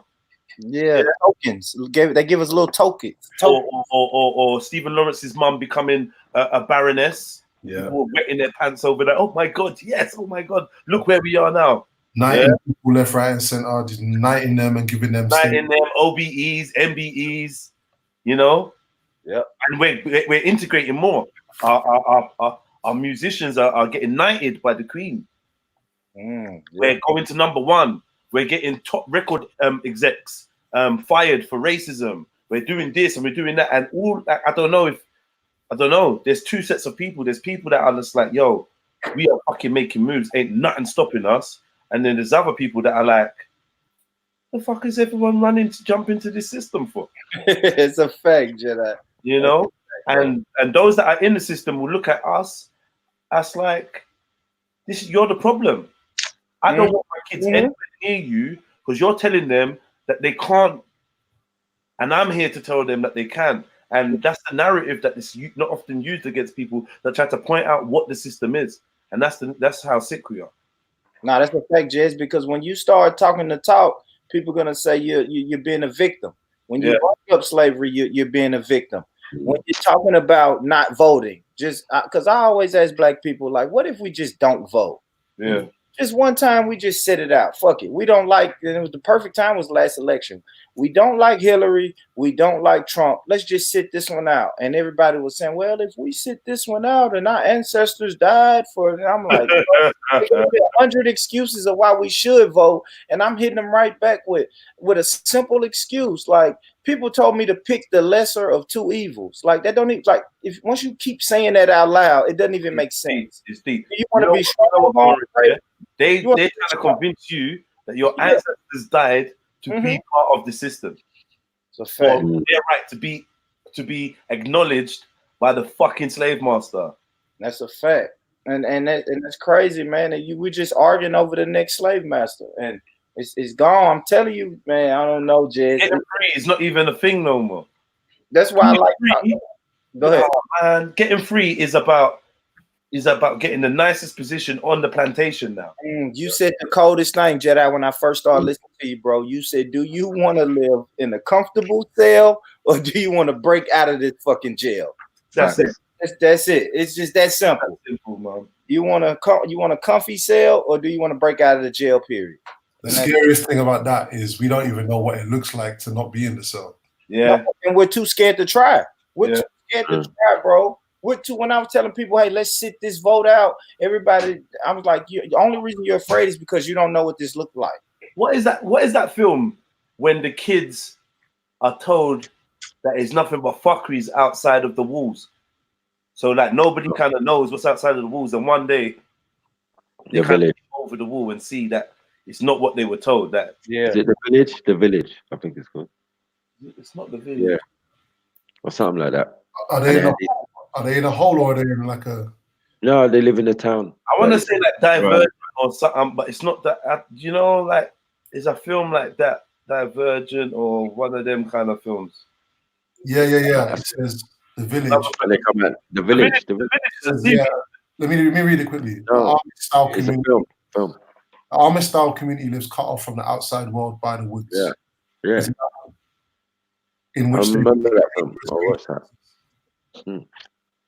They act like they were monsters and come out every so often, so everyone would stay in their yard. And it was really them. Maze. It might be the Maze. The Truman Show. Look, there's bare examples. Yeah. Truman Show, bro. That touched me, you know, because I always thought that I lived in that, bro. Not gonna lie. Truman Show. You live in that now, yeah? Yeah. If I go, I can put my mind in that space and just think mad thoughts, man. Put that Renegade Rap. That's a good comment.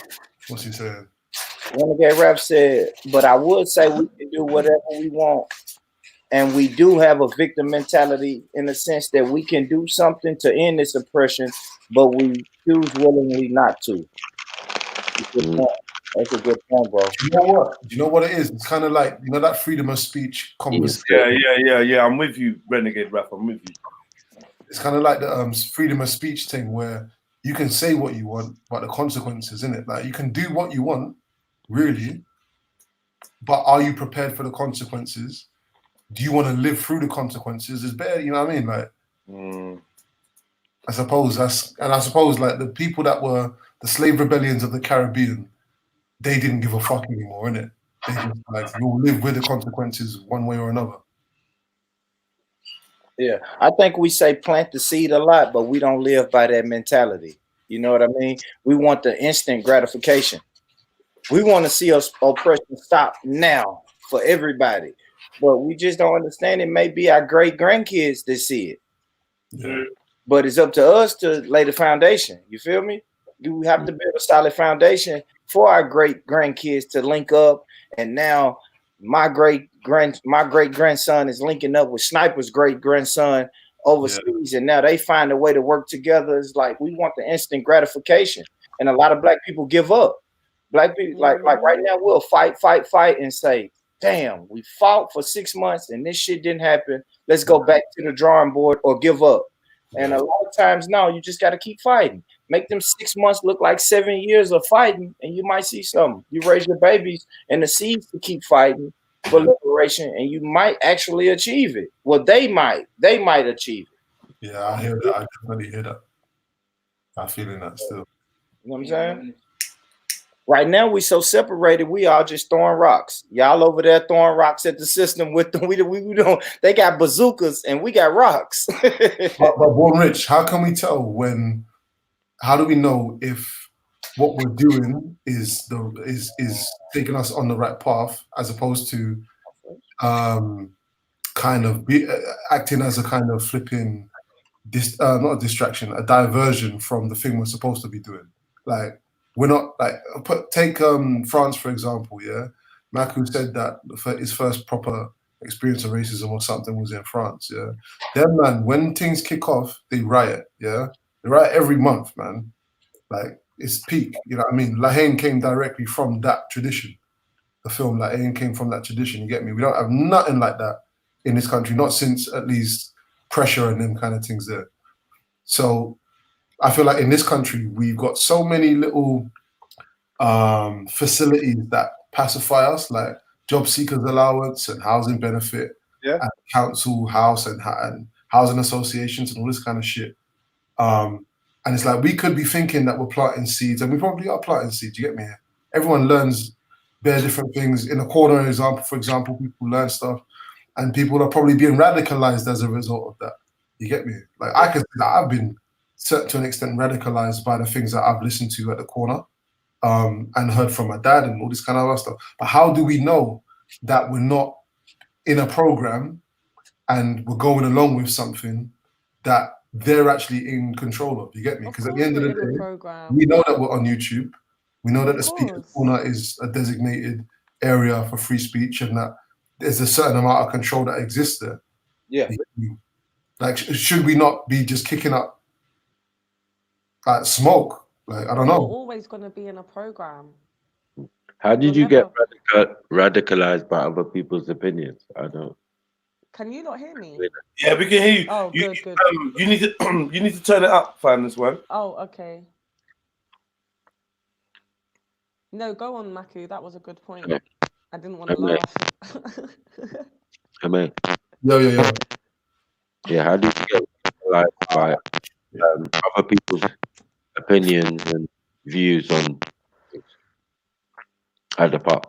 Yeah, maybe radicalized is not the word, but I mean, taught about the oppression that exists, and then being inspired to either study further or to take certain types of action. Yeah. Or ask you a question, MA. Or he could have been upset. Do you feel that you're in a system right now? Do you feel like you're in a system? Most definitely. Like, I don't know what it doesn't feel like to be in a system. That's a fact. Apart from when I'm in my head, you get me? Okay. Or meditating or something. No, that's a fact. It's like you got to create a utopia in your head of what that will look like. No, I just asked him because I not ever chatted with you before, and I get a bit confused sometimes when you say one thing and then you say something else. So that's why I asked. Yeah. No, I don't know what it doesn't. I don't know what it feels like to be in a system. I'm always in a system perpetually, innit? Like, there's a certain part of me that, like, philosophically, or what's that? There's another word for it. There's a certain part of me that kind of believes that everything is me anyway, right? And I'm not in anything. I am the sum total of everything that's going on anyway, and I just need to just carry on experiencing the thing. And then other times, I will feel like a human inside of a situation, and it will sometimes drag me down. It can sometimes make me emotional. It can sometimes make me angry, happy. You know what I mean? I just got married recently, and like, there's a part of me that can be very detached from that reality and looking down on it like I'm watching a movie. And there's another part of me that could be deep in it and feel all the emotions that come with that and blah, blah, blah, blah, blah. You know what I mean? It's a very existential, that's how I've always been since I was little. Like, I dip in and out of different types of realities, you get me? So I can answer that in both those ways, really. But yeah, from a perspective of what we're talking about now, I'm in a system, innit? But when I leave, especially when I leave this chat, I'm going to probably think in a different way.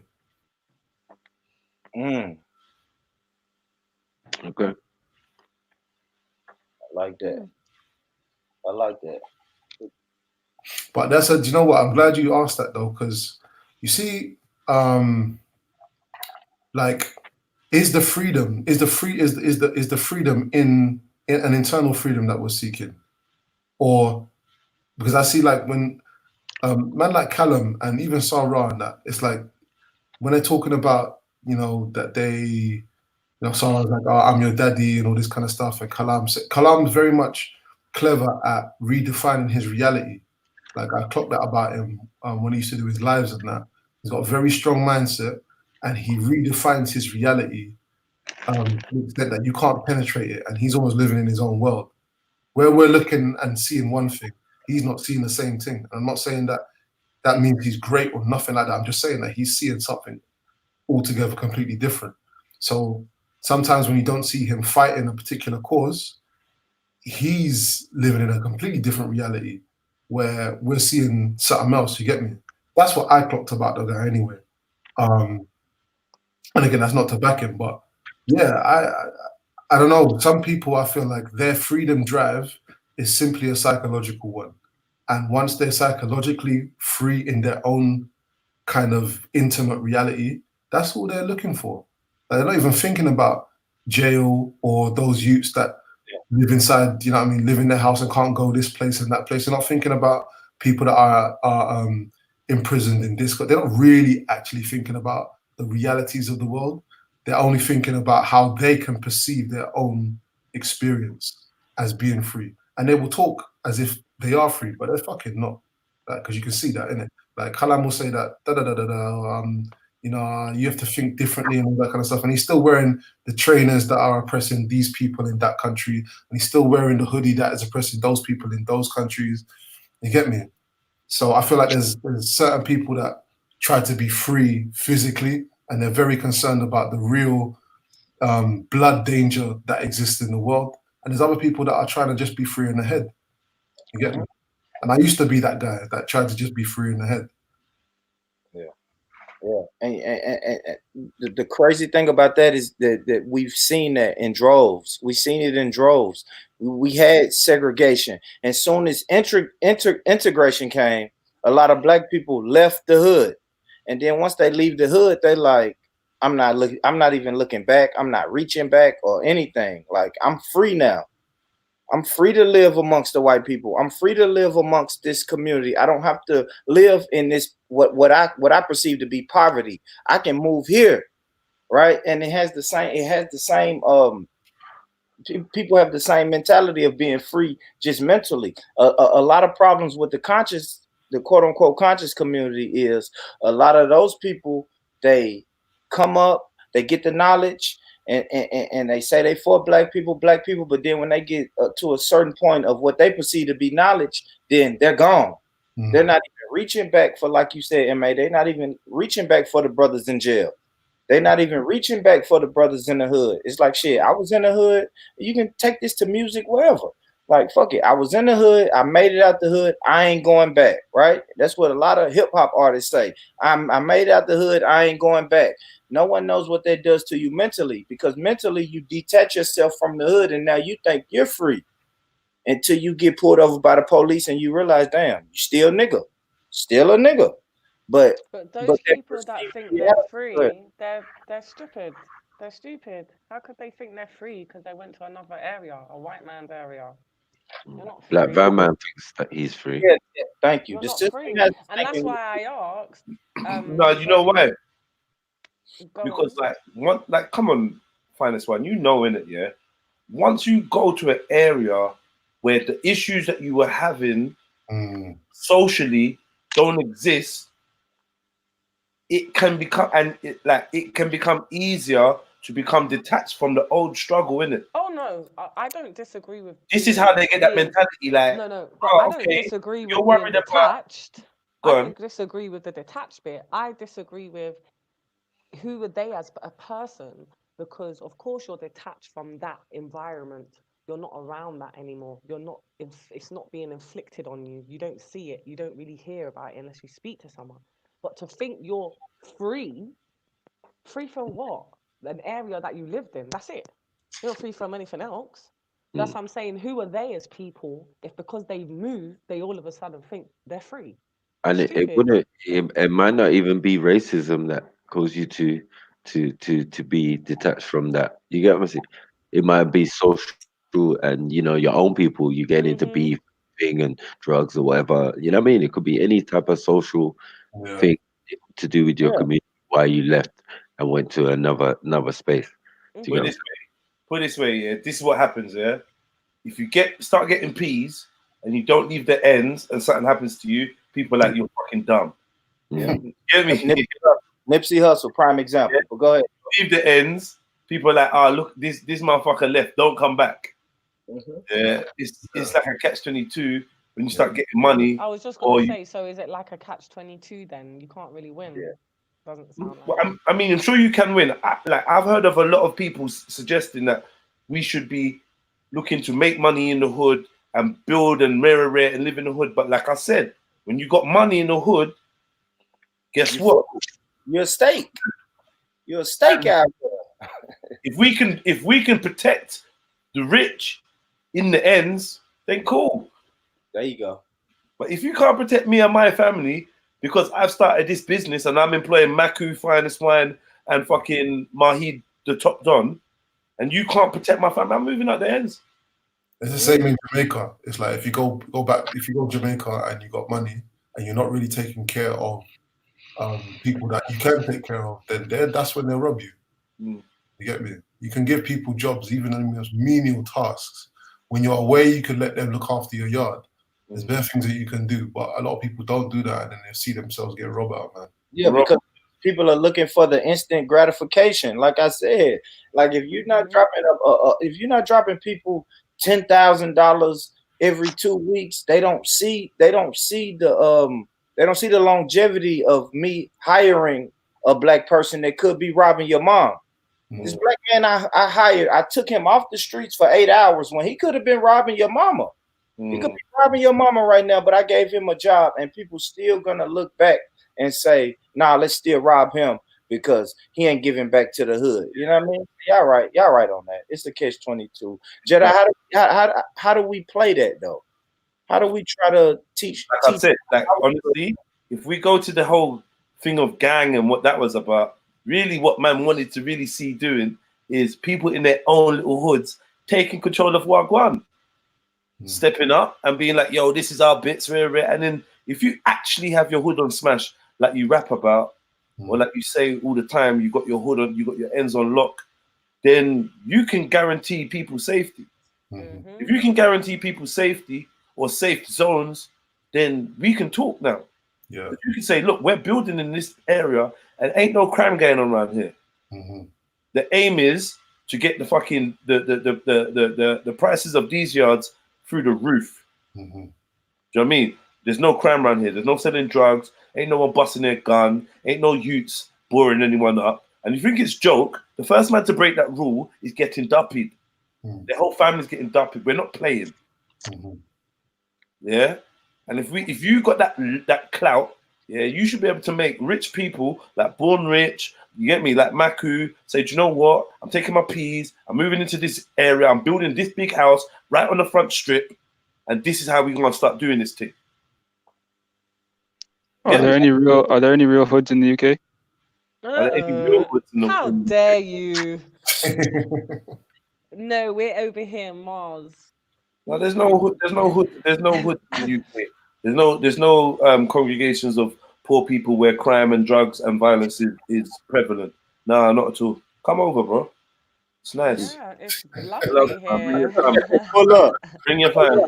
Come over, man. Pull up. Send your location. All right.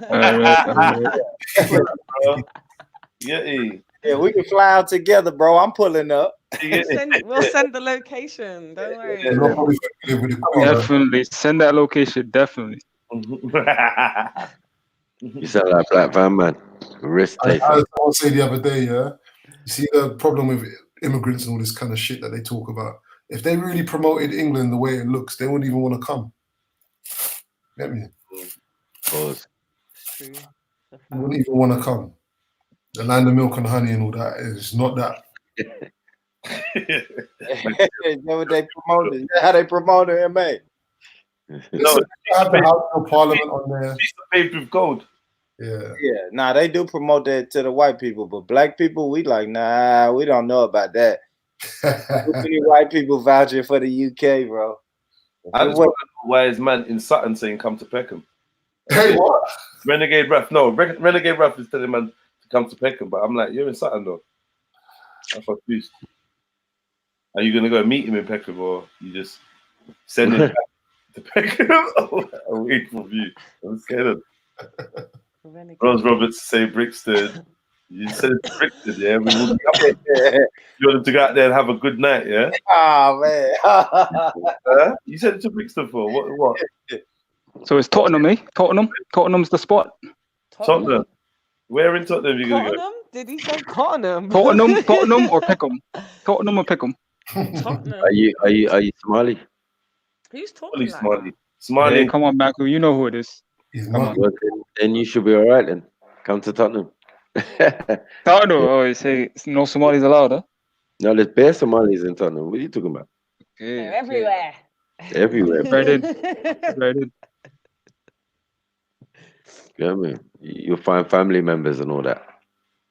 Imran is saying, Hackney, why you lot stop calling out areas, please?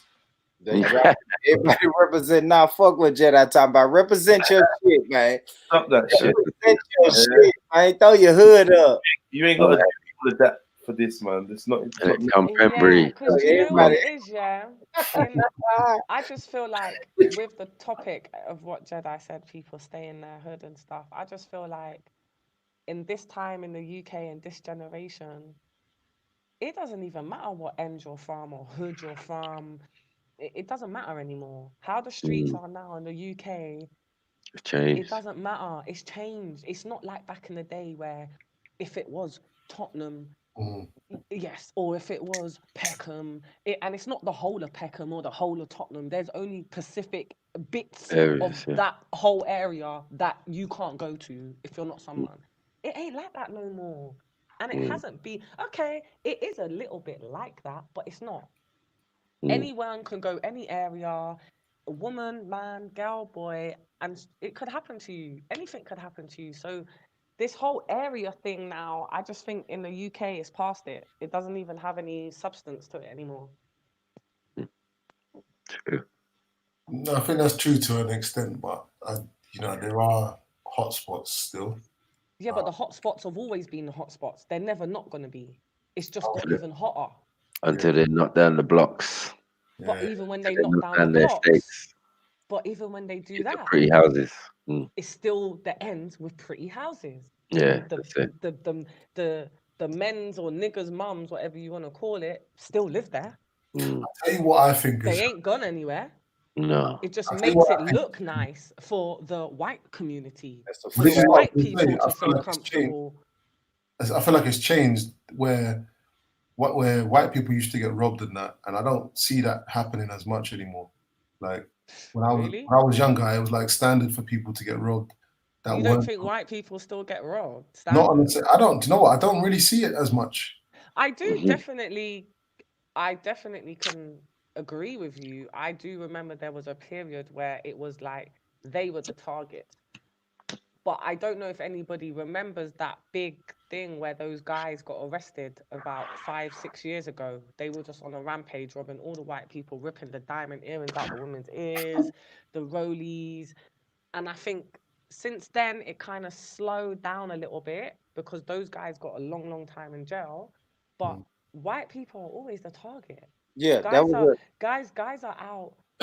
I know a scenario that isn't even old, where guys are out on mopeds, rolling up to people.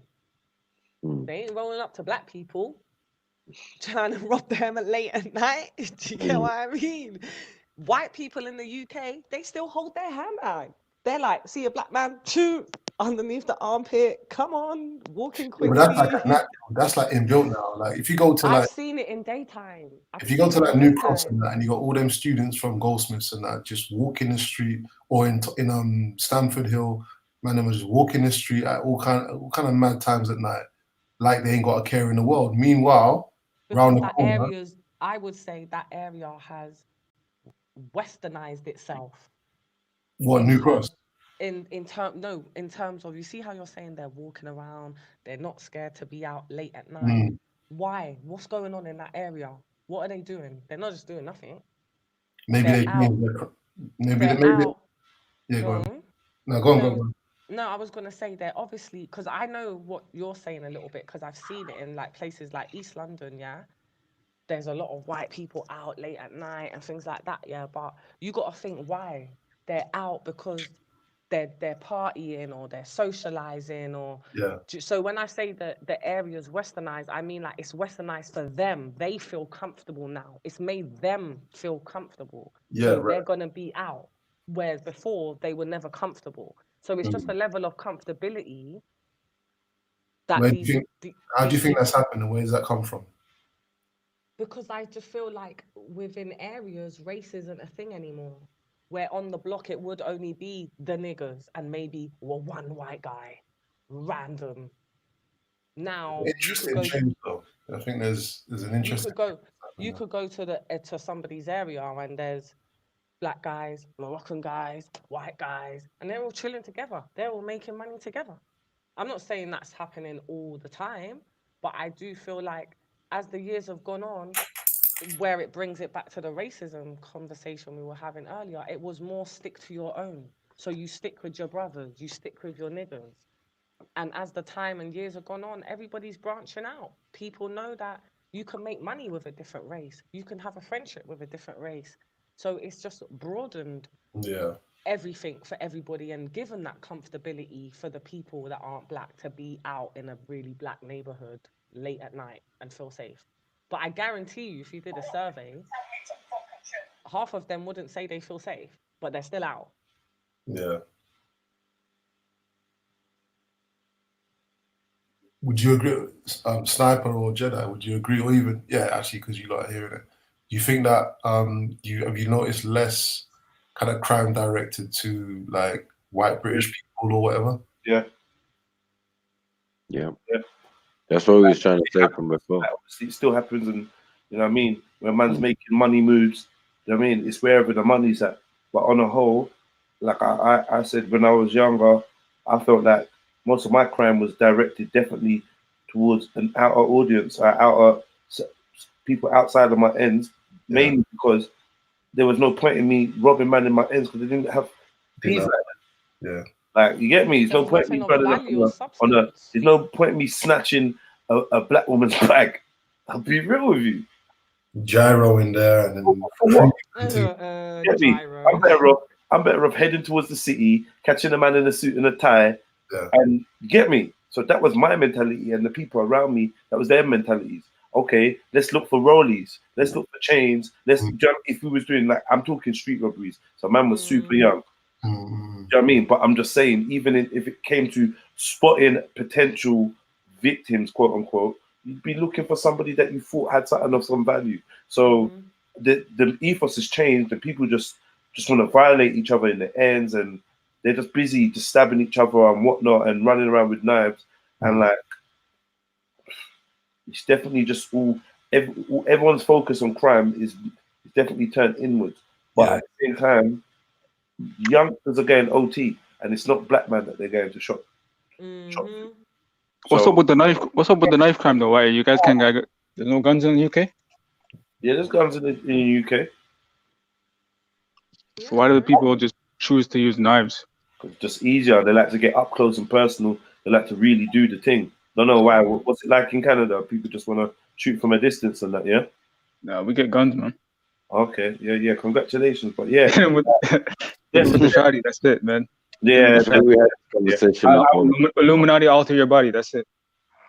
Yeah. I wouldn't want to be shot or stabbed, to be honest. Do you know what? Born Rich. Is there like a similar trend in the States in terms of the direction of crime? Say again. You said the direction of the crime, the race, pretty much the race.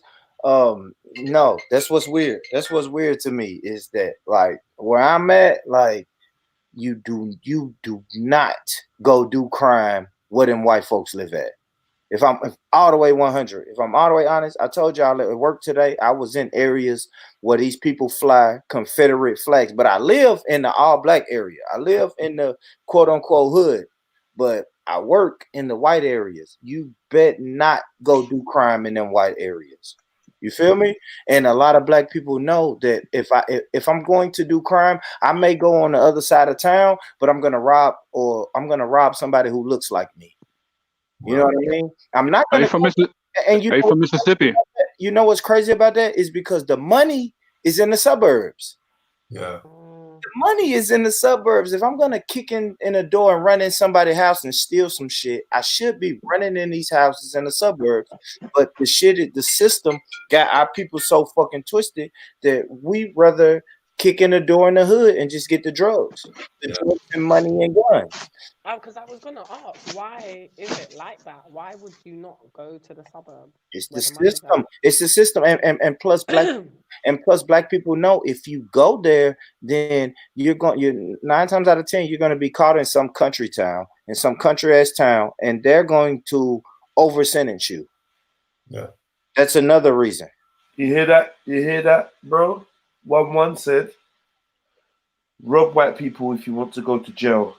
They will call the police. It's common sense to rob people that won't call the police. Mhm. Wow. That's it. That's Oh, that's a fact. that's a fact, and that's a mentality. That's a mentality is to rob the person who's doing illegal shit. What, like you said, Jedi. Even if it's not in my immediate hood, I'll go to another hood that's 15, 20 minutes away.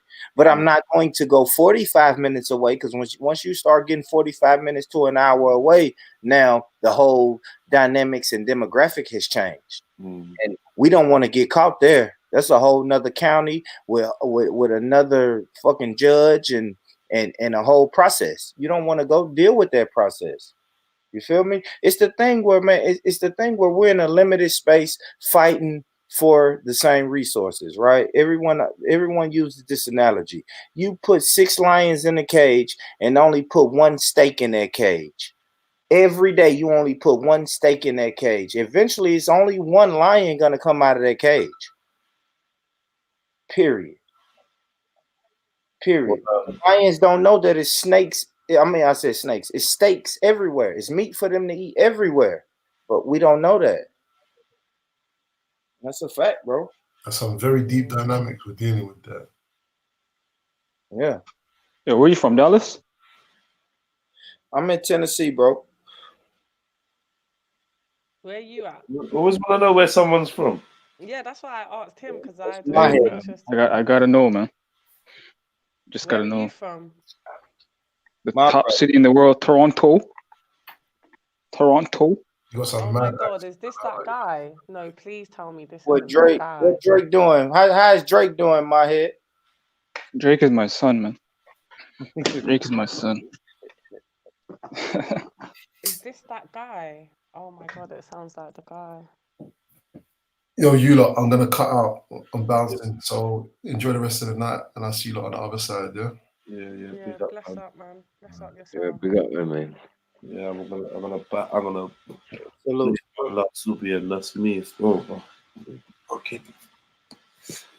Yeah, they are.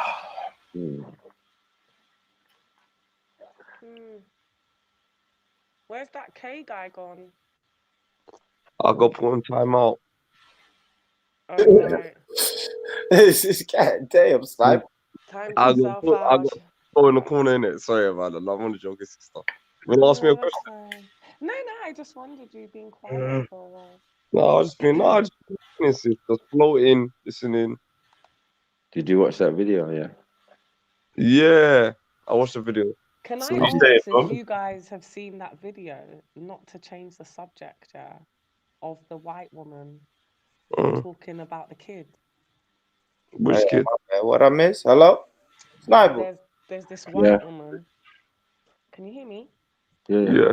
There's a Yo, white nah, come on, woman. man. Let's be fair. Yeah, you need to turn your thing like all the way up, like your Oh soft dear. Can you hear me now? Yeah, that's better. Sorry, I was saying there's a white lady, and she's literally going crazy on this kid, like for fucking with her son. Have you seen it? Mm-hmm. Oh my god, I'm gonna have to try to share the screen somehow. How do you do that? Wait a minute. Wait, I need to get it first. Because I don't think I need to show her, to be fair. It's just a white lady. Not like that, but... And that's a fact, Jen Wallace in the chat.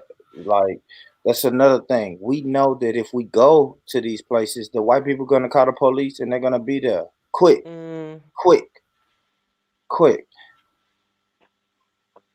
Especially coming from where I come from, these little bitty towns, man, those police officers don't have nothing better to do but to hang a nigga, in so many words. You know what I'm saying, Sniper? It ain't literally from a noose. You know what I'm saying? It ain't literally the noose, but bro, if I get you in my small country town, Sniper, I can over sentence you some shit you won't believe. Yeah. You know what I mean? I'm pretty sure y'all got that over there too. You know what I mean? Yeah. You have to be careful. That deters you, right? Once you hit a big homie, got fucking 9 years for trying to kick in somebody's door, you like, fuck that. That man was look, Sniper, that man was 16, bro. Now he's 27 when he comes home. You don't even know. Can I ask you something? My American brother. What up? Yeah, my American brother. Why is the justice system in America so harsh on melanated people? It's the system, bro. We've been talking about it. I think it's more harsher than the UK. It's way harsher than. I think the UK's got a perfect justice system compared to you. You said perfect? No, it's not a perfect justice system. It's not perfect. It's far from perfect. It's far from perfect. It's nowhere near America's just like I think It isn't, but what you got? more business. You got to remember, every state in America has a different law. Yeah. So every state has different. Correct me if I'm wrong, Born Rich. Is it the mayor that basically makes up the rule of the state at the time? Yeah, but he has to. No, it's the governor. Oh yeah, that's it. The governor. Because a new governor can come and change the law of the state. It doesn't with the UK. No one can't change the law. The law is how it is. No, but what I want to get, what is a DA, district attorney, all of these cutting deals, and America, when you feel like even the most realist brother is a snitch at the end of the day, like the whole snitching culture came from America, innit? Like cutting deals and all of this, and they force you back in the corner in America. I don't know. I believe that. It's very different, bro, Rich. Sorry, bro. Absolutely. Educate me, enlighten me, my brother. Absolutely, Kay. They will ask, right? All right. So speaking from a brother who's been convicted of a couple of crimes, right? Like they will ask you. No, you're not the only one. I've got a couple of problems in London as well, UK, but that's what I wanted to see what the difference is. No, they're gonna always ask you, do you have anything else for them, right? That's just the fucking police officers and the police departments being lazy, right? So if they pick you up, you got drugs in your pocket, they're going to say where you get them from. Now, right there in that moment, you have a decision. Do I tell him where I got my drugs from, or do I say I just got them? You know what I mean? Like, no, I don't know where I got them from. I found them. You could say some bullshit. Like, it's 100. Like, you can say, I just found them. No, I didn't buy them from anybody. I found them. Like, and that's when you know what do the police know and what they don't know. So the people who choose to say shit, I just found them, then they're going to charge you accordingly. But if you say, I can take you to someone higher, then of course they're going to do that. The police is always going to do that. So when it comes to snitching, is the police are going to offer you.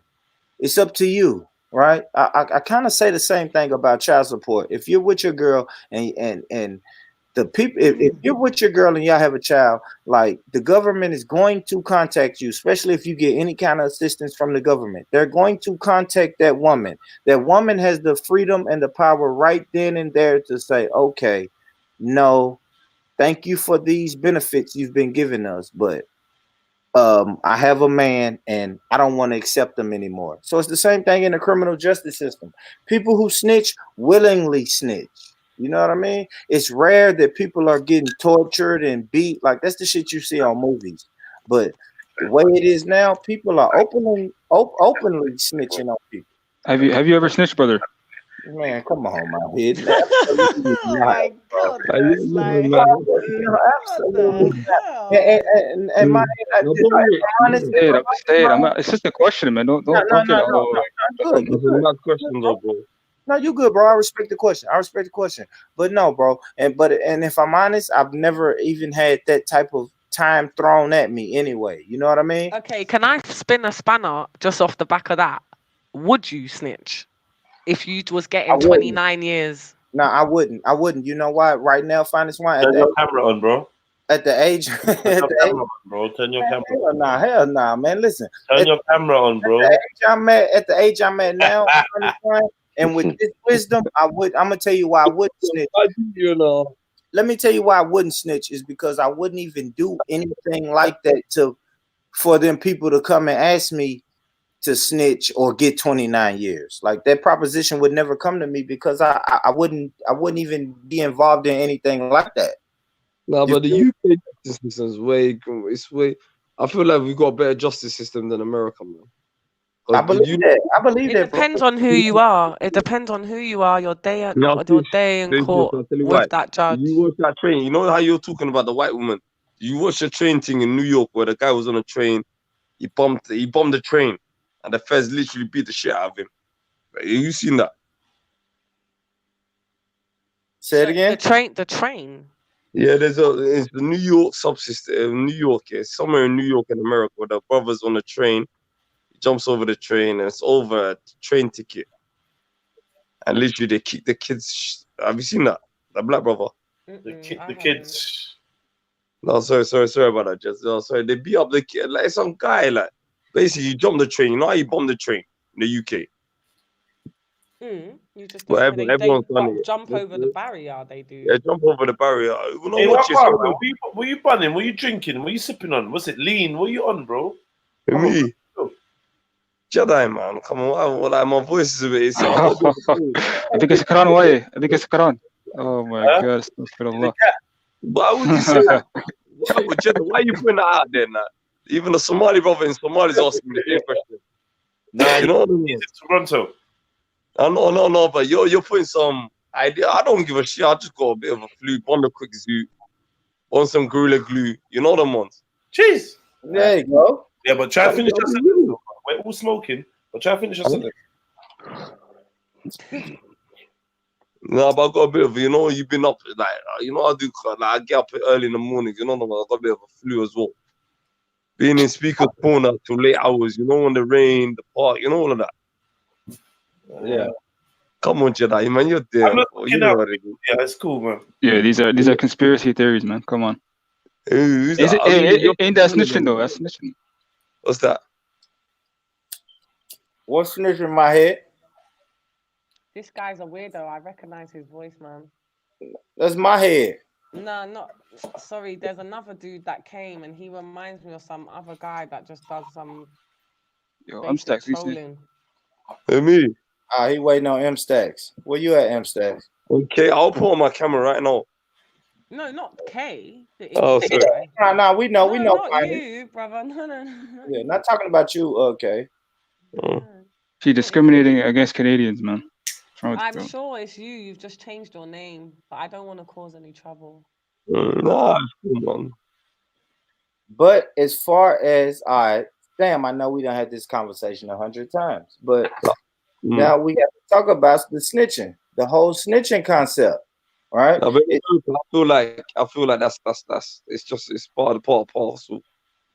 In the UK, I feel like you get. All right, but can I spin it on the UK guys? Sorry, K. Hello, I think everyone's things in America. No, but I wanted to ask the UK men. Right? Yeah. What do you think snitching's like over here now in the UK? Honestly, I think only certain people can handle that. You know what it is? I think a certain lifestyle is cut out for certain people. Sorry, sis. My voice is a bit. And certain people can't handle it. Real talk. Yeah, but would you say you've heard a lot more stories of snitching than back in the days? Do you not think snitching has come kind of like a little bit of a standard I don't know. I don't really know too many snitches in my hood. You know them ones, sis. Majority of Well, I'd people. like to hope not. You know. I'm just saying, majority of people like. Well, Go I've heard a lot of stories. Have you seen people? The stories are different. Do you know anyone that snitched or any? No, okay, so I've never personally dealt with a snitch. To my knowledge. Never. So do you know anyone that definitely snitched on someone? However, I know somebody that's been on the back end of a snitch. Have you ever known someone that snitched on someone? No, that's what I said. I've never personally known a snitch. So that means I've never known, to my knowledge, I don't know of anybody that's outrightly snitched. However, I have been associated with somebody that has been snitched on. By who? By a close friend. Yeah, by their close friend. By their close friend. Yeah, supposed. Do you know that person as well? Wait. What you want to establish? I can't say close friend, but they're definitely associated. Do you know that person though? Yeah, I know of that person. So do you believe that person snitched on the other person? Oh, I know for sure they snitched. Okay, so you do know a snitch then? I know that person, but I don't know. No, because you see, when you're saying, do I know a snitch? Like, have I personally like had conversations with some? If I had, I would say I don't give a shit because I ain't no snitch. Neither here nor there to me. But what did you feel about people in that scenario? Huh?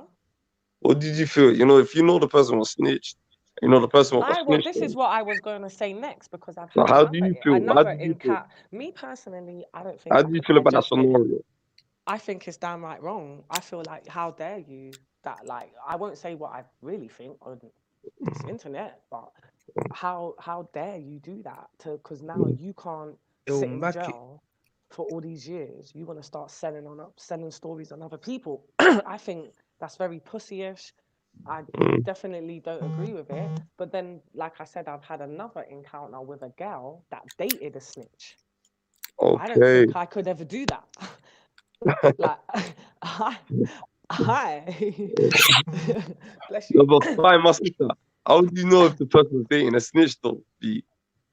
Because they're a snitch, so it's out. And she still dated. And she still dated. That's why I said I wanted to say that second story where I know a girl that dated a snitch because it's come up in conversation with the girls. And me personally, I just don't think it could digest with me dating a snitch because if I'm dating a snitch, how can I ever trust you? You could sell me out at any second. Not saying I'm doing criminal stuff, but just in general, you could just switch on me. A snitch is a snake. You can't be trusted. How can I trust you? So for me personally, being associated with snitches and people that sell stories and things isn't really what I do.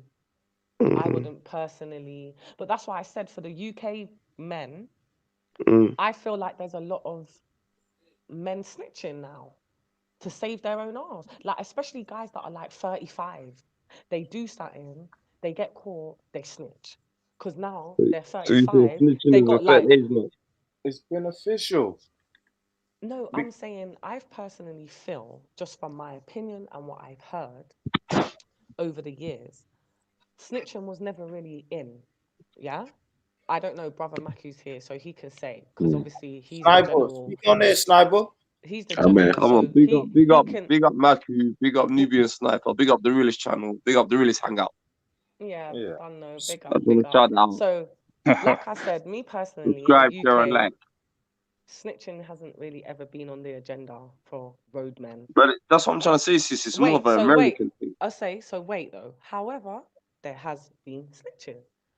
But do you think it's more of an American influence? Oh, everything's from that the UK do mostly is from American influence. Over there, they're quick to snitch, you know. They're quick to flip it on the but this is why I want to get to us though. But it's the system, though, okay?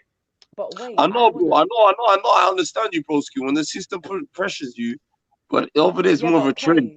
Because even if you look at Frank Lucas, the biggest bad boys are snitches in America. Right, but this is what I'm trying to say to you about the UK. This is what's happening in the UK now. Niggas that have put work in, have done things, are snitches. They're snitches now because they're like 37 and he doesn't want to do 20 years because he's 37. So he's snitching. So that's why I wanted to know, are you guys finding around and hearing that there is quite a lot more stories of guys snitching? Or not? Now, me not personally. I'll tell you this. We will answer this one. Someone take this one from me. Wait, what did Maku say, brother? What did he say? I said there is more snitching, definitely a culture of it. Yep. And do you not find, no disrespect to the older men, but it's the older men that are doing it? Like I said, the niggas that are like past 35, past that age, because they're doing crime still, and they're in the UK now. You are getting 20-something years, like no joke. It wasn't before. You just get a little 10 or a little 5, or now you're getting 30 years in jail. Like literally one man, 30 years. So when you're 37, you don't want to be hearing 23 years in jail. But sis, when do you want to hear 23 years in jail anyway? Pardon me? When do you want to hear 23 years in jail anyway? Nobody wants to hear that, but I believe, I'm a woman as well, that you know what you're getting yourself into. So you should always be prepared for the consequences. And if you're not prepared for the consequences, don't do certain things then. Because when it comes to catch up with you, this is why there's a lot of snitching. But and then again, I feel like you said, Kay, that you said you're not finding that there's a lot of snitching going on now. now around me, you see my hood, like even but I'm not talking. I'm not. No, Maku just said the there brothers is. around me would rather ride a bird. Yeah, but I'm not talking about, say, when I'm asking this question, I'm not saying for you to say from you personally, your personal circle, and I'm just saying on a general. Maku said on a general, there definitely is a lot more snitching now. Because you know, a lot. To me, it's like, you know, when you put the age gap and all that age thing in it. I'll tell you the truth. A lot of people, when they get hit with the harsh numbers, and it depends on certain crimes. Because I feel like there's certain crimes where there's a lot more snitching. You get where I'm coming from? And I think it's the crime that you do. Someone can't handle, like, when they're in the operate. I don't know, when they're in a team and they get caught out. But if you're riding solo dole and someone's done you something, and you have to retaliate, where it's a life and death situation, as a majority of my people from my hood, that's what they deal with. It's not really. I don't really see that much snitching. You know where I'm coming from, sis? No, and I'm happy for you. I'm happy for you. Snitching in the ends, bro. But trust me, I'm telling you. Snitching, bro. It's people are getting killed because of snitching. Like that's how deep it is. Like people are getting killed because of snitching. But Sister Fine, is that your name? Sister Fine, innit? Yeah, Fine. I'm gonna call you Sister Lady, innit? I like to call her Sister Lady. Listen. That's fine. It's all respect. My sort of thing is, I agree with Maku, but I think it's more of a crime.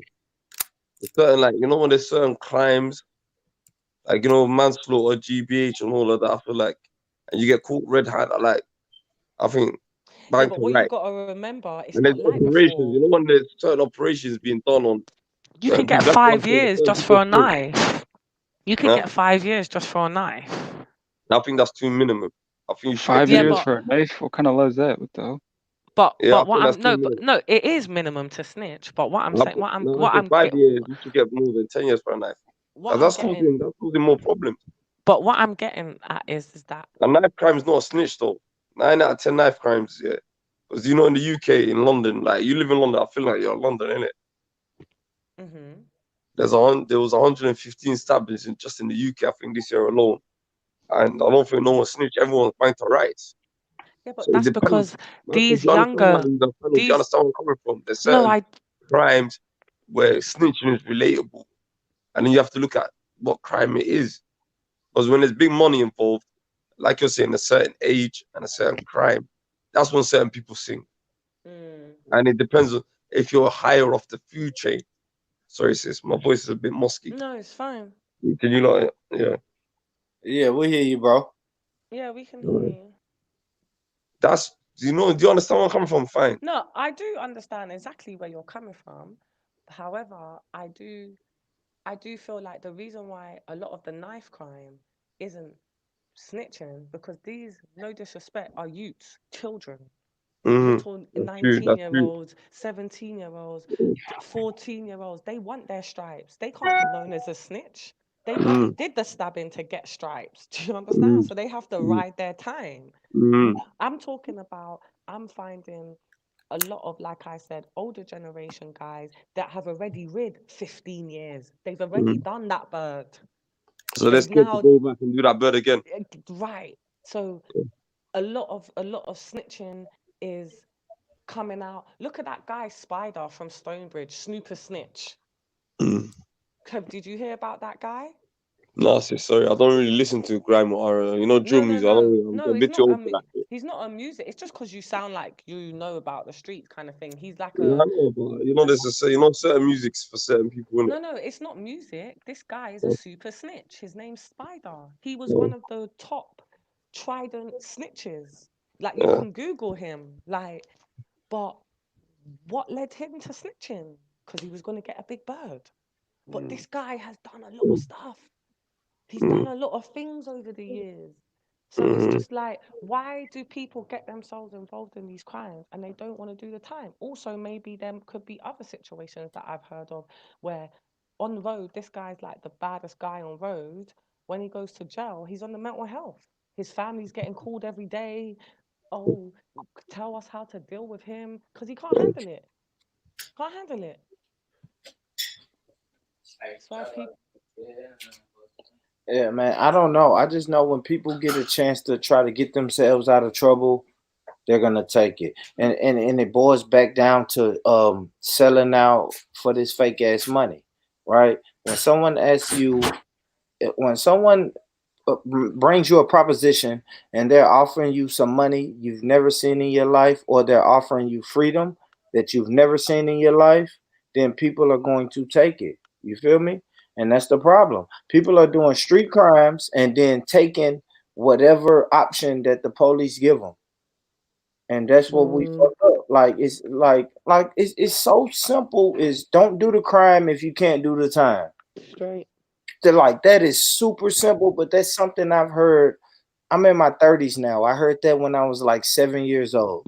Yep, me too. The Been first heard that since I've been a kid. I was like 7 years old, and someone said, "Hey, don't do the crime if you can't do the time." So, like, some people have morals. But someone asked me earlier, would I snitch? I think you did, Finest. But no, I would never snitch. I would never snitch. Just ride that. Okay, well, what if somebody snitches for their child though? They want to grow, to see their child grow up. That's different. No, that's different. Right. All right, my head. Look, if I'm honest, man, I'm sitting in my house right now. If somebody walks in my house right now and shoots my son in the head and then runs out of his house, and I know who it is, I'm snitching on. No, that's not what I meant. I meant you do the crime. Let's say you sell drugs, or whatever, and you get caught. Born rich. And then you snitch. And I'm sorry, born rich. In a scenario like that, yeah.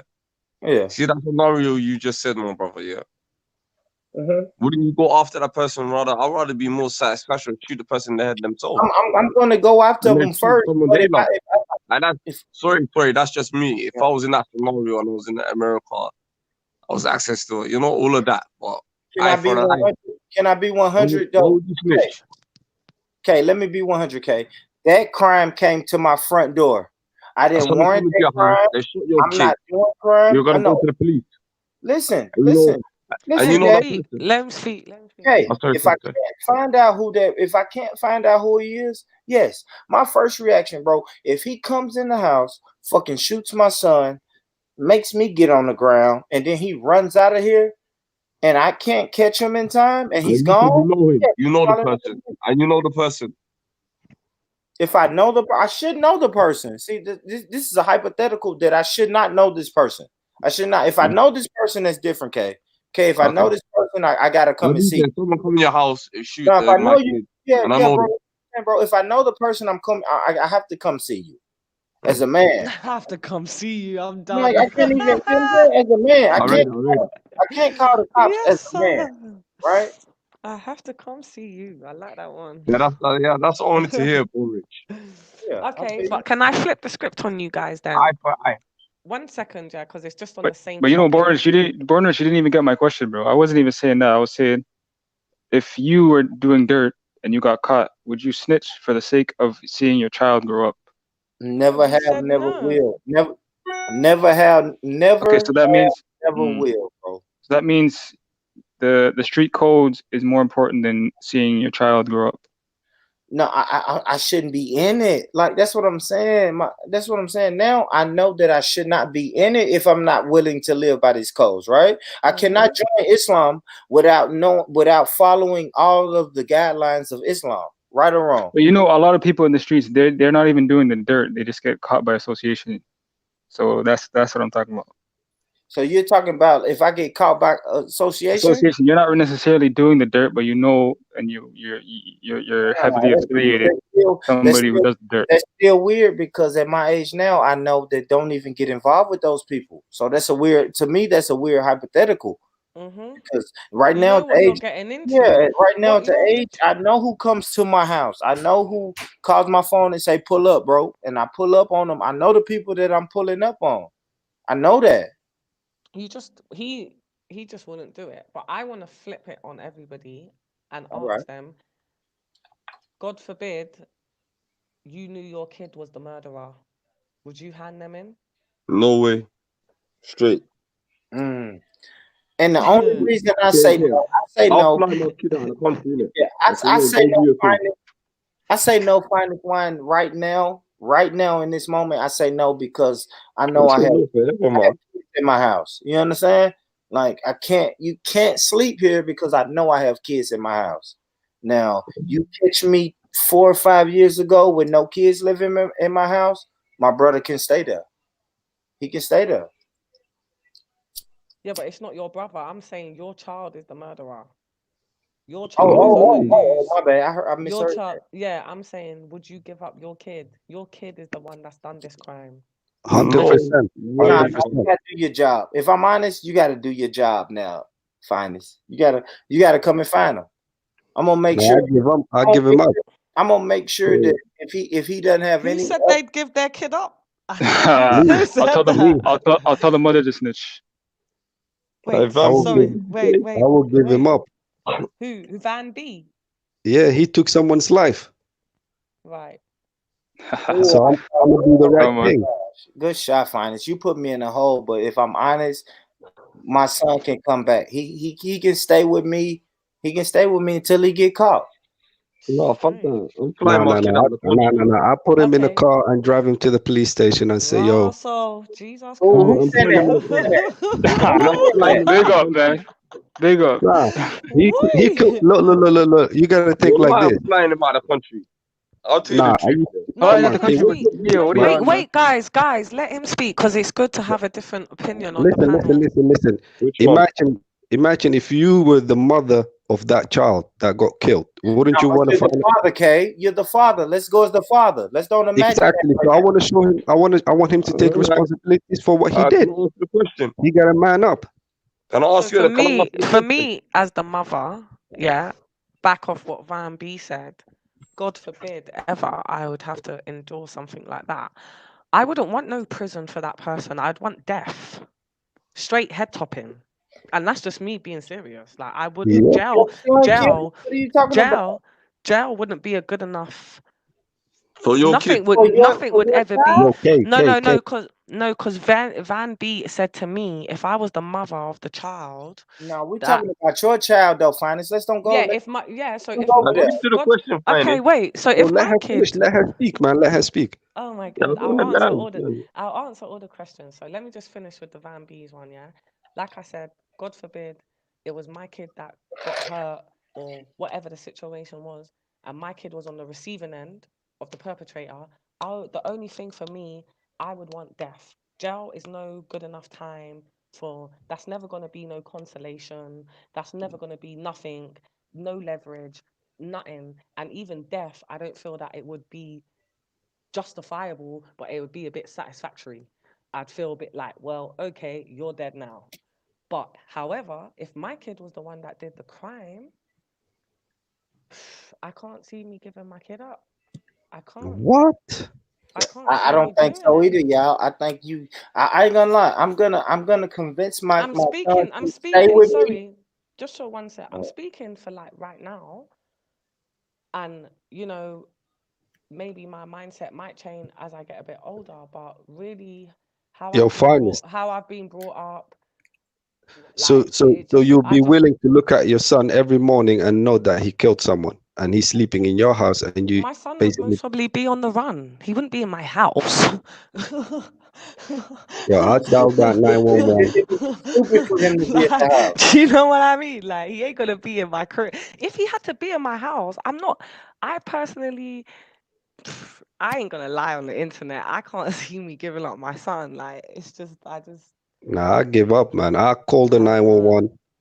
I strapped his ass down, take him to the police station. Yo, here's the killer.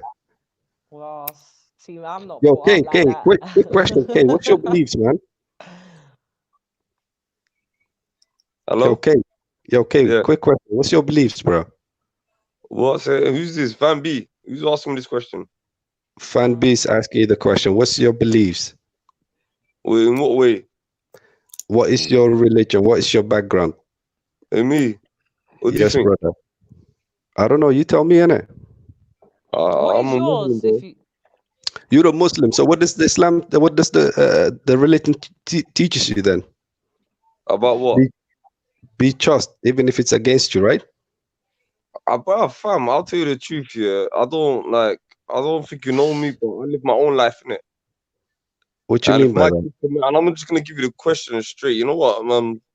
Fine, ask me, and I'm gonna give you my version of the answer. So you forget religion, all that. I'm gonna give you Khalid's question, innit? Are you ready for it, Van B? Go on. me, I'm not gonna beat around no bush, innit? Yeah. If my kid committed a murder, I'm flying my kid out of the country safe, innit? You're gone. Straight. I don't care how you take it. If it's immoral, where. That's me. Did that answer your question, bro? Okay. I I didn't beat wanted around to no bush. ask. Hey, you Sorry, saying Kay. any man? Kay, Nah, just for Van B, one sec, that's yeah. you. Just Sorry. Kay, just for Yeah, one sec. Just 1K, just 1 sec, yeah. I just want to ask Van B. Okay. Yeah, go on. We can't hear you, Finest.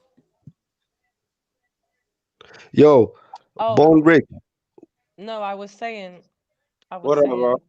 I was sorry, that was an accident. You know, I was just saying to Van B, what is Memphis Borough? what's your beliefs? Like, what are Hold on, do let you the have a queen talk. faith? What'd you say, Finest? We can hear you.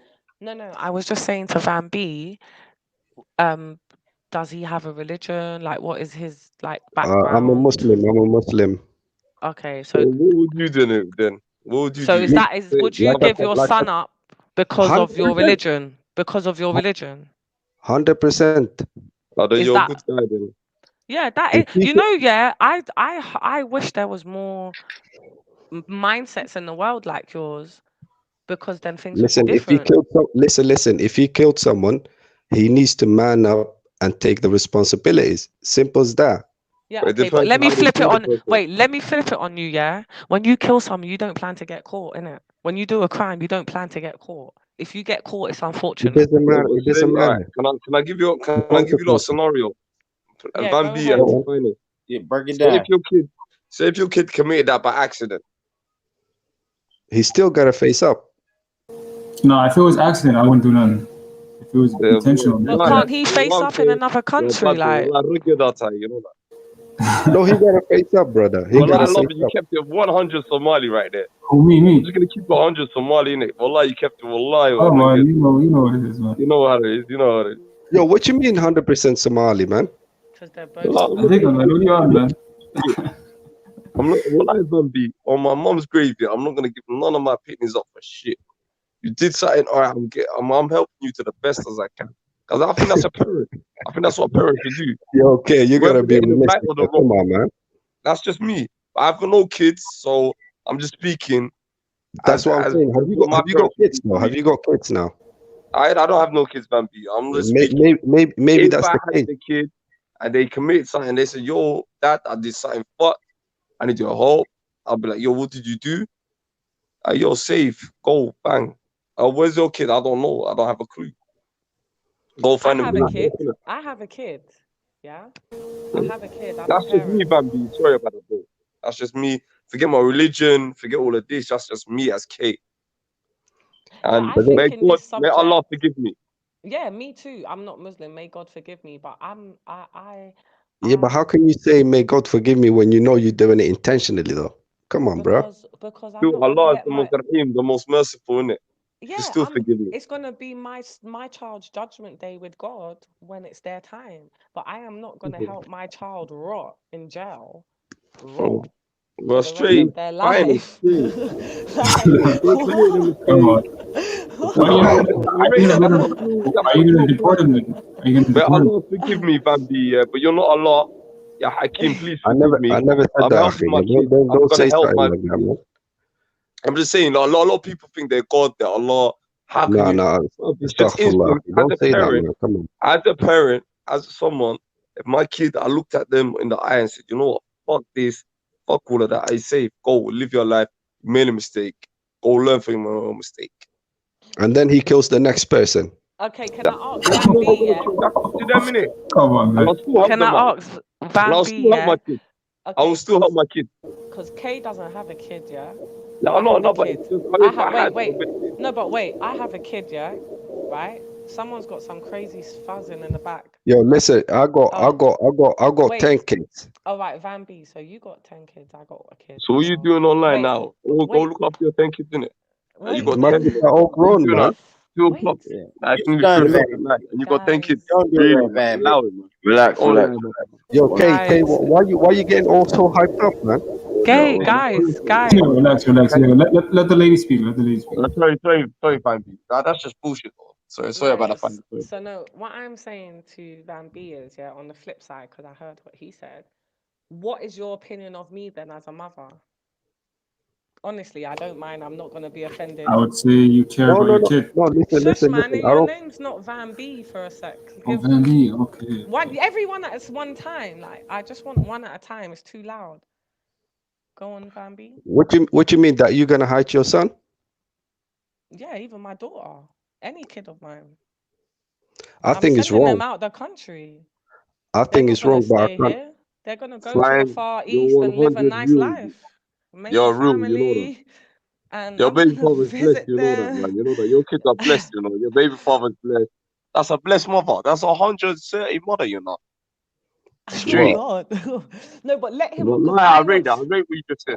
Yo, Kay, might calm rate down, it, man. yeah? Let me speak for a minute, man. Calm, man. No, we're all chilled, yeah. Let Kay can say after. Everyone can say after, yeah. So you I'll let Kay say it first. Kay, go on. Take the show. I'll let you say it. Oh my God, I haven't done this for a long time. This is No. I'm not gonna lie, Bambi. And fine, you know what? Yeah, are you gonna ask? Well, I don't mind, brother, if you want to answer the question first. But Look. I'll answer the question. Look, yeah. I think I can understand why you're doing it because you're a mother. However, I think it's wrong. If your son took someone's life, he has to pay for it, depending on how. If it was like they fought and he punched him, he died accidentally, that's okay. I can understand. Yo, move on, do your thing. But he went out there killing, knowing, took a knife and willing to kill that person. He has to face it. Simple as that. And I feel like my kid's gonna face his judgment day with God. That's the only person that's gonna judge my kid. Not even me. God. I'm gonna be disgusted. I am going to be looking at them like, you piece of shit. But you're still my son or my daughter. You're still my flesh or blood. So your judgment day is gonna be with God. How can I judge you? I can't judge you. You're not judging him though. You're doing what is right. You're not judging him. Who says it's right to go and shop him to the police? Who says that's right? Look, he took a knife. He took a knife. Wait. He went out. Say my son shot someone point blank in the head. It could be the worst crime ever, tortured, whatever. I don't care. Son or daughter. Who says it's right to tell the police? Who says that? Where does that come from? Whoever had kids with you, the righteous man, you know, I rate that. I'm not snitching on no kids out here, fam. Fuck all of that. I'm cutting them a ticket. Let me ask Van B though, yeah. Okay, Bambi's gonna hand his own kids in. No, but come who on. says no? Because he said something very important. Yeah, That he's I want to snitching his own actually. kids, man. I will hand him in 100%. But wait, If he went Bambi, out there and shot the guy, you said something so interesting. I have to do the right thing and take him to the police. Who told you that was the right thing to do? Society, the government. no, So where did you that's, get that from? that's the right thing. Who It says said? in my religion, So, that's the right thing to do. so it says in your religion, if someone does a crime, they should go to jail. Yeah, we follow a guideline. That's the right thing. He shot, look, he took a gun, he shot the guy, and he's coming back in my house. Yeah, that's right. So, My son will be coming back in my house. I'll no, have no, no, no, everything no. prepared. He's going in the back of the van, Not straight in the mine. jail. God help your children. I'll pray for them. Oh man. I hope they're gonna all be That's called tough accountants. love. Oh, I don't know, and that's why I'm debating it back and forth with you, because I am actually a mother. I am a mother. I'm a Hearsay. father. Yeah, and that's why I am actually having this with you, because it's not hearsay for me. Like I said, I could change my mind, but me being the person Yo, I am, Mahad, what do you think about it? yeah, somebody else saying. Hey, listen, I told you, man. If the guy did intentionally, I probably would just, let's say, yo, go. If you get caught, I don't care. But if it was unintentional, I'm shipping his ass out. Give him go to Hargeisa or something. Man said, go ahead, give you from Hargeisa, man. Hargeisa, Mogadishu, anyway, man. Okay, somebody put something in the comments, yeah. Young Money, very good, very interesting what he said, right? His dad snitched on him. It's not his dad no more. So if your son chose to disown you, Vanby, you'd be happy with that, yeah? Nah, he won't be. He won't be. Trust me, he won't be. He'll know what's up. Can I ask you a question? Born rich and finest. I got a question, yeah? Mm-hmm. You watched, the Central Park 5? Mm-hmm. All right, when that series was hot and everyone watched it. Remember the guy, what's his name, man? Omar from the Y, when he was forcing his son to say something that he didn't commit. Commit, yep. In that scenario, and the guy came out and he's like, "Yo, I never forgave my father. I did 85 years in jail for something I never did." Mm-hmm. I born rich. Was that father fucked for handing his son in and forcing his son to do things? But that is something the kid didn't do, though. That is something the kid never did. But he got forced to snitch. His father was the one that pressured him and said, "You know what? Do because it." he was trying to save his own job, so he did it for his own sake. He wasn't looking out for his son, or he wasn't doing the right thing. So he wanted to parents looking out for their son or their daughter. Who's this? What Van? Is this Van B? Van B, my broski, yeah. So Van alright. B. Is that Van B also answering that? Yeah. Yo, Van B, my G. So alright, cool. This is the flip side. So for a fine as a mother to tell a kid to duck out, I got your ticket, whatever, fuck it. Got you. Is that a bad thing?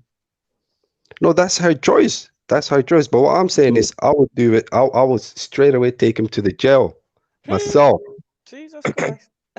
Oh God, that just even puts shivers in my body. Like, how do you even say it so confidently? Nah, that's the right thing to do, man. He's a top snitch out here. Who said that's the right thing? Society's conditioned you to think what? Oh yeah. Oh, someone did a crime, so we locked them up. What? We locked them up, yeah. But like I said, and I'm not talking from a biased perspective. Yeah. Excuse me. I'm not talking from a biased point, because I do feel like, God forbid, any of my children was to be in any. I'm the type of mum, I'll smack a kid up. I don't mind. Like, I'm that type of mum, innit? If you're messing with my kids, it's on. So if my kid's in danger, I have to protect my kid. However, my kid's done something wrong, so I'm going to obviously let them know it's something wrong. But am I gonna be happy to know there's rats running around my kid? We've got a fucking, if it's a girl surrounded by lesbians, a boy surrounded by fucking willies. Like, why do I want my child to be subjected to that? I can fucking send them to the Far East. Go live this peaceful life. Keep your fucking ass quiet. Go find a wife or a husband and just fucking get on with it and just learn from your fucking mistakes. Because now you can't see the rest of your family for the rest of your life because you're on the fucking run. It's not an easy life being on the run. It's not hunky-dory. Like, because Yeah, you're but then the right he thing, the killed right someone thing. else there. he kills someone else Well, there, then and then I've what? just got a murderer for a son. Then let's just hope he don't murder me. Well, come on, then. Come on, Wallahi, bro. why you wallahi, you're hard. I really feel like He said, you are a fucking G. Born man, don't lie, man. You do the same, man. Why you acting up, man? Don't act up to the internet. Listen, I'm You're being trying to serious. sugarcoat Like, shit. I would honestly never want to have that I don't wanna for know. a I child. wish I wouldn't no, want but to then be again, in I that wish no one in this situation. channel, I and I would wish never no one want in to. this channel to be put in a predicament like that, yeah. But we all know what time it is. You gonna ride for your family. Yes or no? Everyone's gonna ride for their family. Yeah, but some people That's are right. like Yeah. Van B. Van Yeah, B but is we don't ride somebody. for his Yo, family. His family never rid for him. That's why. No, That's not what I think. necessarily. how do you know that? How do you know Yeah, that, no, you Kay? can't I can say tell. that. I Not can tell, man. necessarily. It's the way you're talking. Yo, That's how do bias. you know? I You don't see, think you had a lot of love. I don't know. I'm feeling it, my broski. I feel but you like there just weren't a said, lot of love from that side because called, you're cool to answer that question. it's called listen, justice. exactly.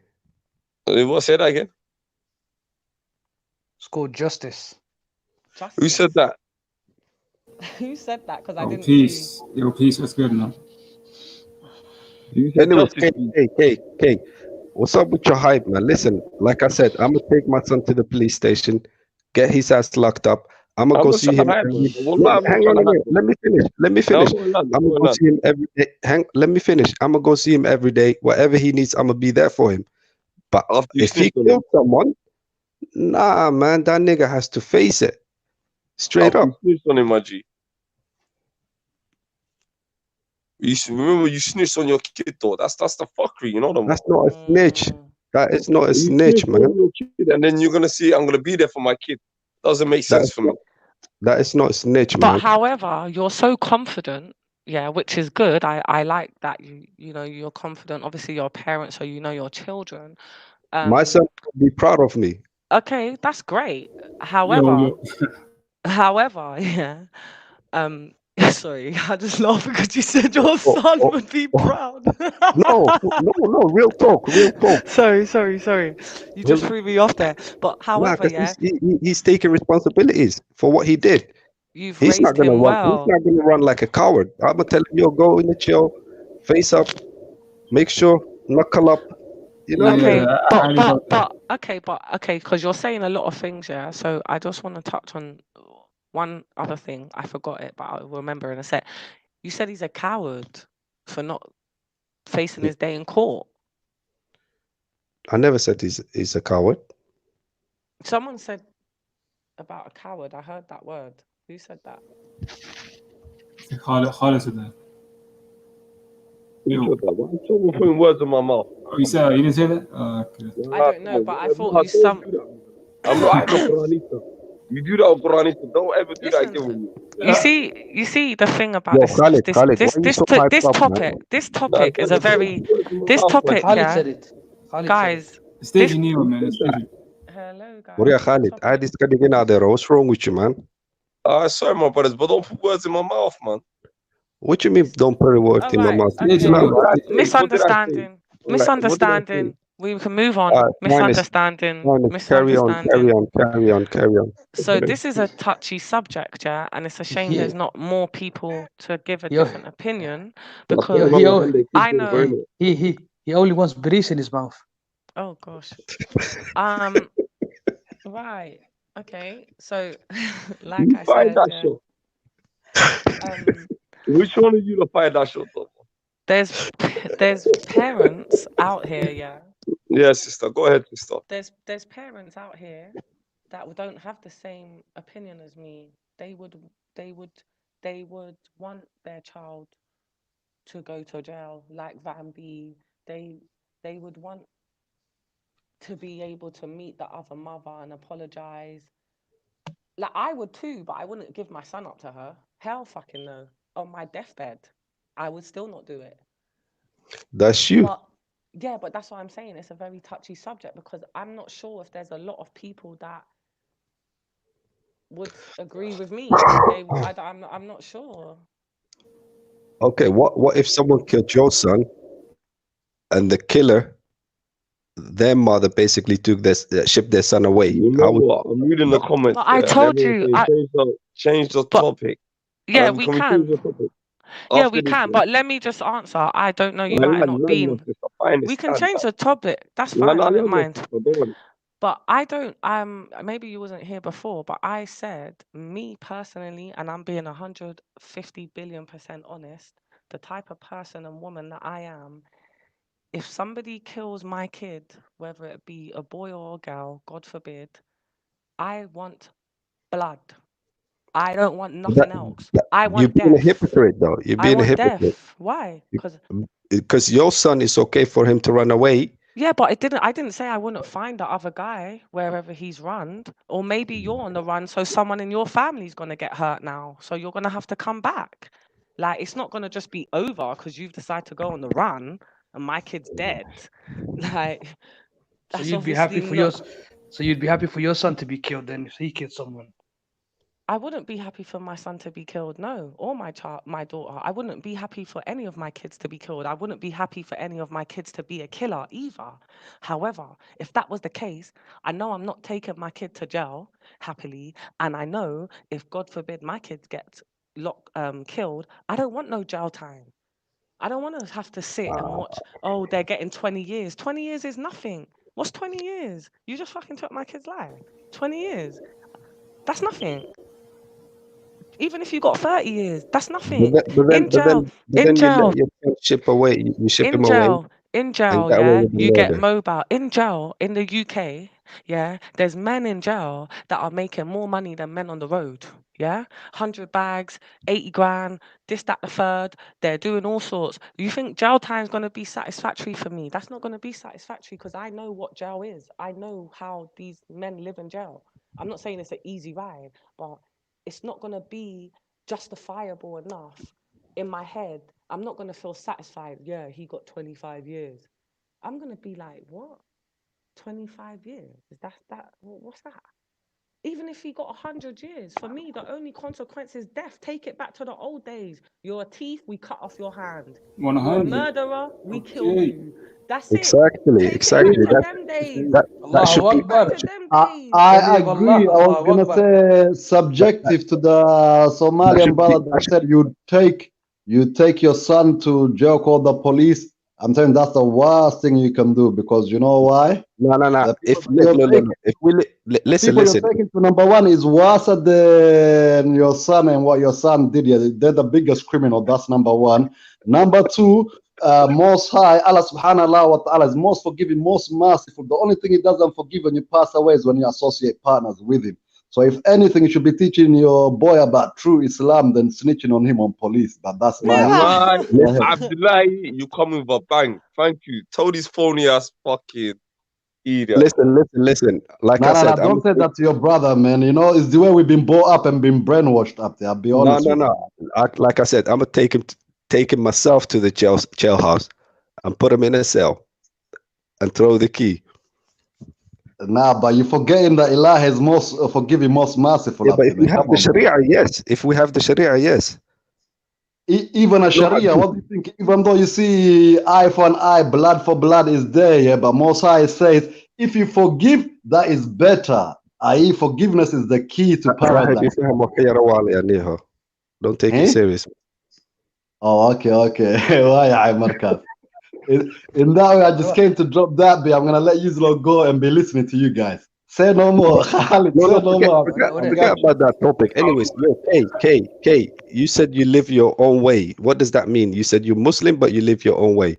Explain that. Chad ya khamr. Allow that, man. Allow that, man. Come on. All right, I'm going to play this video, yeah? And I want you guys to tell me what you think of this parent. All right.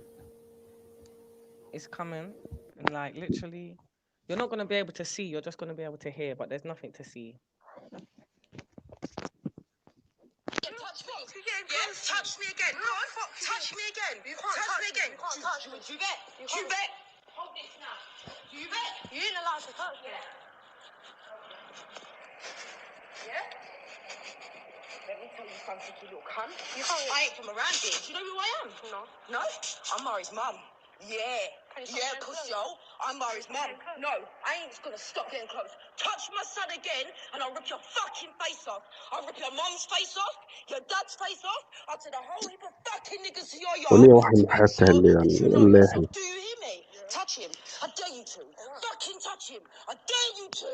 I fucking dare you to. Know yourself, yeah? Know yourself. Know your fucking self. I'm warning you. I'm warning you.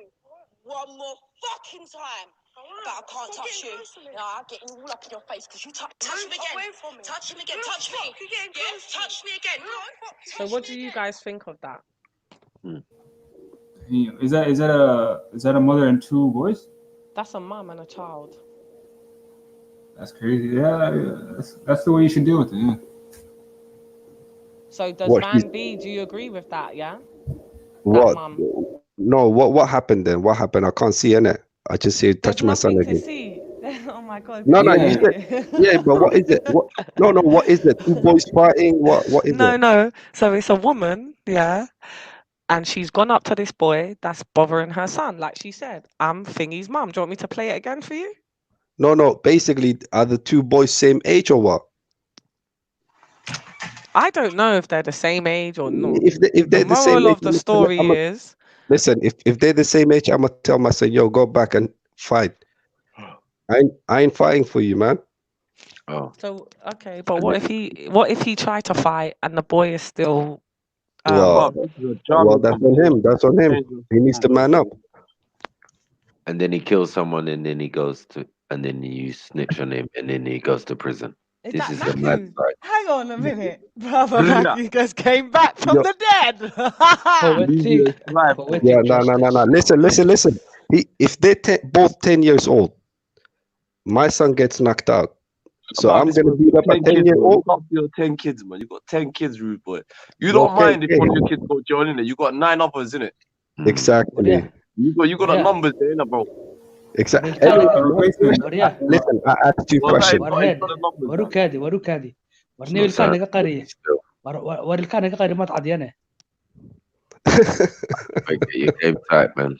And even a sniper. I got some fanboys. You know this guy Peace, that you know these brothers. Come on, Maku's our guy, man. Okay, of course. No, Maku. Yeah, I don't mind. My brother, innit? But Van B. Listen. Wait. Let me ask Maku a question. Maku, if your son is a 10-year-old and the other boy is a 10-year-old, 101, your son gets knocked out, are you gonna beat up the other 10-year-old? No. No, I'm not gonna beat him up. No. Exactly. That's what I'm saying. Listen, Van B, you're getting it out of context. Yeah, that video. You're gonna send him to jail, though. Exactly. If he kills someone, I'm gonna kill him myself. Forget about jail. Oh, Jesus Christ. You didn't say that. You didn't say that before. Whoa. Lord Jesus. What? You said send for the authorities. You said you're going to forget kill him about yourself authorities, now. man. I'm going to do the job. Oh, wow. I'm going to pray for your kids. I hope they all become accountants. My kids are on spot. Don't worry about that, man. They're good. They're good.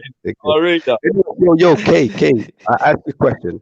I find, you know what they told me in my language? Hide your picture, man. I don't want to see your teeth in it. Listen, They're jealous. Man. All right. They're jealous. Put your camera on. Please, I beg you, put your camera on. Listen. Fine, I beg you, judge both of us, innit? Listen, you said you're a Muslim, yeah? Your girl's a Muslim, innit? Look at him, little kid, man. What are Listen, Van B, yeah. What I'm trying to say about that mum. That mum's video, yeah. Was she wrong? Was she wrong for doing that to that child? Well, I didn't see it. Yeah, she was wrong. If there was safe, like I said, look, listen again. To the woman. She went up to the child. The child's bothering her kid. Yeah. She goes up to him. Do you know who I am? Do you know who I am? He's like, no. Look, you listen again. Listen again. If they're the same age, and my son gets knocked out, fair play, 101, simple.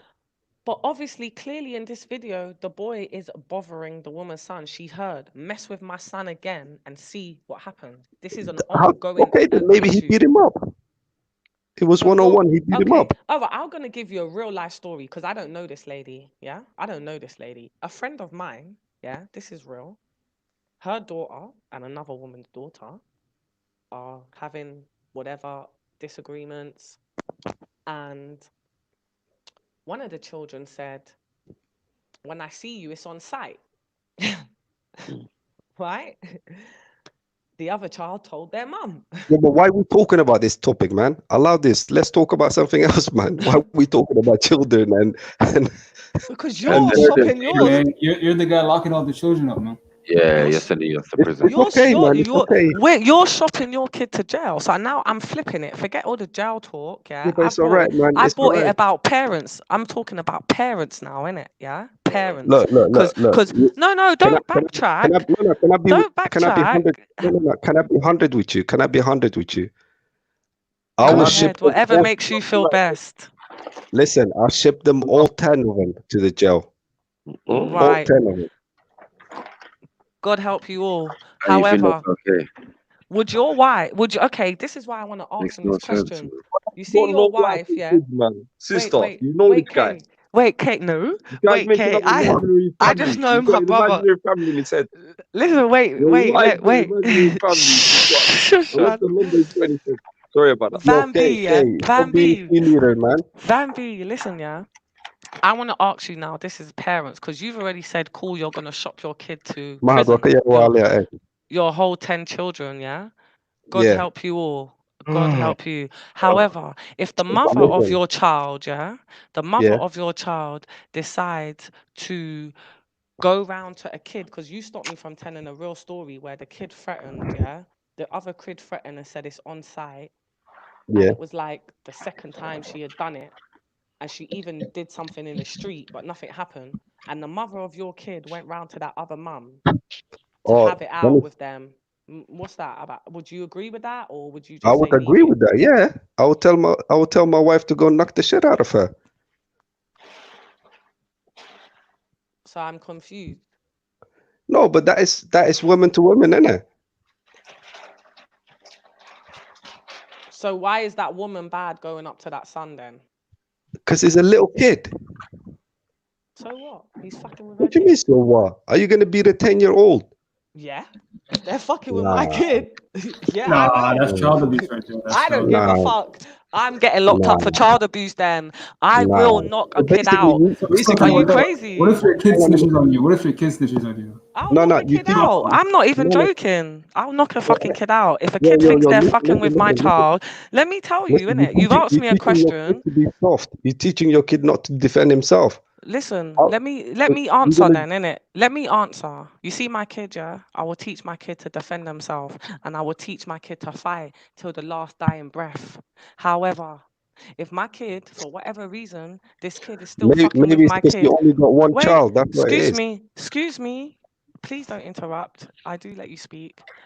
If my kid is still consistently being bothered by this kid, yeah, the type of person I am, I take it to the mum because I've done it before. I stopped her mum and I put her in a corner on the street and I told her to fix her kid or else I will fix her.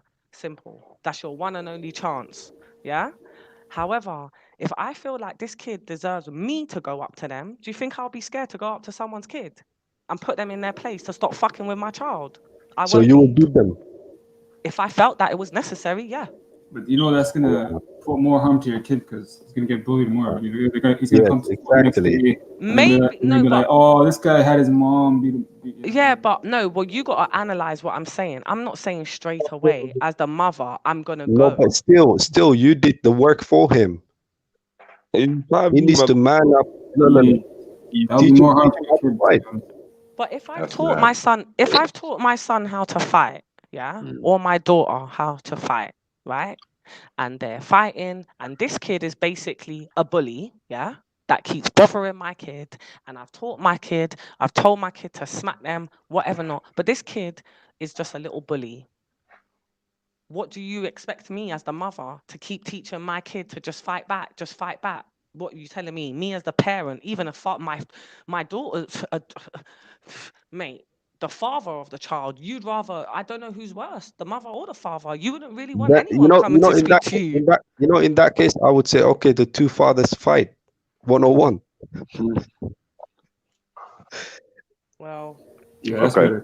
When someone gets That's injured, fair. are you still going to send someone to jail? Chop them to the police. Yep. You lot, come on, man. You lot taking that police thing too serious, man. Look, I'm a Because ship you all made kind it of very clear. You made it very clear. Yo, like I said, look, if my son kills it, I'll do the job. If not, he's going to the jail, man. You'll be going too. Nah, man, it's all right. Yo, anyways, Kay, let's go back to you, man. You said you're a Muslim and you practice your own religion. What is that supposed to mean? Is a girl a Muslim? No, but what do you care about what I am? Yeah, what we doing? What we doing, man? Whoever Sticky G is, you're damn right. He keeps asking me some mad question like you could. No, because you said you're a Muslim. So let's find out what type of Muslim you are. Why do you care? Are you Allah? Do I have to pray to you? That's the main question. Do I pray to you? Here we go. Chocolate Muslim, man. Yeah, let's go. That's cool. That's cool. That's cool. We ain't gonna do I pray to no, but yo, Born Rich. Yo, I got a question for Born Rich, man. Chill out, man. Do you live in London, Van B? No, I live in Memphis Borough. Where's Memphis Borough? Ask Born Rich, he'll tell you. All right, listen. So why do you care about I'm in Memphis. Go ahead, Van B. Born Rich, yeah. Let me ask Van B some questions. Why do you care about my religion? You just said chocolate Muslim. Because I want to know. I want to know what's your beliefs. Are you Somalian? What yeah, Somali what? So what? What the fuck you asking me them dumb questions there for? There's many Somalis that Oh shit. I'm asking you, Lolo. Are you all right? I've asked you a question. All right, let me ask you a question. Are you Allah? Oh, come on, man. Don't be stupid, man. I'm gonna ask you a question. Are you Allah? Are you all right, Fatima? Are you Ya Hakim, Ya Fatah, Ya Razak, Ya Malik? Which one are you? Listen, I asked you a question. Just answer it, and it's simple as that. No, look, I asked you a question. You said you practice your own religion. I want to know what you mean by that. Yeah, man, you might as well ask me what tribe I am if you're Somali. Let's ask each other what tribe. What tribe are you? Let's get more technical. You want to go there? Let me see you. I'd rather ask you another question. What's your sorry, Maku, fine sister, and Born Rich. I'm gonna keep this a quick Somali thing here. What's your Somali politics like? What do you think of Somali? From my brother from Memphis. What do you mean? What do you mean by that? What's your aim for Somalia? Like we've been like since '91. Like I'll tell you, like I'm 32. Yeah. Are you nationalist? Huh? Are you nationalist? Of course, I'm a nationalist. Hi. And I'm proud. Shall I tell you why? Because Somalia's been hit with some mad Wahhabism because people don't kill each other over Qabil. They kill each other. I am Wahhabi. So what? Maku, Peace wants to get in or something, he said. I know. I don't know. I don't know if you're deliberately not letting him. Mac. I'll tell him. Sorry, Maku. Born Rich had to sit out for a little bit. Maku. Yeah. Just can I have this little panel ask this Somali brother a couple of questions? That right, my broski? No, go on, Kay. Go on, man. I heard a man say he was Wahhabi. Shit. Yes. What the hell? Proud to be Wahhabi. Are you proud? Yeah. Come on. Yes. Okay, cool. Go on, Kay. You know what, Maku, fine, and Born Rich. I want you to be now. Let's not speak English. Let's not start speaking Somali. I'll translate Somali for the panel. I thought you were too proud to be Somali, innit? And you just asked me if I'm a nationalist, and I said yes. So what does that? You said I'm a proud to be nationalist, so you should be speaking Somali, right? Then you can see me. You can see my face. But I beg you switch on. You can see my face. Where am I? I speak Somali to you. I'm a proud national. I want my country to fix up in it. Okay, so what are you doing for them then? Tell me. I do. Ask my boy Maku. I do a lot. You know, but what are you doing for Somalis? particularly I'm Somali. trying to unify them. I'm trying to put Somali first How? by not talking about this one Ummah shit. Huh? We're not talking about all this one Ummah shit. Let's concentrate on our country before we can help So other countries. no. Wait. Repeat that again. I couldn't hear you. I said by not doing this one Ummah fake shit. Why not? Because no one cares about Somalia. So if someone is not Somali and he's Muslim, he's not part of that. No, I'm just concentrating on elite Somalis that want to fix Somalia. That's sick and tired of 32 years of being refugees. Sick and tired of. listen. Your Somali girls is are listen, Somali is a kafir state. Your girls are not. Don't come here. Don't speak. If you're gonna speak to me on this Marcus panel, speak to me in English. Okay, it's calm. Somali is a kuffar state. Let's speak in English, my brothers. Let's not go on. Somali is a kuffar state. Somali is a kuffar He state. doesn't Are you believe that. Somali? He doesn't believe that. Are you Somali? Yeah. And you're saying your own country is a kuffar country that's 99% Sunni. I said the state. I didn't say the people. I said the state. The Somali is a state. kuffar. Yeah. Who lives in Somalia? Kuffars. The state, the government. Yeah, but what Are makes you a deaf? state? What makes a government? The people. The Sharia, innit? The Sharia makes the country Muslim. So Thank you. Wallahi, thank you very much. So what? makes a Sharia? How can you follow a Sharia if there's no Forget the people. I'm talking about the state. I'm talking about the state. So how do you follow a Sharia? How can you follow the guy you chatting to, how would you kuchira So your girl will hold a picture of us. اركوا مرة يا نية اركوا مرة يا Yo, no, my hair is more than like telling me, you know what? I don't know. Why do you lot keep speaking Somali? All right, let me translate what these men are saying to me. Yo, hi. Yeah, I was gonna say I'm not being rude or disrespectful, but you need to بلاديك speak بات هاي English. بلاديك بات هاي لو قطعت قواد اللي بلاديك بات هاي Whoever you are, English.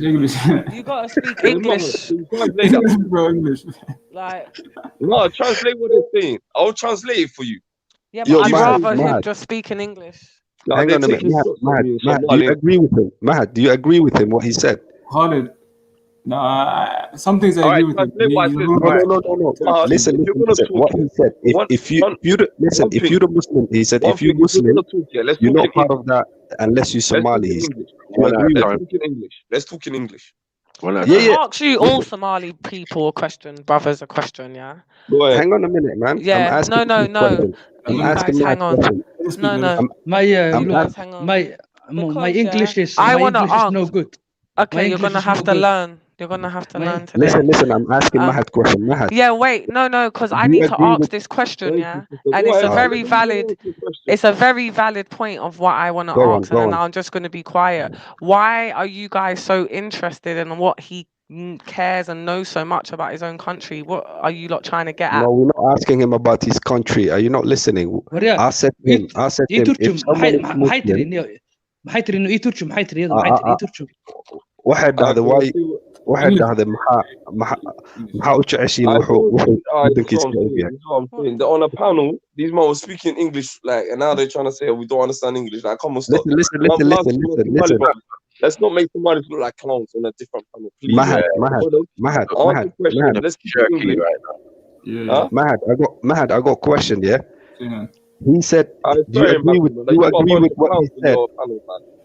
Yo, Khalid, chill out, man. Do you agree with Mahad? Do you agree with what he said? If you're a Muslim but you're not Somali, you're not part of that. And he said he doesn't believe in this one Ummah thing. I don't believe in the one Ummah shit. Wait, I'm asking Mahad question, man. I'll tell you to your face, I don't believe in one Ummah. Mahad, do you agree with that? Not with no Wahhabi anyway. I don't believe in that. I don't believe that either. I'm gonna relax with Wahhabi, I care about Nigeria just as much as I care about shaky ground. Trust me. What's your problem with Wahhabis, Maku? This is the house of sound, man. Come on, you're following the ideology of Abdul Wahab. What is your beliefs? What do you believe? What do you follow? Do you know that's extremist? What? To who? Who says that? Huh? Western propaganda, man. But yo, I care about the problems in Nigeria, just how I care about the issues in Somalia. It's not about my country only. I care about all the countries. Sorry, Maku, no offense, yeah. My Nigerian brother. Maku, no offense, my Nigerian brother. I don't give a shit what's going on in Nigeria. Oh my God. Come on, man. That's wrong, man. That's wrong. That is wrong. Okay, Maku, what do you think about that? Maku, what do you think about that? No, look, Maku, listen. I care about what happened to Nigerians are my brothers. Somalis are my brothers as long as they're Muslims. You understand? I don't give a shit about none of that. Well, I'll tell you the truth. Shut the fuck up, man. Louder. Come on, man. Come on. Now, Maku. Triggered. Yeah, go on. Maku. Yeah. Can I ask you a question? Is that disrespectful if I say I don't give a shit what's going on in Nigeria? No, yes, it is. Can you stop? Whoever it is, it's that person can't let anyone else speak. What the hell is wrong with you? Jesus. I don't know. It's one at a time, man. Thank you. I'll keep my mouth shut. Okay, listen to him, man. One at a time. What's wrong with you? Listen. I care about Nigeria. I care about as long as they're Muslim. Okay, we heard that. Kay was talking. Back to Kay. He wasn't saying shit, man. He's just talking about Somali. No, I care about humanity. Sister, fine. I care about humanity. Don't get twisted. No, I was actually quite interested in what he was going to say to Maku. Does he believe the thing about Nigeria? I wanted to actually hear where he was going with that, but you cut him. No, I was actually quite interested in what he was going to say to Maku. Does he believe the thing about Nigeria? I wanted to actually hear where he was going with that. Let him go. Let him go. No, I was actually quite interested in what he was going to say to Maku. Does he believe the thing about Nigeria? I wanted to actually hear where he was going with that. Let him go. Let him go. No, I was actually quite... Just kick him out. Sorry, Mac. So thank you, fine, yeah. Maku, brother, you know me, man. Me and you, we know each other, innit, Maku? We're not like these online guys, innit? I've met you personally. You know me. You've looked at me in the eyes, innit? And Maku, you know my whole philosophy right now. Maku plays football with my fellow Somalis every Thursday. Yes or no, Maku? Tell these people every Thursday, who do you play football with in the ends? Yeah, man. Who do you play? What type of nationality of people do you kick ball with on the regular?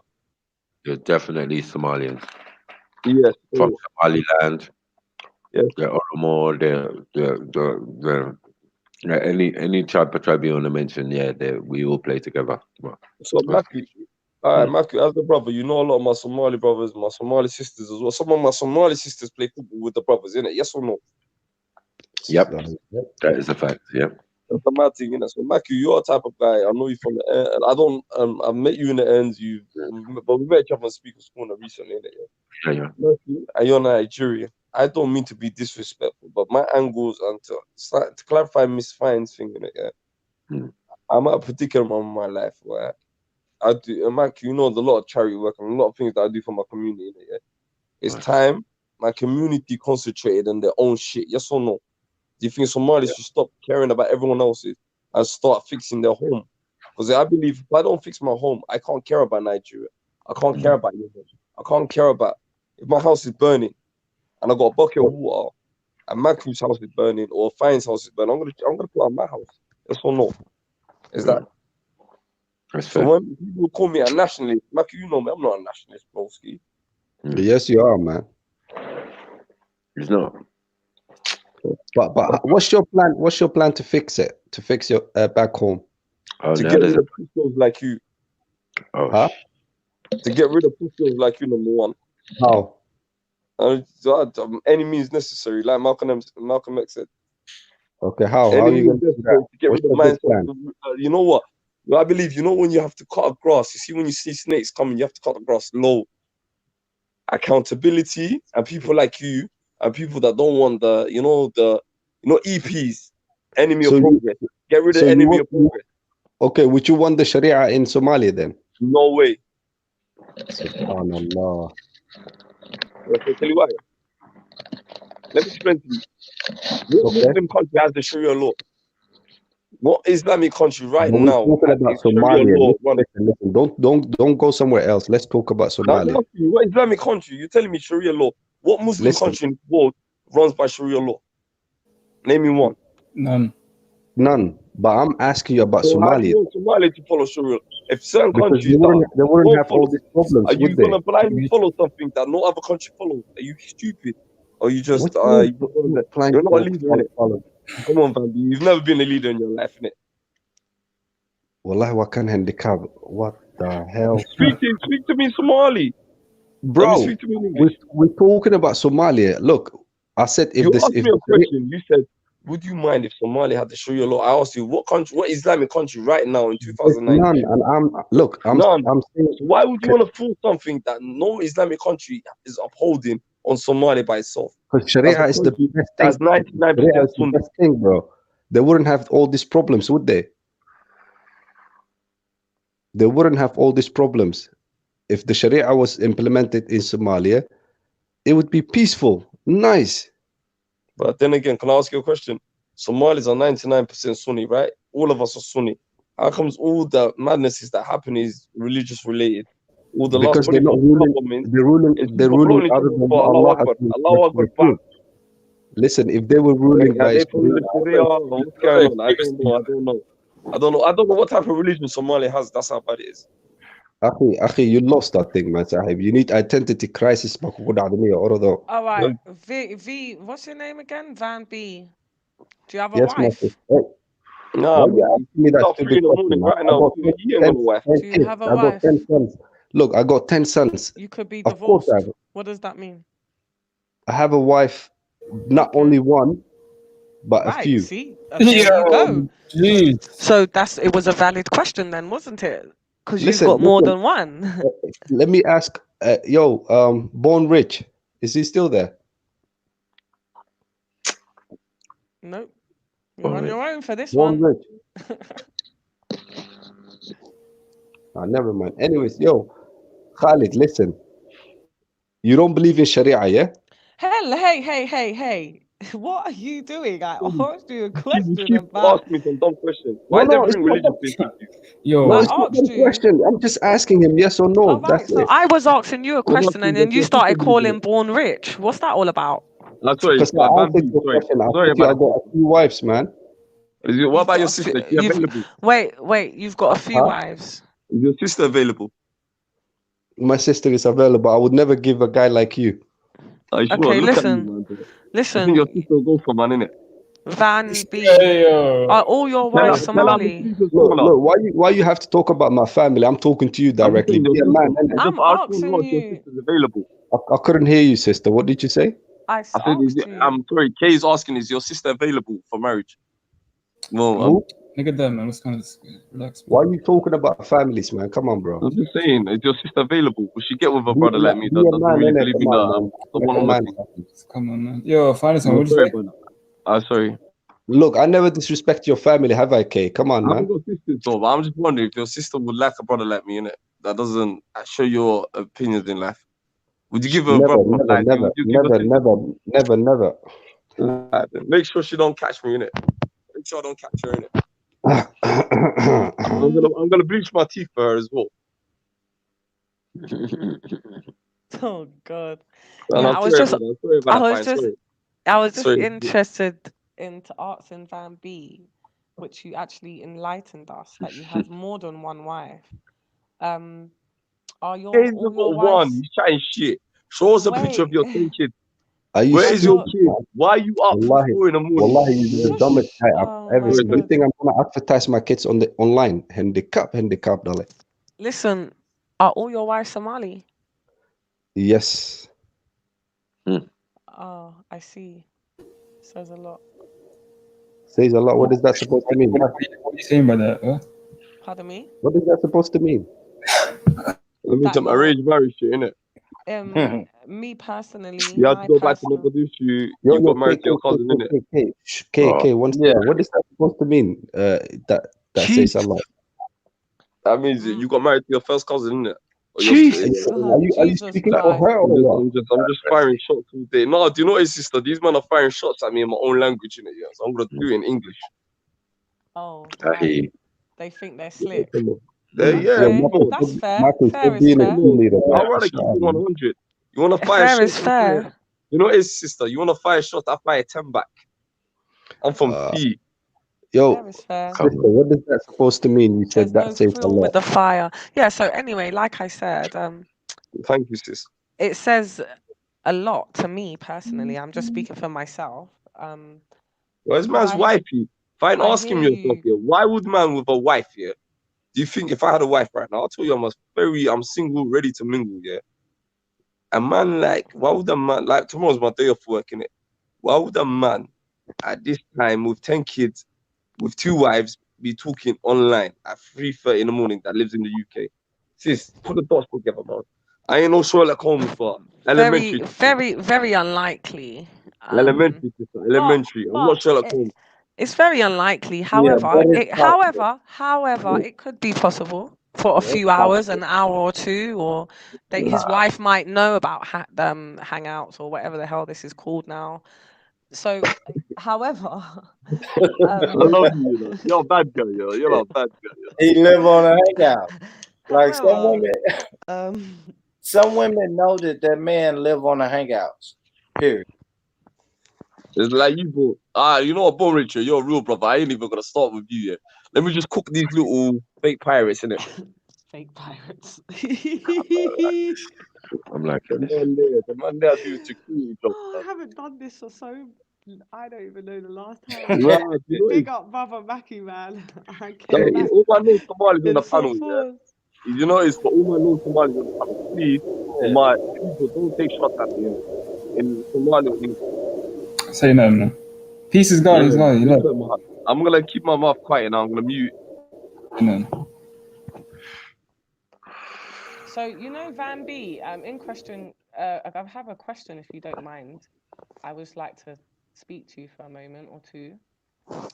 Yeah. Is that okay? Say your piece. So you got a few wives. Sorry, I'm stuttering. I got so many questions. How do you all live together? How does it work? Do they No, live no, in a today, different no, house? no. Look, today is my day off from the wives. So today Oh, is so for you the have a hangout. day off. Yeah. So you have a day off.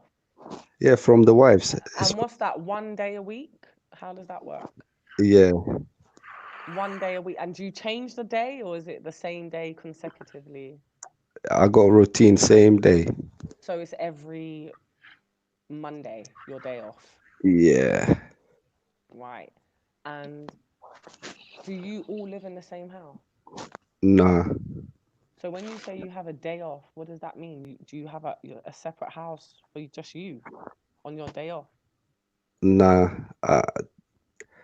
It's a bit complicated, basically. I just go to one of my other places. Maybe I smell a fairy tale. Maybe, yeah. FTK, Sniper, baby. what's it? Maybe Freestyle Friday. I smell What's this fairy Freestyle tales. Friday? Yo, he's back. Yo, Born Rich.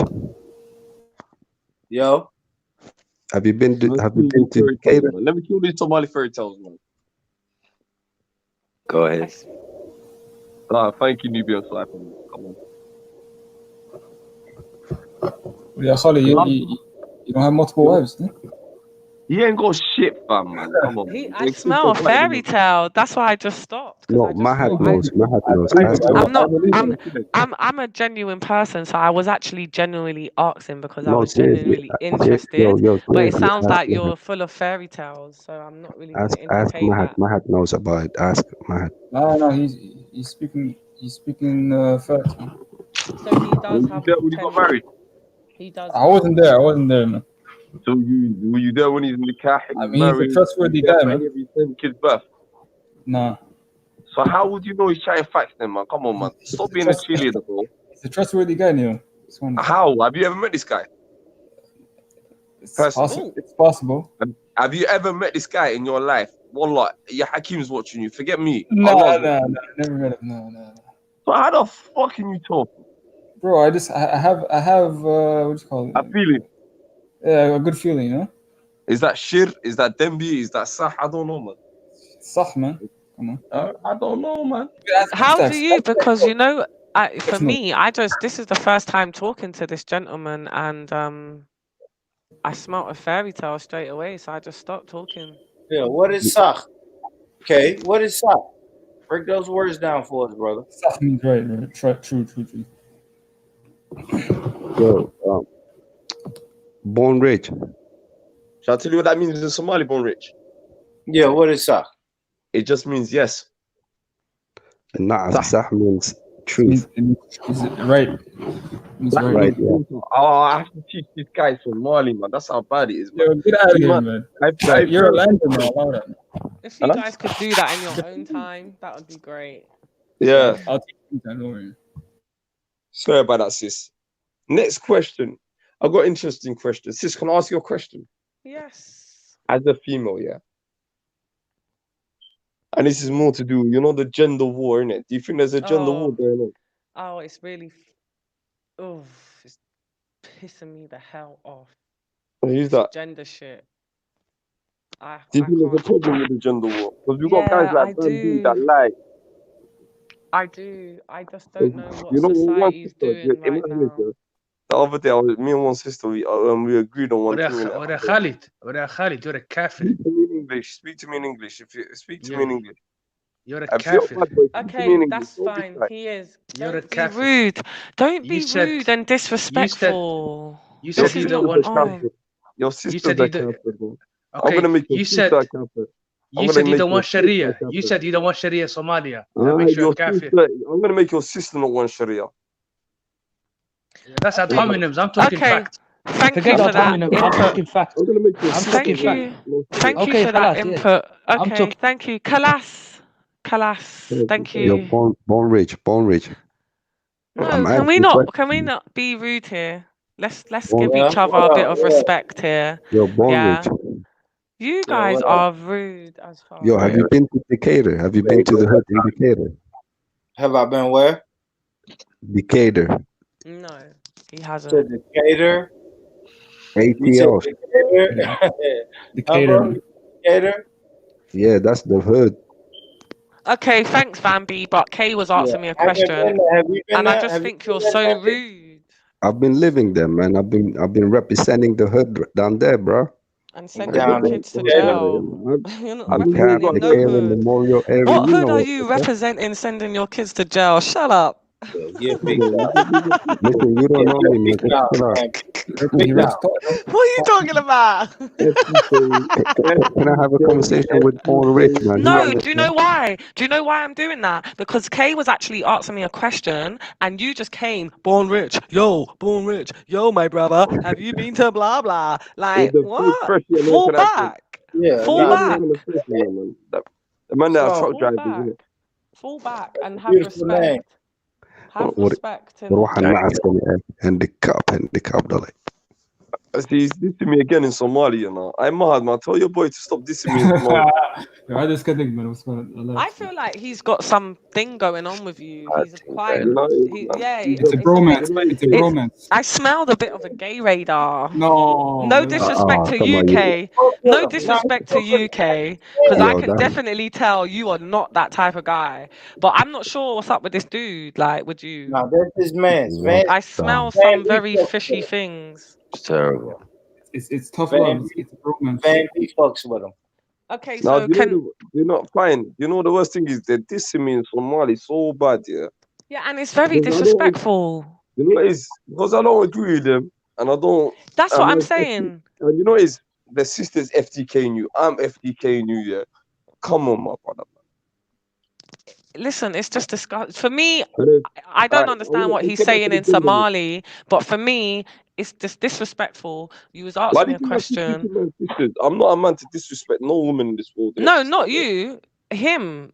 The Van B.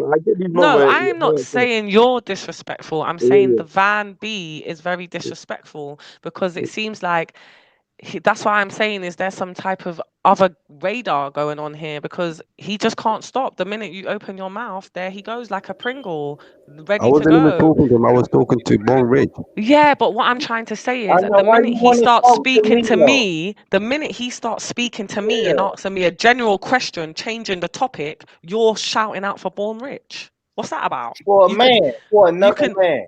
for I'm another fine. For man. another man, man. Shut Exactly. up.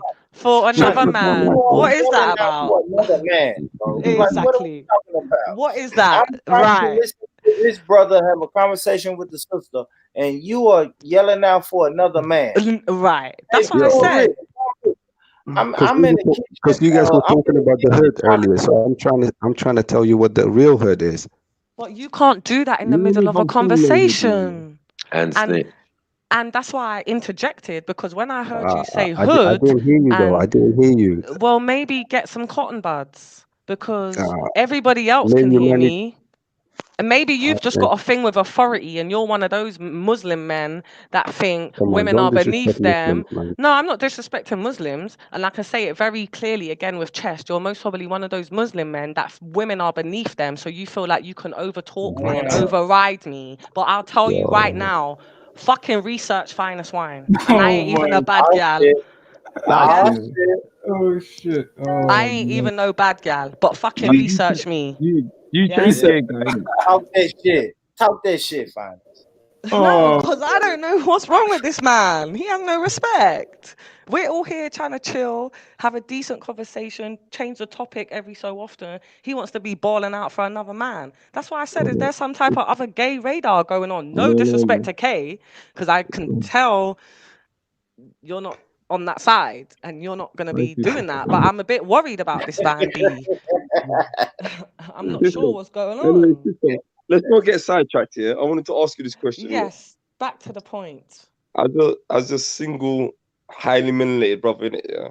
I wanted to ask the sisters, why is there a gender war? Why does a lot of females blame every problem on a man? So if you don't mind handling that one, sis. Okay, you need to elaborate a little bit more when you say they I just blame feel like every problem on a man. I'm saying every girl you meet nowadays is this guy did this, like you feel like you have to answer to other guys' mistakes. And Women I feel like scorned then. So you're dealing with a lot from of women 25 scorned. to no, I'm like, I'm saying I'm gonna be 33 next. From 25 to 33, that age of women that are independent, doing their thing, that are single now, that are left in the market, all of them are just complaining about it's getting unattractive because after after a certain age you chat to a girl, like, yo, what's going on? You marry me? I'm like, what? Go on. I just said hello. You know where I'm coming from? Like, I feel like a lot of women nowadays are punching above their belt, some of them. And a lot of women nowadays has actually realized their value, their worth, and they're not willing to settle. A lot of women settle. When you check a lot of relationships, it's because the person settled. Oh, I wasn't really into that he was a roadman, but I just settled because I liked him and the money was good. 2 years down the line, she's begging your head that you're never in the house and you're on the road. She settled. She went with what was good at the time. And I find with relationships, I just use that road thing as a quick example, but just generally, you could have a woman that wants a man to be a lawyer, and he starts off at McDonald's, and she says, "Yeah, I don't mind you work at McDonald's, babe. It's cool. It doesn't bother me." And in a year and a half, he hasn't decided to move up on his position. She's screwing. If you don't fucking get another job, we're gonna be split up. So I find that it has a lot to do with settling, and was that what you really wanted in the beginning?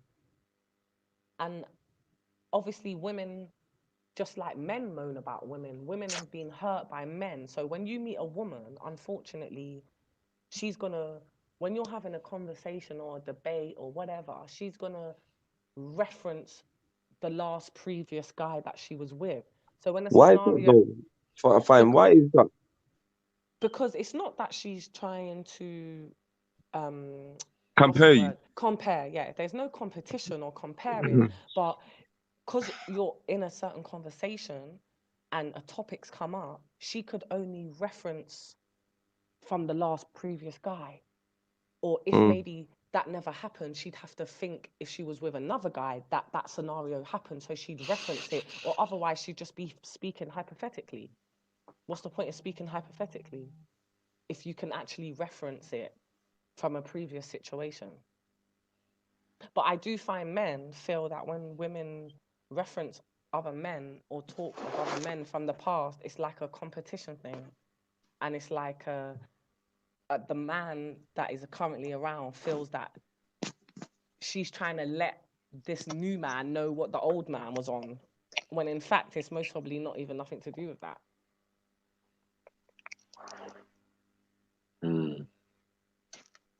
What do you think, Maku? Because you're like, No, I'm listening. I'm listening. Sorry, can you not hear my microphone? Yeah. Yeah, sorry, I just couldn't hear you. Like, I just had a phone call. Yeah, what's going on? Damn. So I want someone to take over that question. Didn't you hear what I said? No, I'm gonna come off and log back in Maku. Send me the link again, innit? Because my mic is gone bare quiet. I can't even hear you, though. Yeah, it happens. Yeah, we hear you. We can hear you, so I don't know what happened to your thing.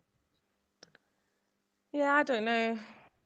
But yeah, no, that was serious, man. What? That was serious. Sniper, what you think? But which part? I mean, about the actual men and women. It depends. I mean, what scenario is he talking about? Is it in his community or is it in general? You know what I'm saying? If it's in his community, you probably have a better perspective. Because all this marriage talk is not general. That's more, sounds like his community. Say that again? Say that again, Matt. When you're saying that women are saying that, you're meeting them and you're saying they want to marry you, when are we getting married? No, Maku, it's like, you know, when you chat to, I don't know, like, sorry, Max, you know, I'm no disrespect, Maku, you're not big bro, innit, yeah? Maku is big bro, innit? You know them ones, a lot of people hate your guts, but, you know, you're my guy. Always going to be my guy, innit, yeah? I'm just saying, you know, when you chat to a certain age group of women, and I think fine we're understanding it, yeah? It's Al-Bara. Who said that? Al-Bara. Nobody of substance. Carry on. So, yo, darling, I feel like women. They're here to distract you. They're just jealous. Go No, ahead. it's just no, man. The worst thing is, I've been having this with my own people for a long time, and they hate people with a new. I'm just correcting him. You said he's a Muslim, and he's saying he's got love for Maku. Oh, why the fuck do you care about my Islam? Are you Allah? Don't worry about this guy. This is what he's sent here to do, to switch the energy, man. Just allow him and just say what you're talking about. Is that the only response you can give? Are you Allah? Are you Allah? Bring some substance. Why do you care about my Islam? Why do you care about my Islam? This is what I don't understand. What is my? Are you gonna lose any sleep? Are you a scholar? That's what they. Are you a scholar? Who are you? What is he? What is he? I don't understand. I like to ask people: are you God? Are you Allah? I'm not gonna answer to you. Do you have a your better uncle? Do you have a better argument than that? No, we're having a discussion. So just have a bit of respect, man. The time is late at night. You're coming with your fuckeries and bullshit. Just fuck off with it. You are. He does not give a fuck what you think of him, whether he is the greatest fucking Somali Muslim or not. Get with it in your fucking head. He don't give a shit. Yeah? No, you can't ask no more questions. No more fucking questions. No. No. Ask me a question. No. Ask me a question. Can I respond? As a Muslim, it's incumbent to me to. If it's discomfort, get off the panel then. If it's a discomfort, get off the panel then. If it's a discomfort. I don't give a shit about his Islam. Why do you care about my one? As a black man, peace. As a black man in America, what question do you have for me? I'm answering all questions. Give me a question, peace. I'm a black man in the southern states of America. Give me a question. You know, I have no questions for you. Do you support Trump? No, I don't. Next question. My brother, how's it like for okay, you know, highly melanated brothers? I don't even like using the word black as well. I like to say highly melanated people. Like, So how you was it like in America? How was it like in America? Because you know all this scary shit that you hear, like, you know, as a black brother or as a fellow African, it's a bit mad when I see America. I don't think I can live there. Yeah, And I bro. feel like I my ain't. life will be constantly on a threat. Nah, bro. I mean, it's living. You know what I mean? It's not paradise, but it's living. I'm not dead yet. That's one thing I can say, bro. I'm not dead yet. So I obviously survived something. You know what I mean? So the objective is to keep surviving. You know what I mean? Help your people and keep surviving. But it's cool. It's not a war zone like that. Like the media shows y'all, it's not a war zone like that, Yeah, bro. look, born rich, big bro, yeah, big bro. The problem what I face nowadays, yeah, and my brother Maku and a couple of agents, you know, all these brothers on the panel, my Somali brothers, they're the type of brothers, they won't even go for their own demonstration. If you ask them right now, what is happening in the east coast of Africa, none of them will answer. You know where I'm coming from?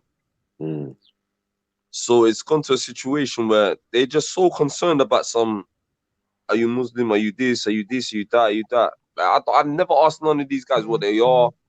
Don't even give a shit. I'm not even their god. I'm not even. Because they're here to cast judgment, and they're the ones that's fucking selling out their batty. Finest wine. Can I talk for myself? You don't have to keep representing that. No, you can't talk for yourself, because when other people are trying to talk, you can't shut the fuck up. So that's it now. You want this finest wine, you lot got this finest wine, innit? This is what you fucking wanted. This is what you got, innit? Yeah, this is what you wanted. This is what you got in it. About can you speak for yourself? How dare you fucking speak for yourself? How dare you speak for yourself? Yeah, when other people are fucking talking and you can't shut your fucking mouth. What? My man was talking a good topic about women. Don't represent Somalis. Remember, I keep telling you, they don't represent my type of Somali man. Listen, I don't cast judgment on whatever race or religion you are, yeah? I just cast judgment on the person and character. And what I see here today is pure foolishness and fuckeries and disrespect to Brother Maku's panel. No respect for the other people on it. It is not your business. It doesn't matter. Who are you? Who are you? Who the fuck are you? You are nobody in this man's life. Who are you to him? Does he give a fuck about you? You sound like a twat. You sound like a twat on the internet. He is not this. He is not this. On his judgment day with Allah, that's his business. Nothing to do with you. Mind your fucking own. Because like I said, you're most probably selling your batty in private. Yeah? So just mind your own business. You're going too Mind far your with own this. business. No, you gone too far. This is what you wanted. I've been so fucking respectful for hours. So, oh, come on, guys. Please, please. It's obviously not getting me anywhere. So turn it up a notch. Maybe you'll start under fucking standing, innit? Shut the fuck up. When people are having a conversation, yeah, when people are having a conversation, have some fucking respect and put your mic on mute. That's it. He came with a conversation that was a decent topic. Everybody in the comments wanted to change the topic. He brought one to the table, and there you go with your disrespectful self. Thank you. No, but and you're a man of God, but you can't even fucking give people respect. You know I don't understand. I think you know I don't understand. Yeah, I'm gonna give you the platform. But if you're a man of God, yeah, certain conversations go on a different Islamic panel. Well, I'm gonna talk about girl. I'm gonna talk about this. I want to talk about gender. And I'm trying to talk about Maku trying to make a football show for tomorrow, Tuesday. You know, I'm coming from, my broski. Not everything is about religion. We live in the dunya. Even our God, even Allah and our Prophet told us, you live in the world and then you live in the dunya. You have to live 50-50. Not everything's about religion. You Okay, calm. Okay, but before I say anything, that's got I nothing don't to want do to with be. religion, babe. I don't want to be interrupted here, so tell her to know her place. There's men in this room here, so she Don't needs tell to know me her to place. know my place, mate. I'll meet you fucking now and you'll know about me. You'll know your place. The fuck do you think this is? Know my place. You better know your fucking self. Calm the fuck down and don't forget who you are. Yeah? You're meant to be peace. So you fucking stay peace. I don't give a fuck. I will talk to you. I will treat you and talk to you like a man. I'll punch you in your face like a man. So know what time it is. Yeah, you get off the fucking panel. The fuck? I'll put him in a sin bin. Yeah, good. He better. The fuck? Free peace, Coming man. with that disrespectful. Think about his actions. Yeah, he needs to reflect. The hell. I do apologize, but I'm Sorry, just not into all of this shit. Fine. Do you know what these type of brothers are? These are the type of brothers that Somali girls run to other men's hands for. I'm not Hey, surprised. we have I a don't top blame my gene. sisters. You know what my sisters told me? But the guys like this, you know, guys like this that have never probably touched a girl, never even spoke to a girl in their lives. It's a picture that women are running away from it. Guys like this, they tell me, Kay, you're not a problem. I wish we had 100 of you. You know what somebody sister was telling me the other day, Matthew? You're lying. Peace. A Matthew, woman love Matthew, peace. it's my point of view. What do you mean I'm lying? Let me just have my point of view. Okay, they love him, man. The ladies love him, man. Let me just have my own point of view, bro. This is what I don't understand. And you know, it's Matthew, yeah, and fine, yeah. Certain people are debaters, certain people are this, yeah, but certain people can't talk about real life. They talk about next subjects. Like, I'm not here to talk about deen. You get me? If you really want a religious, Tony, I want to talk about religion. None of these money, I bet you any money, they don't even pray Salat. You go and come from my sister. But they want to talk They're about deen. You don't come from Matthew. Hypocrites. No one of them prays Salat. I can't say whether they're doing that or not, but I can definitely say these men that I have been around today, disgusting, absolutely disgusting behavior. And he just thinks because I'm a woman, he can do rare. I'm that woman, I'll smash your face, rude boy. Know that, yeah? Know that shit. Don't play with me. Don't come with your fucking womanizing bullshit. Oh, women are beneath men on the panel. Well, do you know what? There's a fucking woman on the panel right now. And you better get with it. So do you believe in gender roles? Is that something you No, believe but you know what I believe? You know what I believe? I believe women were created from a man's rib, not underneath his feet, not underneath this. You know, you're by your rib, next to your heart, next to your side, so you're protected by your shoulder, next to you. You know where your ribs are? They're next to your heart, they're next to your shoulder. You know them, man. Allah created them from your side. So they could be by your side, so you could be by their side. You get where I'm coming from? I believe a woman, anything I could do, a woman could do, and if not, she could do it 10 times better than me. That's what I fucking do. So, finance one, what do you think? You believe in that? I believe that it's hard, like for me. I believe, yeah, a man is a man and a woman is a woman. Yo, what one? Yes, no sense. I'm sorry, relax. The lady's talking. Let's speak. No second impact, no brother. I believe that a man is a man and a woman is a woman. However, I believe that you should respect each other. I believe that a man is a provider and a protector, and I also believe a woman should be a provider and a protector too to her man. It's not, I don't feel like it should be one way. Do you understand? Like Kay said, stand together. You're not in front of me, I'm not behind you. We're side by side. We take every step together. If you're down, I'm down. 100, if sister. you're up, I'm up.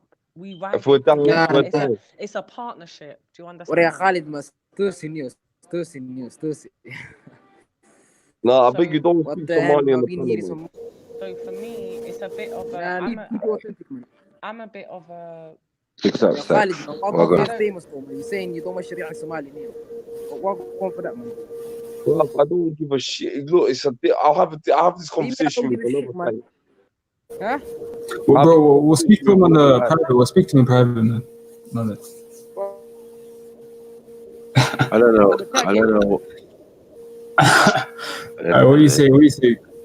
Listen, I don't know when all you men turn Wahhabi overnight, all of a sudden, and now you want Sharia law when there's no other Islamic country, whether they're under Islamic State or not, that are implementing Sharia law. So why should Somalia implement Sharia law where the only place it's implemented is Saudi Arabia, amongst the Wahhabis, amongst the House of Saud who follow Abdul Wahhab? This is what I'm trying to say. And people are getting executed. That's British. Matthew. One thing, yeah, Matthew. Bear these man, I've got nothing else to do, but I don't think these man, yeah. I'll tell you, you know what? On 100, yeah, they're not even. I bet you anyone, they're not even practicing. They're not doing this, but they're constantly talking about religion. Go to the mosque. Don't even come on a platform. I'll come on this platform to have a conversation, to maybe get enlightened, learn something new in it. Yeah. I see a sister that's talking sense, that's talking woke, Maku. I thought, let me change out the subject. I looked at a couple of comments. Do we always have to talk about religion, Max? Mm-mm. Max, how many times we have conversations about life? Our conversations go all over the gaff. I like face to face. There's time and a place for different things. I felt today. Yeah, bro. So I want to Yeah, go to I a haven't. place. Sorry to interject on UK, but I generally don't have an issue with any subject, any topic. I have gone like that solely off the back of every time you try to talk to me or someone else, they're interjecting and they're coming with the same crap, same crap. If you want to preach, they want to preach religion to you, take it up on your own time, but you've made it clear you're not interested. So what's the I don't issue? give a shit about what. Do you know what it is? I don't give a shit what religion they have, what version, whatever it is. I do my own thing. These are not my creators. I don't have to. They are judgment. I don't have to answer to none of these people, innit? And the worst thing is, I don't know none of them. But Khalid, you have to be real. You're gonna have to deal with us if you go to Somalia, though. You know what I'm saying? You've never been to Somalia. That's the worst thing. I mean, but you know, there's bear mans like that in Somalia. You've never been. I came back last year. But you didn't meet mans like that in Somalia. Huh? You didn't meet mans like that in Hargeisa. No, you've never been to Somalia. I know that, but I know what type of people are there. No, but you've never been. How can you not? Again, I used to fight. Am I stupid here? The guy said, if you go to Somalia, the guy's never been. I came back last year, and I perfectly survived. I know that. What? Yeah, So go somewhere for yourself and experience it before you start talking. That's the truth. Exactly. These men weren't even born in the country. They never. Imagine if a man's never been born somewhere, has never visited somewhere, and they're trying to tell you about something. I know. And they want to implement laws and systems in a country that it's crazy. It's not even American. Remember that picture I showed you, that video I showed you about Somalia in a couple of weeks ago in the park, 1970. Sister fine. Sisters used to never wear headscarves. There was boys and girls in the same class mixing. This is 1974. That video I showed you, the man, them, yeah. Whole different. And I'm trying to, I don't know where these guys are coming from. Because they still got this crazy fucking way of thinking that men Yeah, are but it's Somalia, like, imagine superior it's to the system. women and It's not even that. As Somali men, yeah, these men, the first ever African female pilot was a Somali woman, 1976, October the 6th. Was a Somali woman. All women were driving planes. And these pricks in 2019 are talking like this. These men don't have women. They've never even been around women. That's how bad it is. You want to talk shit to me, man? Get the fuck out of here. Your aunties and your own women create history around the world. So when these women, you know, when the sisters are telling me, Kay, I wish there was a certain man like you, and this is why we're not doing certain things. But there's too many pricks like Peace and this guy and certain man that want to talk about my country that's never been. Maku, this and fine, I'm back. You've never been. Yo, Van B's been to Somalia. Van B, what do you say? Huh? What I'm saying is, forget Van B. Stop passing the ball to Van B. Fair enough, I haven't been, but Van B has. Yo, I just came back from Somalia, man. Somalia will do this to you. You okay? I just came back from Somalia. You ain't ready. Just came back. What are you saying? He just came back, man. Why are you taking the conversation? Sorry, my brothers here. Don't you lot know the art of conversation? Or should I teach my Somali brothers the art to flow, the art of conversation? Say that. What were you guys chatting about? I forgot. Yeah, but you keep going around in the same circles, and you want man to talk about religion and what's my aspects and what's your theory. I'm not talking about religion. How about that? I'm not gonna have a religion talk about none of you, man. So do you mind if I chat to Sister Fine? This is funny as fuck. And Maku, it's getting ridiculous, man. I apologize. No, No, don't. it's fine. It's fine. Don't lie, Trust me. Maku and Sister Fine and all used rich. These two do not Hit represent the my like type of button. I've come across a lot of brothers over the time, and you know, And Maku, you seen how difficult I've had it with the Somali community. You know, the last 3 months I've been in this park, innit? Yeah, I see what's going on. And it's this online, and I don't know, bro. I don't know what's wrong with my brothers. I don't know if it's the brothers that I grew up with, but a lot of this mindset. This mindset. Like, you want to tell me about Somalia and you've never been to Somalia in your life and you grew up in the comfort of this country. Brother, he ain't even been in a refugee camp. You get where I'm coming from, Maku? Man, I spent 3 years of my life in a refugee camp. My umbilical cord got cut in Somalia. Came here, go back regularly. So please don't talk about Somalia. What conversation do you lot want? You should go back to religion, refute, debunk. What is it? What floats your boats, my bro? Mm-hmm. No, Yeah, they far can't back. talk. Yeah, far back. Who are you Far talking back. The guy's gone. I don't know what you're talking about. No, let's go ahead, my head. Go ahead. Huh? So you were listening? The peace guy left. He's not even here. Now, you've been on the panel all day asking some funny questions as well. I never asked you nothing. What are you talking about? Sorry. Alright, so fine. And Maku, let's get back to the gender. Yeah, I was saying, was it to do with in your community, or you were just saying in general? No, in general, you know me, Maku, man. I do vanilla. I do my African. You know, I don't discriminate in it. Yeah, but I was saying the thing about marriage and that. I'm just saying there's a lot of girls of a certain age that are single, career minded, and when you chat to them, because like they're looking at, you know, the girls, you know, the mothers with the kids they're the same age. Yeah. That's like, you know, with me, I'm a man that, you know, conversates, loves talking to the women. You know them all. Fine to tell as well, innit? Yeah. And this is a common subject, so I always wanted to have a fresh perspective of someone that I don't know. Like I always like to get a different type of female point of view on things. I'm trying to write a book about you lot. What do you want to know? Why women are always looking for marriage? No, I'm just saying, I want to teach, you know, young men, you know, because there's even young men or certain men my age. How to dialect, how to talk to you know where I'm coming from. Yeah, because I feel like, you see with this subject, yeah. Because there's certain men that First probably and foremost, yeah, you have to be dealing with a woman that knows herself to get the truth. Self-worth. That is no, not self-worth. That's separate. Knowing herself. But if you have self-worth as a man, sorry, is it, Yeah, if go you on. got self-worth as a man, and you know what you want from a woman, and I feel like women don't know what they want. Is that the real question? What do women? No, so this is why. Really? So this is the thing, and this is why I started it off with. You have to know yourself first, as a woman, yeah, and then even as a man, you have to know yourself to know what you want from a woman. Vice versa, you have to fully know yourself, know where you're going, know who you are as a person. And then you can start interacting with other people and saying, well, this is actually what I request and this is what I prefer. If you don't know yourself, it's all lies, it's all fabrication, it's all bullshit, because you don't even know what you want yourself, because you don't know yourself.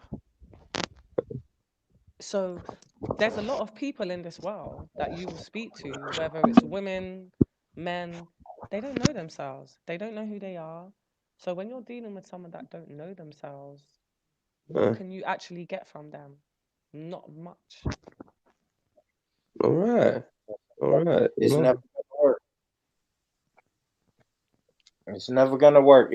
If you know yourself and your partner doesn't know themselves, it's never gonna work. It's gonna always be like y'all are bumping heads and fighting against each other. So that's why when you say, Kay, oh, what does a woman want? I can't tell you what another woman wants. I could only tell you about myself. So I could never generalize I could give you an idea of what I think sounds great, what most women like to hear and visualize, but I can't tell you about other women because I don't know them. I don't know what they want for themselves or who they are. I can only speak for myself and my own personal experiences. All right, fine. So okay, I understand that. Because you know, is I feel like there's a gender war, and every time you speak to women, it's like, you know, this whole men are trash shit. Yeah, because like, and just belittling men. I find that just weird. I find that what's wrong with the sisters? Okay. But it's not a gender war. Can I speak to him here uninterrupted, please, for just a No, 2 minutes? no, you can't. No, No, you yeah, cannot. Why? no. But it's not a gender war though, bro. Like that word, that phrase right there that's poison for us to say it's a gender war, a gender war. You might as well say it's a race war. Like a war, when you say war, you know that means something different though, bro. It's a North African war. Like when we say war, we know that's something different. So let's don't use that. It's not a gender war, it's a disagreement. And we No, no, spoke about it earlier. It's a disagreement. no, I feel like no, I don't. All right, let's take the you know what, born rich, you're right. Let's take the war bit out of it, big bro, innit? Yeah. But I'm trying to Yeah. concentrate on the aspect here. Do you feel like with men and women how it was back in the day? All right, with women, I respect that. I believe in equal pay. I believe anything that a man could do, a woman sometimes can do. There's certain things that I think like maybe for limits. But I feel Yeah, like Khalid, can I speak to him no, privately? stop talking about you. What are you Yeah, gonna come ask? on, bro. No, in private. on. Private is private, not on YouTube, bro. Yeah, but Yeah, I'm Go trying ahead. to ask him, innit? Well, you need to go wait your turn. Come see me in Speaker School on Sunday. We'll go on COE and we'll talk. All the brothers that live in the UK about it, whatever subject you want to talk about. All right, Stacks. Nah, just private. Me and you, it's private. No, we got you, Amsterdam. I I'm feel gonna like pull up in Toronto. I'm pulling up in Toronto later on, bro. I'm gonna link up with it's not them stacks. It's not them stacks. It's peace again. Yeah. Anyway, back to the subject, okay? So, you understand where I'm Come coming on, from? man. Sorry. You understand where I'm coming from? Sorry. I But I mean, understand. No, go on, Born Rich, because you was actually I was speaking. saying I understand that we have differences. Men and women, we're gonna have our differences. But I think if like we're the first ones that have to link up and get on the same page, right? Because we have children with these women. You know what I mean? We can't just always just shit on the women because we know our women have our flaws, have their flaws, and we know that we have our flaws. These How can we, conversations okay, are beautiful. sorry, You know what I mean? sorry, Born Richard. How can we elevate our women back to a higher status that they deserve? Because I feel like I don't know. I don't know if it's human being on this earth is a black female, right? Or highly melanated sisters. uh-huh. So how can us men, like, and I'm sick and tired of people saying, no, there's no fathers, there's no leaders in the community. I'm part of building a community. We cannot do it, Born Rich, without the sisters. It's impossible. It's not impossible. I'm not gonna say impossible. Hard to deal with, yes. You know what I mean? Like hard to deal with, yes. I deal with black women. That's all. I exclusively deal with black women. And are they hard to deal with? Yes. But it's not impossible to build with them. I don't know. I ain't gonna lie, Kay. If I'm honest, bro, I don't know what it's gonna take, bro. I haven't figured it out, bro. Do you know What you mean? I got 3 kids, 3 different baby mamas, Kay. I haven't figured it out, bro. I haven't. But I'm a guy. You know it is, yeah? Born Rich, do you know it's Born Rich and, and the people. So, obviously I'm getting to that age where I'm going to look into take the next step here, but I'm trying to figure out, and I'm trying to write a book here to teach, this young generation of men. Because the other day I saw one of my young brothers, he was in the park and he was disrespecting women left, right, and up. And the sisters were like, someone teach this guy. So it gave me a light bulb. And you know what? A lot of young brothers, because of lack of fathers, and they don't know how to chat. And it's a problem. No, do you know what it is? Yeah, it's a breakdown. It's a barrier of a breakdown that's happened of generations of lack of respect. I find that boys and men have lost the lack of respect for women. So there's not many men out there that don't a practice not to disrespect a woman and how to treat a lady, and there's not many that do that. However, there is still a lot that do it, but I feel it's a breakdown, a barrier that's been broken down over the years of a lack of respect for women, and then women, because of what they've been through. That's why I said when you first said it, Case, woman scorned, because they're so done up and hurt by their previous experience. is still in them. They haven't freed themselves from that. So they're still angry. It's like somebody that has bad anger problems. It's most probably stems from a child, something you went through in your childhood. You never spoke about it much. It's elevated, escalated till your adulthood, and now you got bad anger. You're a time bomb waiting to explode. Does anyone want to add a bit to that? Anyone want to throw their 2 cents in that one? I think everything that was said. Do you agree or disagree though? Me? Everybody. To a certain extent, sister. I agree. I think women forgot how to be women. Huh? I didn't even hear what you said. Say that again, bro. I think women forgot how to be women. Women should learn how to be women, he said. I said women forgot how to be women. And I can agree with you. And I feel that some women have forgotten how to be women. And I'm not making excuses for these women, but why have they forgot? What has made them lose themselves? What has made women? I can honestly say, as a black woman, I feel like a lot of black women have lost their respect for themselves as black women. They're moving slack. They're doing all these slack things that we wasn't brought up to do. Where does it stem from? Where's that all stem from? Lack of a father. No, it's not always lack of a father. Sometimes No, there's hell that. no. All right, wait. Let me just say one thing. Yeah, there's a thing where there's a typical saying: if a woman likes or loves a man, she'll do anything for him. Do you agree or not? Yeah, I agree with that. Yeah. Right. I agree. Right. So it's not always a lack of a father figure. A woman could be around a man, and at the time she's so in the moment of what's going on that situation, and she's really down for him, and he could persuade her to fuck his friend and make it seem like it's all cool. And she gonna do that. When they split up, she's a whore because she fucked his friend. So that's got nothing to do with lack of father figure. That was in the moment. So it's not always because of a father why people are the way they are, even with boys. That's not always. Fine. I've seen families with good father roles and people end up fucked. Right, yeah. So that's why I said I don't agree that it's always to do with a lack of father. And I just used a example of when a woman really likes a guy. He could persuade you to fuck his friend, and you do that. And when you're over now, you're a dirty whore because you fucked his friend. But when it was all happening, it was fine. Oh, I don't look at you like that, or whatever these guys say. I don't fucking know. But it's just an example. Do you know what I mean? So people can be easily led. It's not always a deep-rooted problem why women are the way they are. 95% of the time, yes, there is, yeah. But you got to think why. Why is a woman the way she is?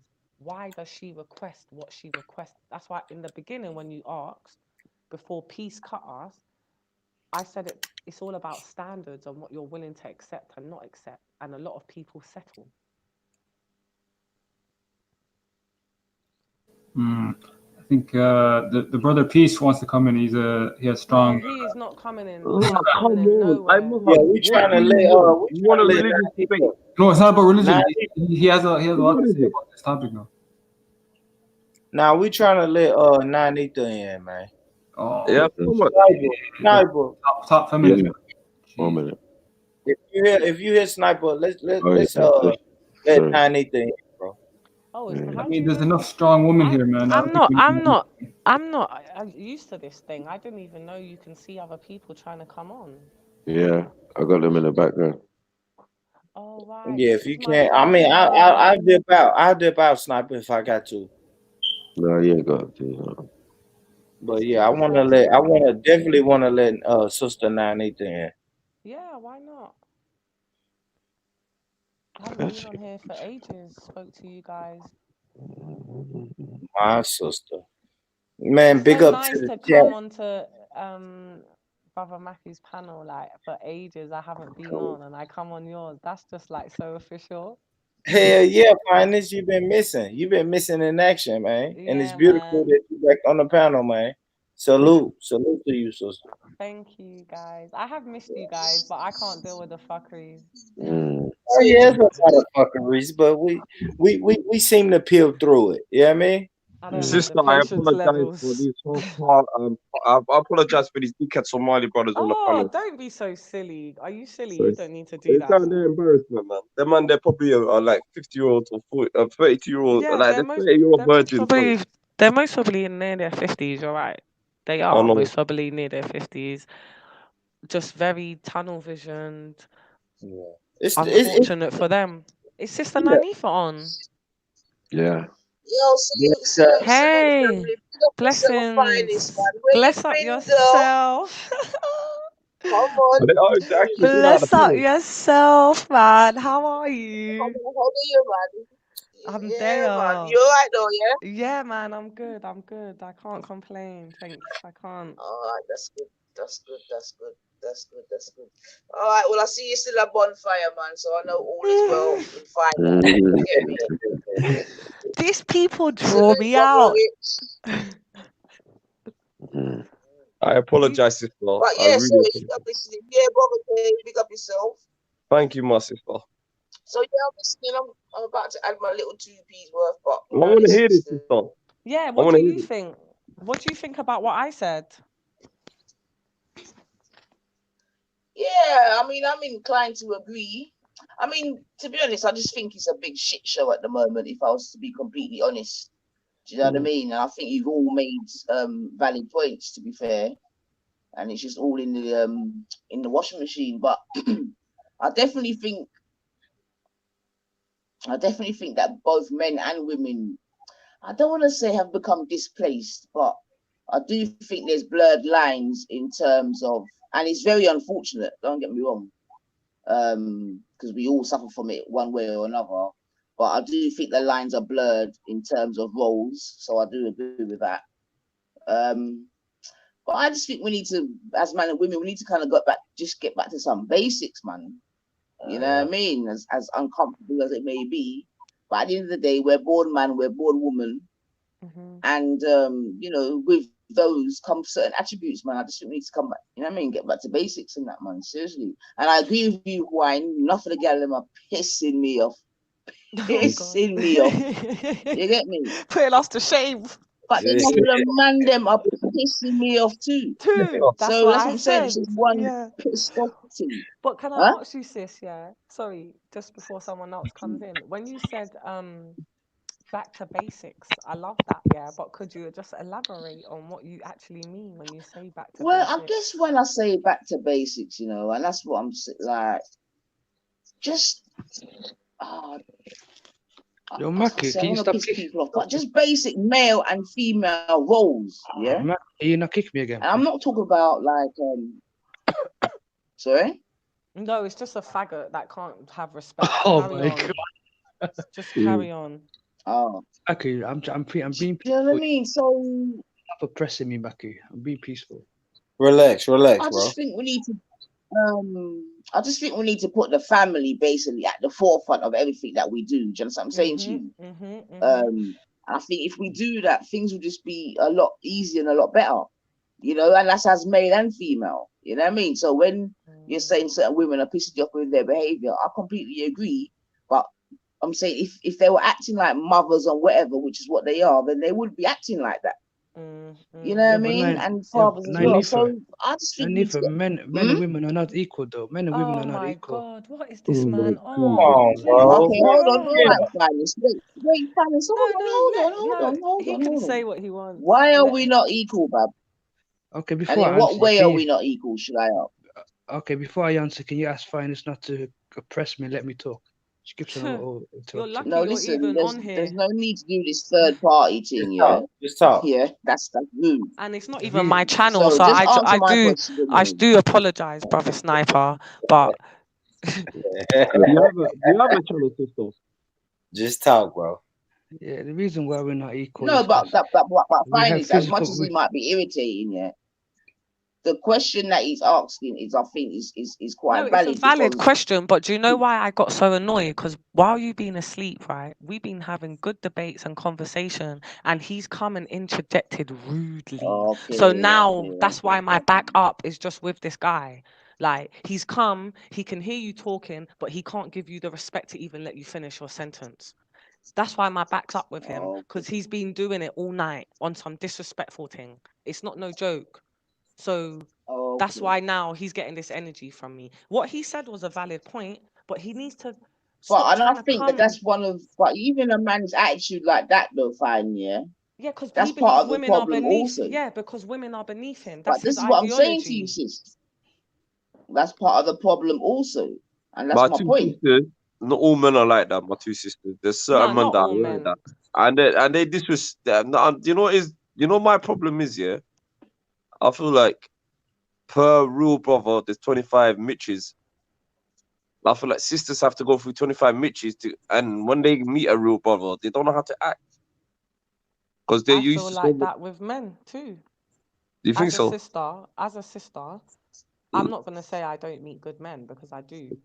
But however, I feel like I meet men that are like, oh, I want a nice, chilled woman, and I want this, and I want that, and I want that.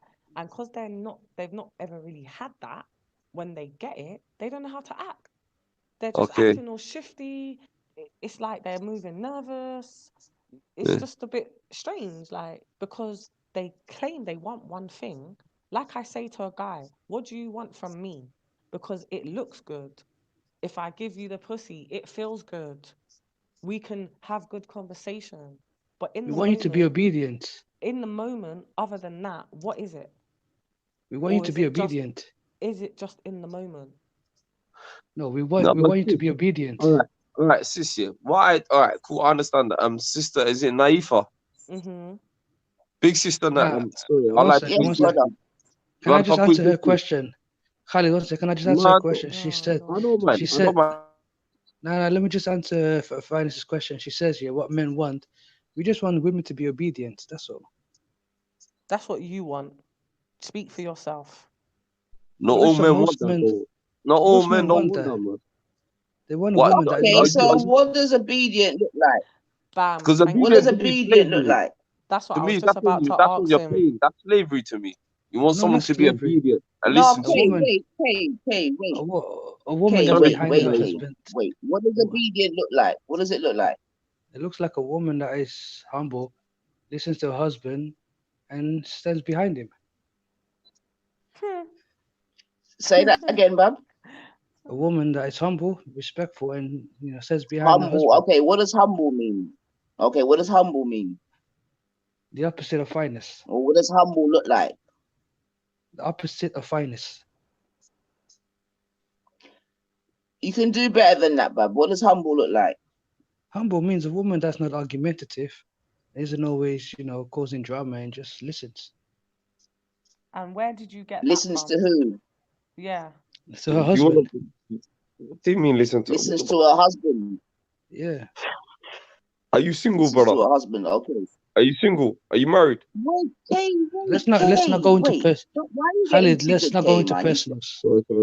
Sorry about that, sister Naive. Sorry, sorry about that. I apologize for you, innit? Man. So, nah, no problem, darling. No problem. Break him down, sis. Humble. Huh? Break him down. Come on. Yeah, sorry. It's been a So long time humble, coming. which is basically, you said a woman. Yeah, she has to be humble and just be obedient. Okay, so she's got to be humble. Yeah.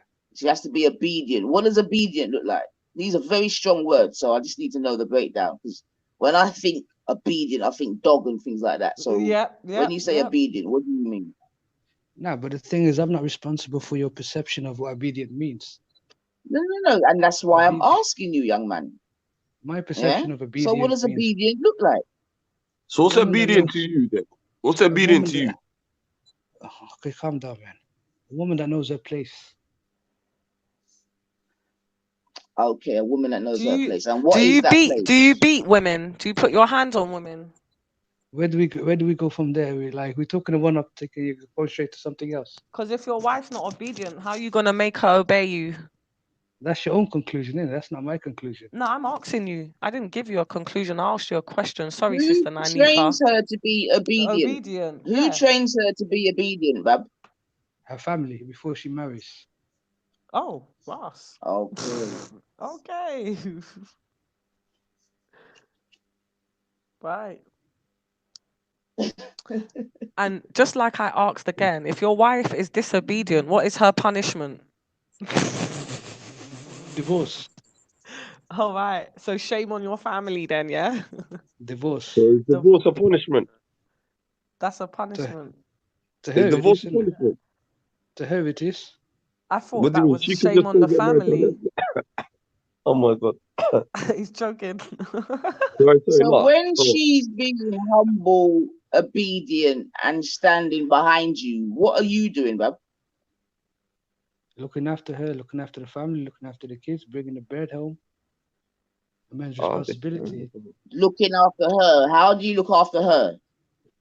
By providing for her. What if By she providing provides? for her. Providing what? What? Yeah. What do you mean? What do you provide? What do you mean? What do you mean? What do Innit? you Provide mean for her. provide? Provide for her. Make What? sure What do you provide? What do you provide? the house, pay the bills, do everything that a husband does in the house.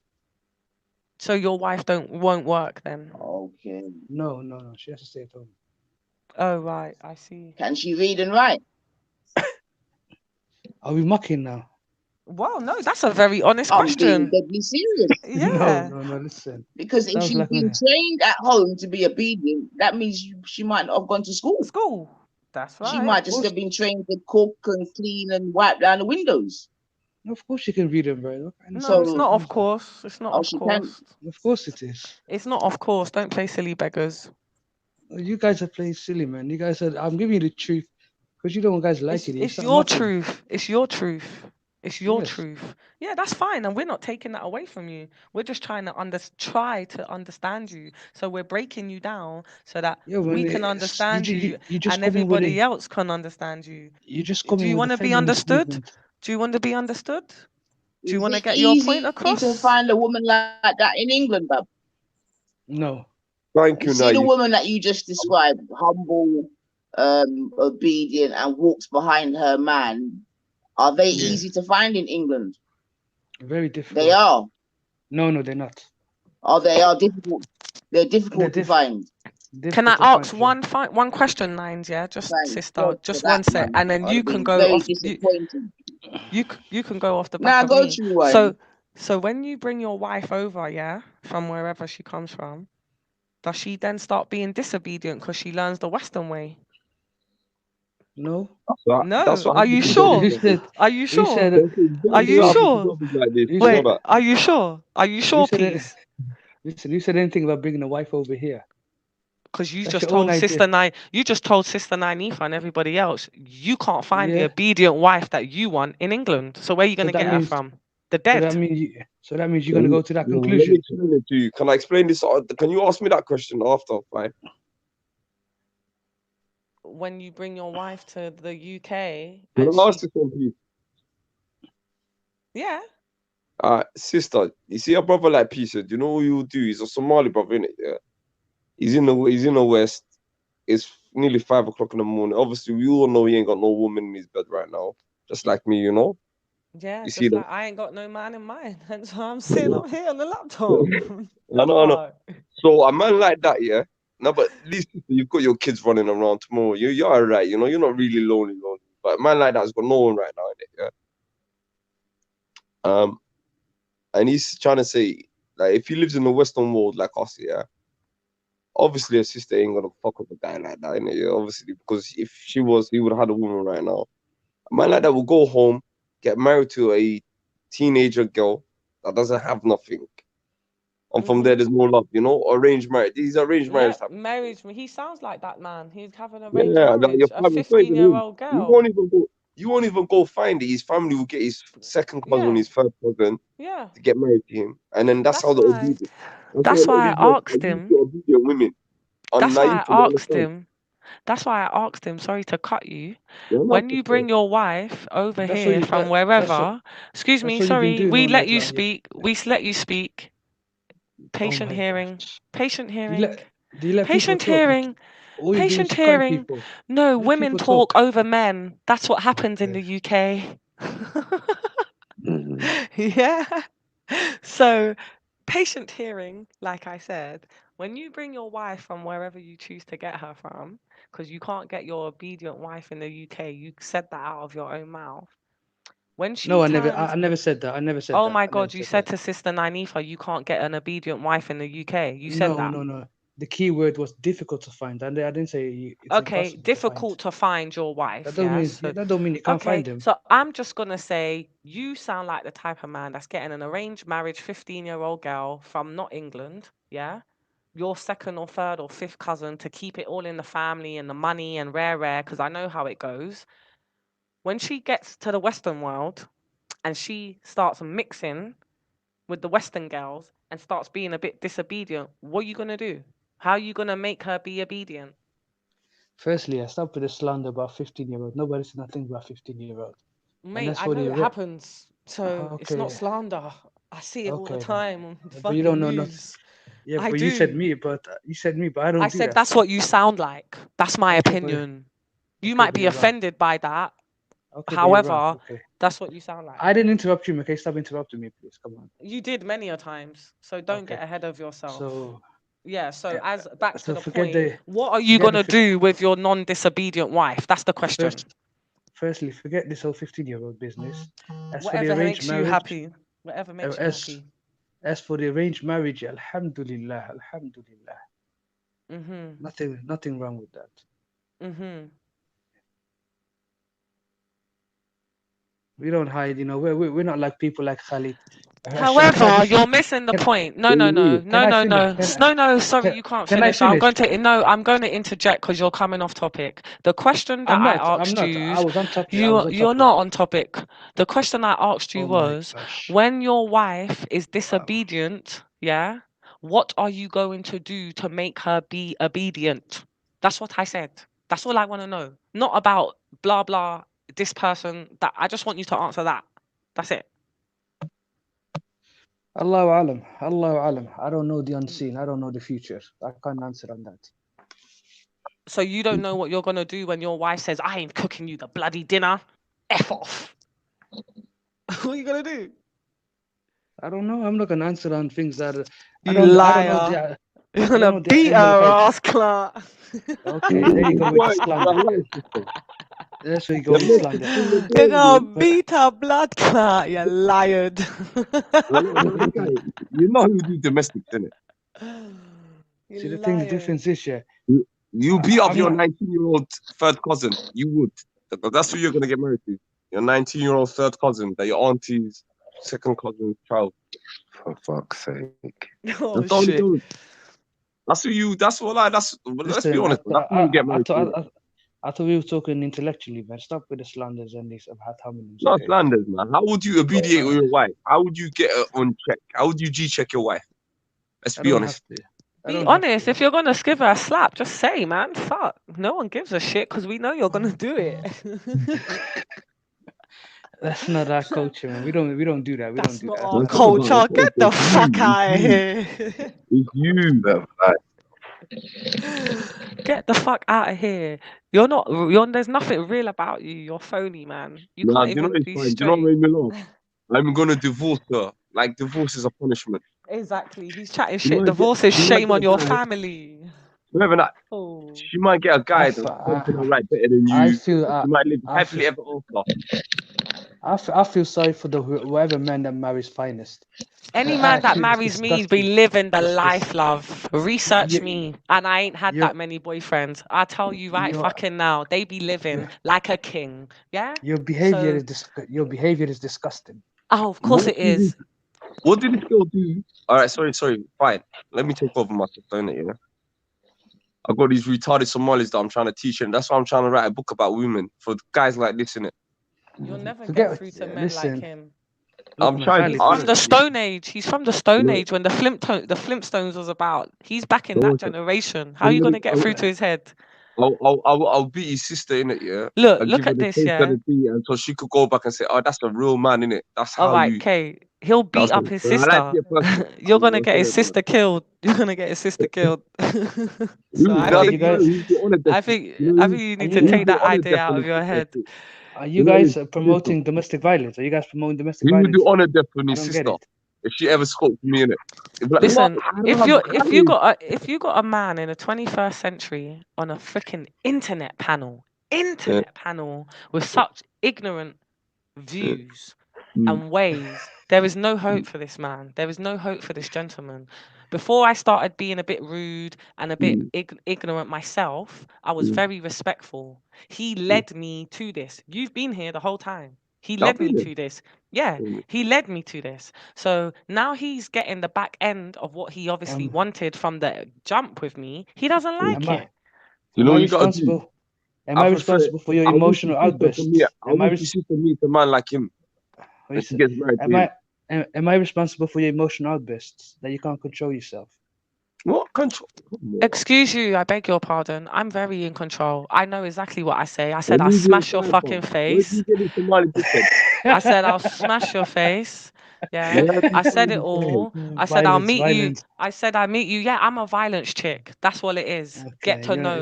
Yeah, know that. That's right. That's what my family built me. They taught me how to defend myself and be a lioness. Yeah, I'm a lioness. Know that. Yeah. You ain't fucking with no EJAT play girls that's fucking sitting there and they can't even say boo-hoo what you want. It's on your nature to be violent. Yeah, I was raised by a strong black woman. Know that. It's no lions in the West. Lions are in Africa. I'm not in the West. You're in the UK. The UK's in the West. No, I'm not in your West. That's what I'm talking about. In your head, your crazy head, your crazy brain. Can I ask him a question? Women are beneath men and all of this fuckery. You would hate to meet a woman like me because you'd be smashed to smithereens. Babes, I don't even think a woman like you, yeah. I don't think a woman like you. Say if you're on a sonora, you saw him, I don't even think you look at him and talk to him. Never.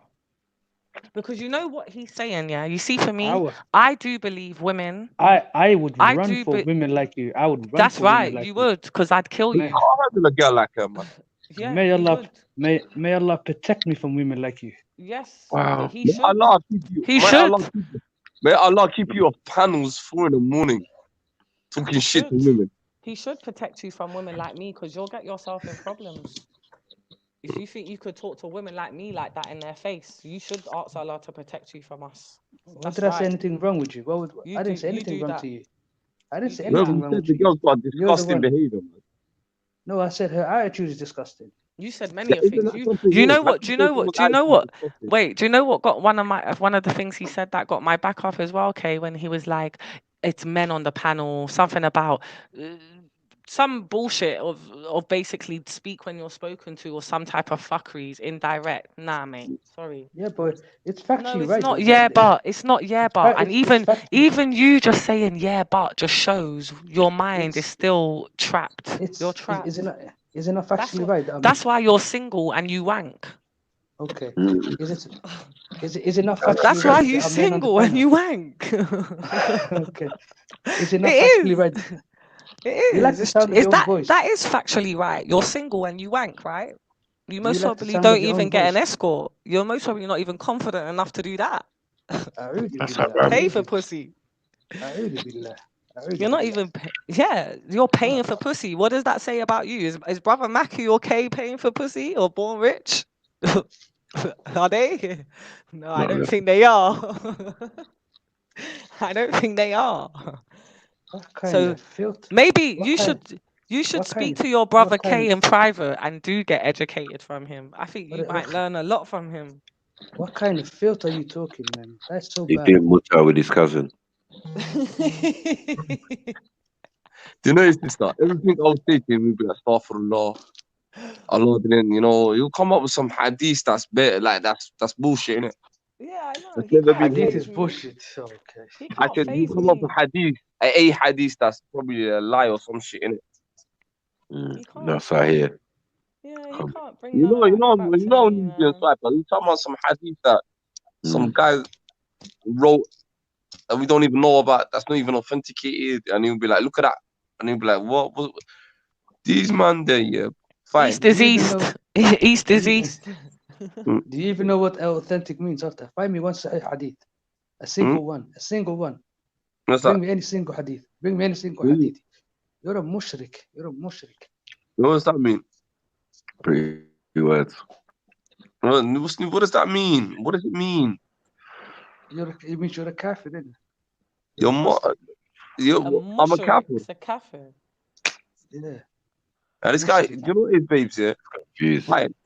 fine. And my other sister, every No, time I it's open my mouth, every time I say it's just on something, your ass. That's why I said, is there not even something I. a You know gay what it is? radar?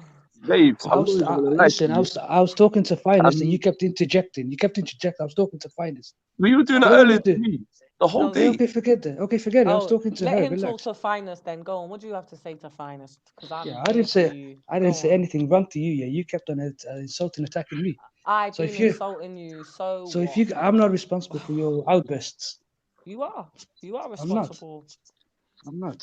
If you want to You come are. to, if you want to come to Islam, I can give you da'wah, but you have to be calm in it. I get No, fucked by plenty Muslim men. I don't need no Islam. Thank you. Did that jeez. rustle your feathers? I know that must have upset you. No, Did that upset you? I love that. I just not. You know what it is? Yeah?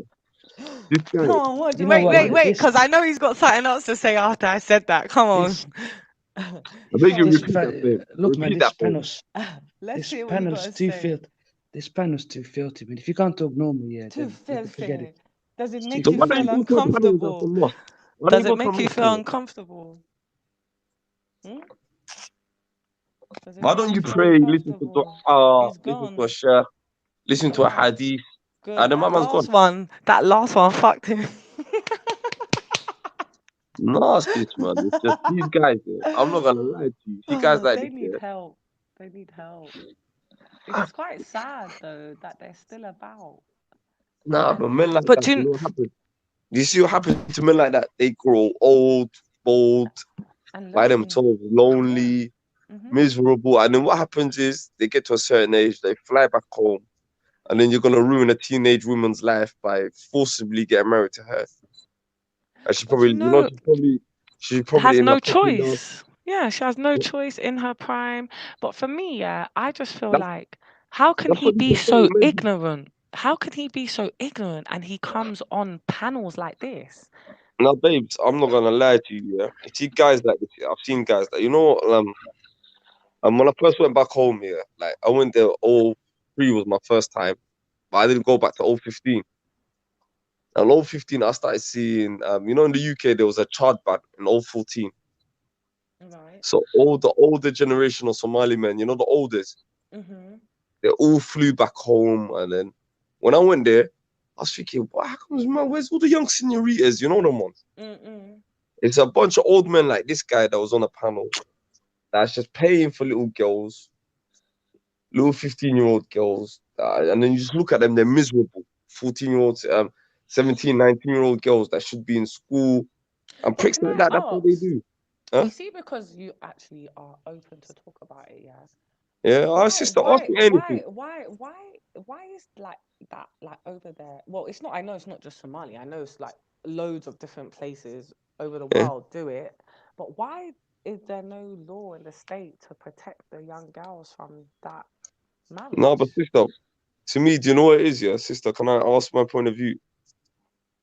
Like, going back home from Africa, it's like men in Europe, yeah, what they do is because, you know, certain men like that can't handle a strong Western melanated sister that's about her life, that does her. You get where I'm coming from, yeah? Mhm. So they go back home to families and women that don't have nothing. And their only ticket out is either they go through the Mediterranean seas to get to Europe or they get married. And the only few that educate themselves that get into somewhere, at the end of the day, there's some bastard what is gonna tell her. And I think this is one struggle that females like. I think this is one thing that females face is certain pricks. Even if she's academically and rare, she still has to do. You get where I'm coming from. I don't want to say it out loud. Fine. You understand what the lines that I'm on? Yeah, but why though? Why? Well, I think that guy, yeah, I think he's quite incumbent upon one of the problems that we have today as well, in terms of that.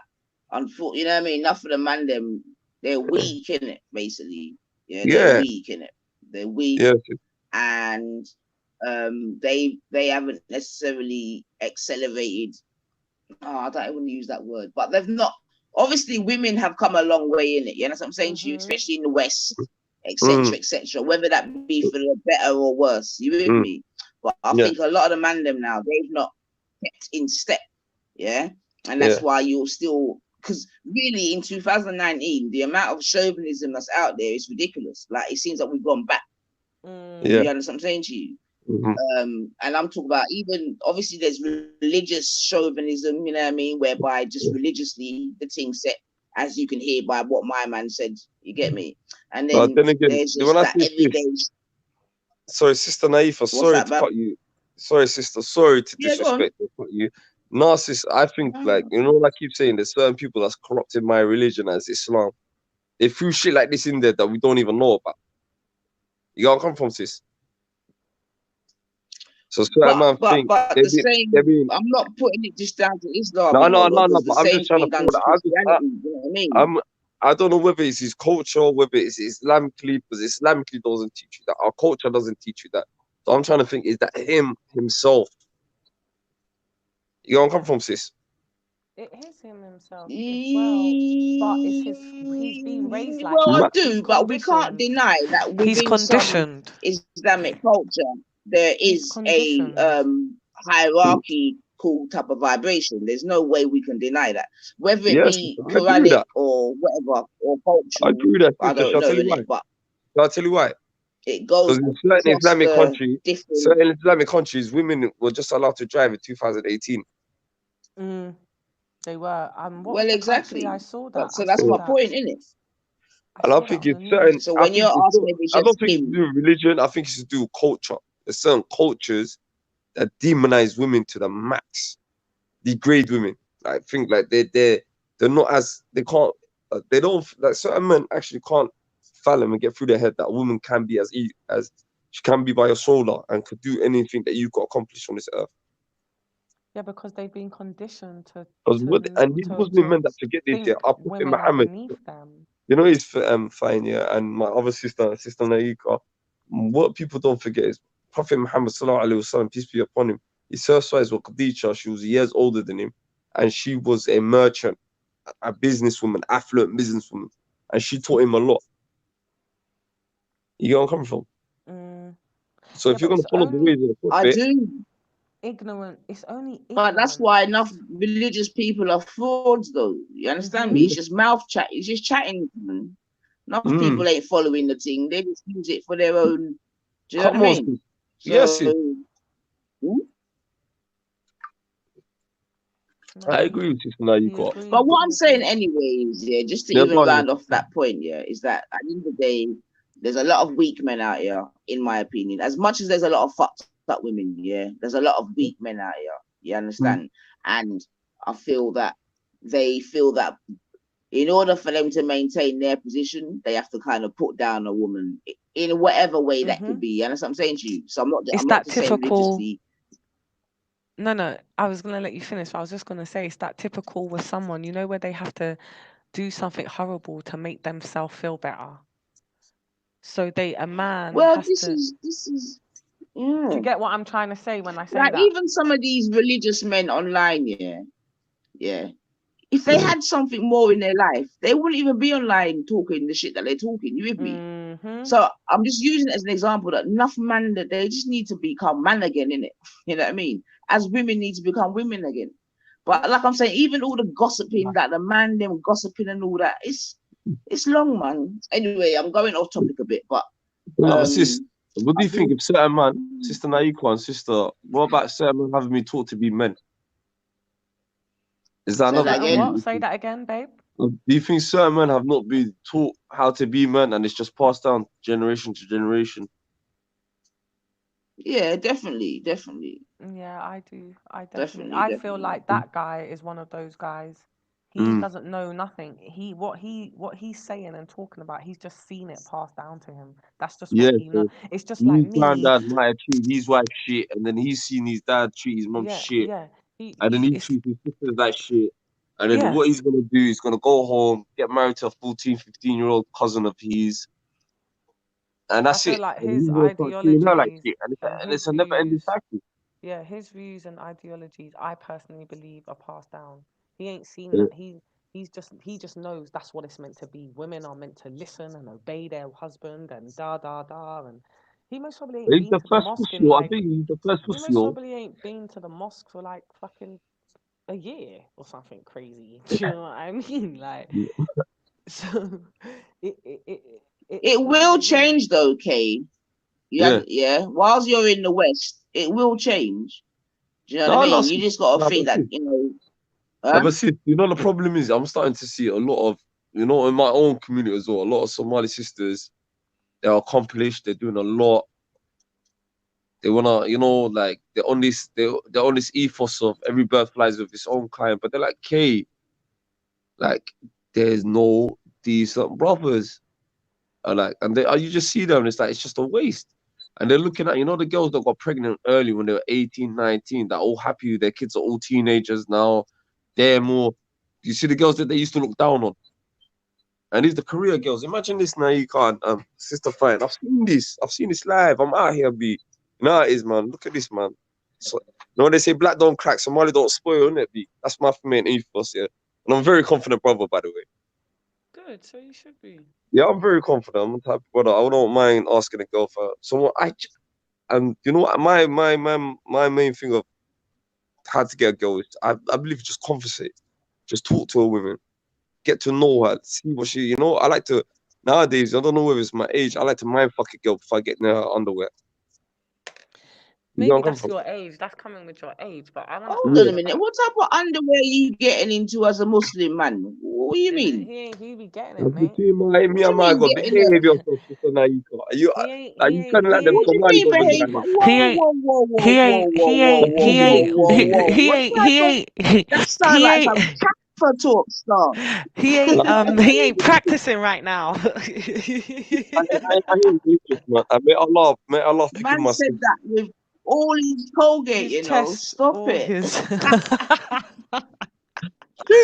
No, but listen, Man said you know, with his... I said it with my chest out loud. You know, it's Sister Naika. But you know what though, big and serious though, because I find what you said even very interesting, yeah. Because and the reason why I say that is because, okay, if you're saying that and is that within the Somalian community you're talking about, yeah?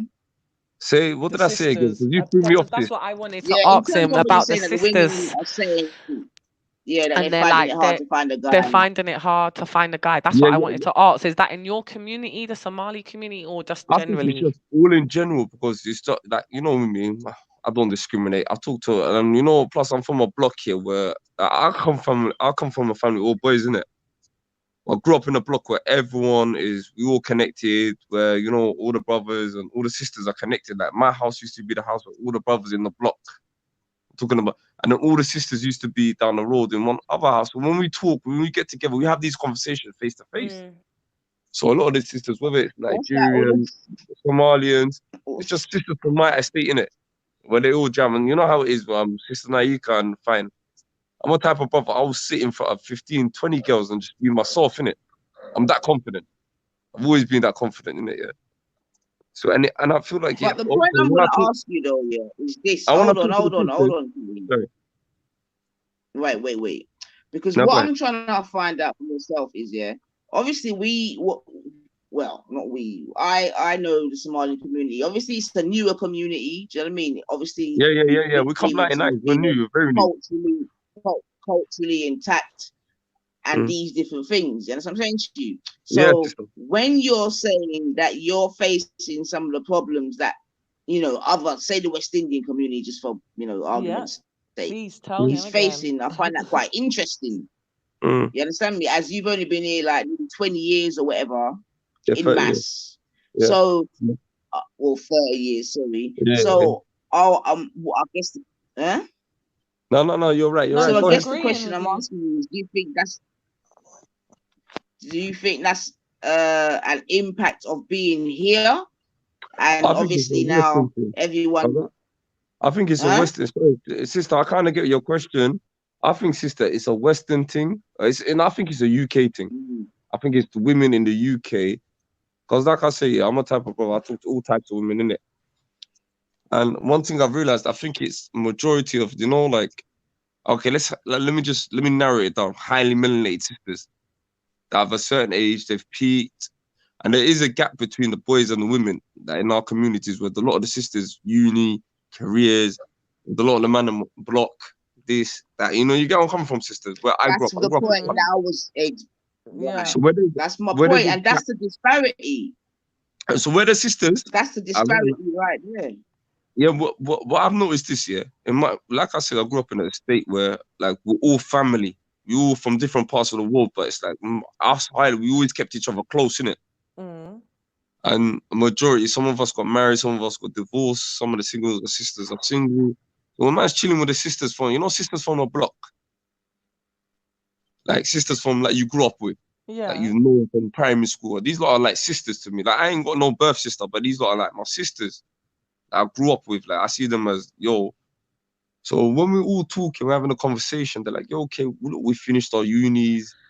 Men, it's very rare for brothers with melanated skin, whether they're Somali, Nigerian, this, that are on this, that are similar our age group, that are competing with us. And the sisters that, like, you know what, I'm not going to say that had their kids from early, they're more happier than these career-minded sisters that accomplish everything. But these sisters right now, they've gone to the peak, and they keep telling man, yo, okay, it's impossible. I keep thinking, what is impossible? Is your standard so high?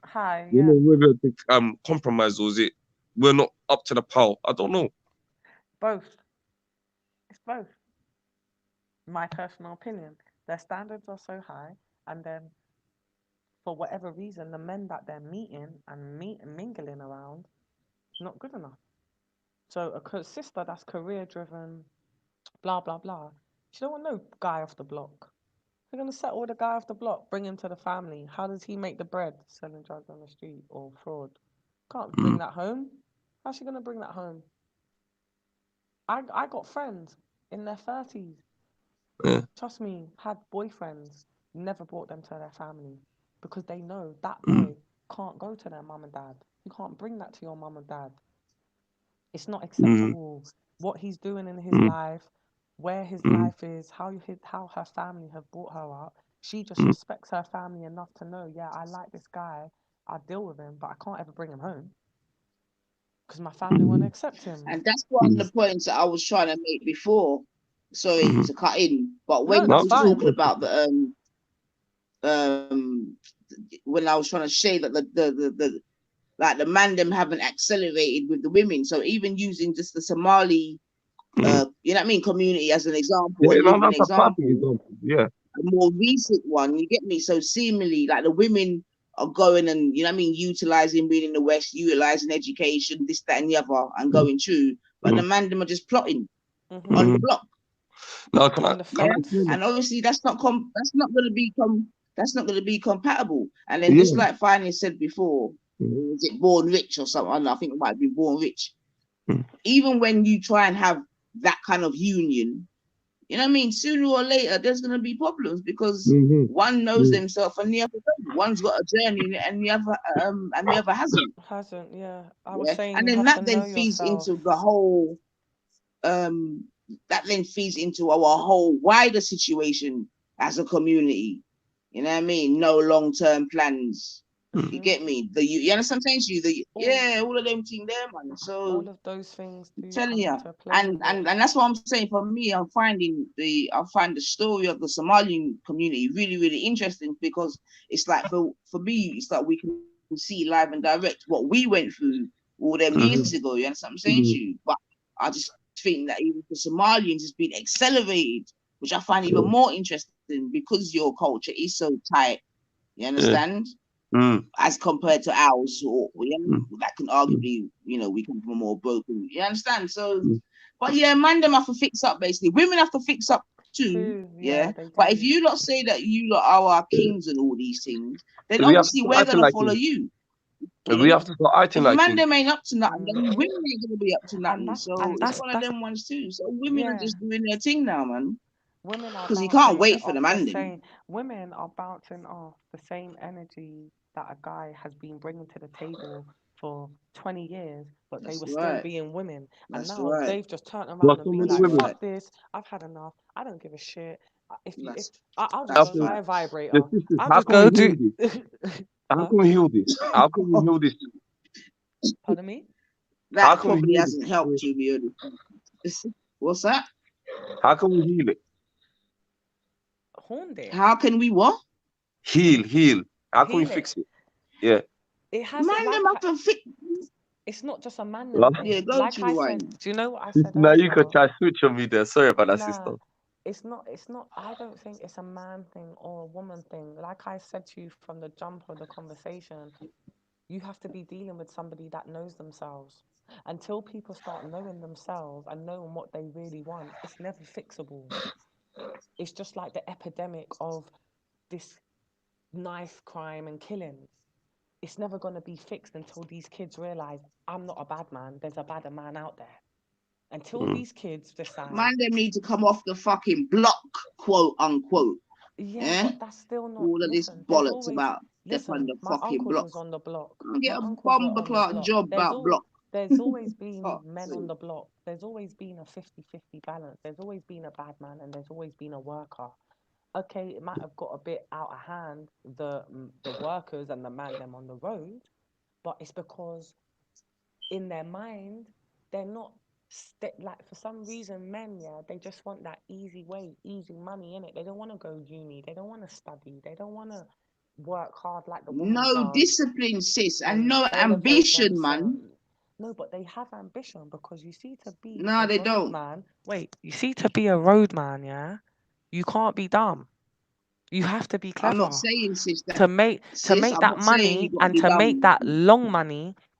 And then when you think they got that long money, they have ambition. They start open clothing lines, this label, that label. But it's the typical, I had to work on the roads to get that money, to make money. Without money, you can't make money. And that's true. I even know that as a Too woman. many man has been on the block for years. They failed The themselves same there. block. They should And have they've got not a even 9 to bought nothing 5. on that block. Yeah. But this is And why then I'm new saying, who people have they come got around them? and Who have then they buy got the block around them? and you're still hustling on that block. Ah, Right. that's allow it, man. I But call it who that have they shit, got man. around? Who have That's they got dead food, around man. them? Who have they got around That them block thing is to dead elevate food. Yeah. elevate them though? There should be a Who have they got minority to of elevate people on the them? block. Yeah, but who's Seriously. elevating them not to go on the block? Hmm? No one. I said, who is elevating them not to go on the block? Who is sitting there feeding them? Yeah, babe, come on, let's do this, babe. Yeah, babe, come on, let's do this. Surrounded by niggas saying, yeah, blood, you might as well just start however they Yeah, but talk. then Yeah, sis, the shotting, or same could be you said might as though. well start. But then sis, the same could be said, like, I'm sure that it's not, you know, all these women that are trying to go college and uni and whatever, they might not be getting, you know what I mean? They may just have it within their own self. You know what I mean? Their own self-determination. You get me? So it's not always that you need someone to, and also, yeah, you can also learn from osmosis, you know. That's why some of this argument about role models and what, I have it, but I don't have it all the time because, you know what I mean? But There's I different don't. ways to learn. Yes, I personally don't. I definitely agree with what you're saying. However, like I do believe everybody needs one person. I do believe, and maybe that's because of the type of jobs I've had and things. I do believe and understand the importance of every human being having just at least that one person they can turn to and talk to on a bad time, on a good time, on a happy time, on a sad Sis, time. yeah, So I'm that is definitely not gonna disagree with that. that is so important, yeah. If you have that one main person there in your ear, come on, what are you doing today? Did you do that? Yo, did you go to that appointment? Oh, did you So sort out this letter? What did you okay, say? so sorry, Sister Naika, I'm fine. So you're telling every strong woman, independent woman, still needs a hand to be held. Is that what you're saying? Do you what? every strong, independent woman still needs a hand to be held at times. Is that what you're saying? Yes, of course. What about that Noika, my sister, big sis? What do you think? Naifa, sorry. Yeah, but I mean, I think that's going slightly off from what I was really saying Oh, initially. no, But no, look, but no man is an oh, island, yeah. That's the oh. first thing. No man is an island. And of course, just like Sister Wine said, yeah, everyone's gonna need someone in their corner and all of that. I'm I not want dismissing that. someone, whether I However, need it what or I am not. saying is that I think that too many people use, you know, certain things as excuses not to try to accelerate and elevate their own self. You with me? Selves, yeah. But Yeah. some Many people, black people are not unique in terms of certain of their upbringings, this, that, and the other. You know what I'm saying to you? they've just Yeah. traced So that there's path. white folks or whatever that have been through the same thing in their own country, which it could be argued is even 5 times worse.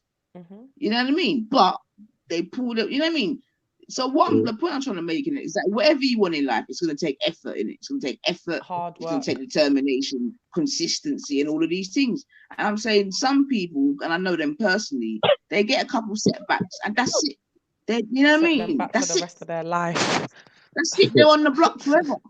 Yeah. Do you understand? And that's lazy and it's ill-disciplined, because like even indigenous people get setbacks. You understand what I'm saying to you? So obviously we're gonna get setbacks too, but what you can't let that 1-2 setback then determine your whole life. That's a mad thing. That's when you become a statistic and all of these things.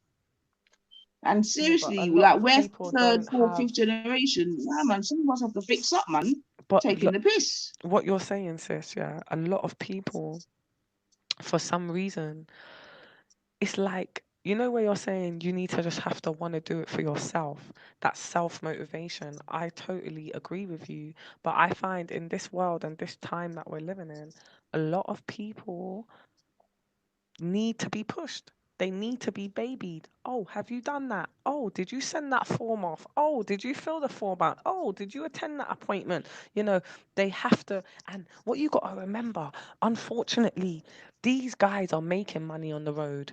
It's not a quick 50 and that's it, or a quick 100. Like, these certain guys are seeing real money on the streets, and certain guys are only seeing change. But I'm talking about a 5 bills a day.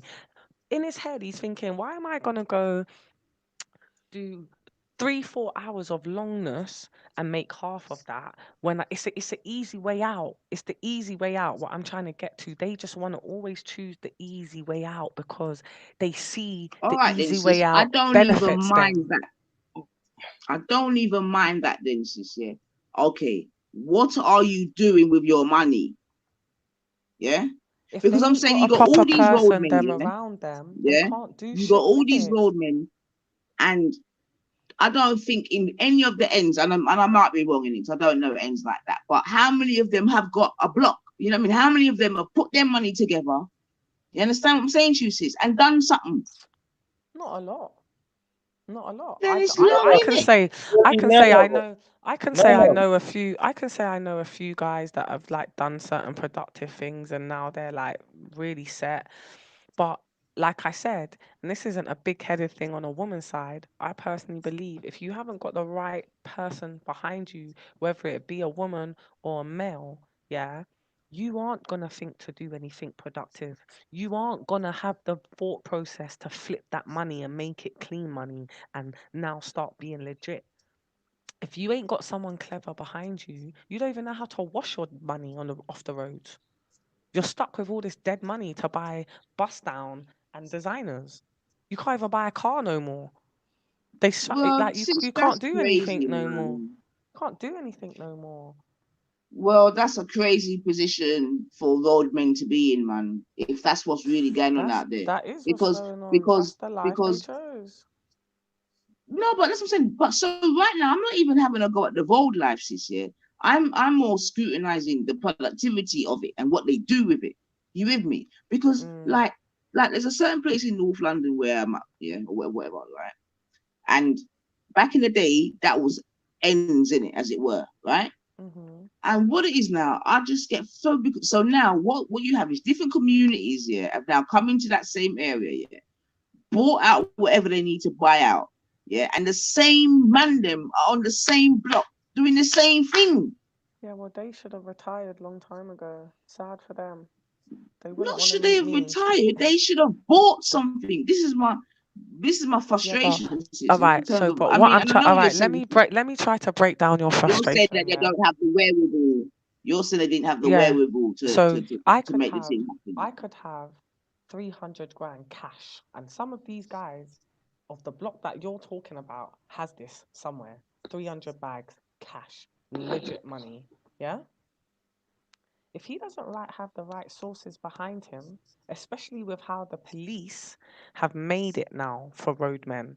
Before, you could go put a house in your mum's name, your sister's name, your auntie's name. It's 30.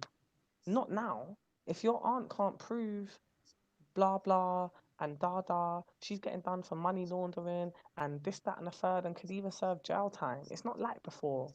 You could just put shit in people's name. It's changed a lot. The government have changed it a lot for the road guys, yeah. So if you haven't got somebody productive behind you that is very clever, that is very intelligent, and that can actually think of a legit way for you to start a small business that's going to turn into a long-term lucrative business, you are fucked. No, but fine. Don't you think that comes down to education? Because a lot of them, I feel like a lot of education only teaches us how to be workers Yeah, instead but you of, got to realize the education system in the UK is like I told my daughter's school. You are only here to teach her the basics. Don't ever get ahead of yourself. And that's it. That's all you're here to do. Teach my kid the basics. You ain't here to teach her no life skills. No, they don't teach these kids shit. Basics, maths, English, science, geography. See you later. Choose your career. Choose what you want to do with yourself.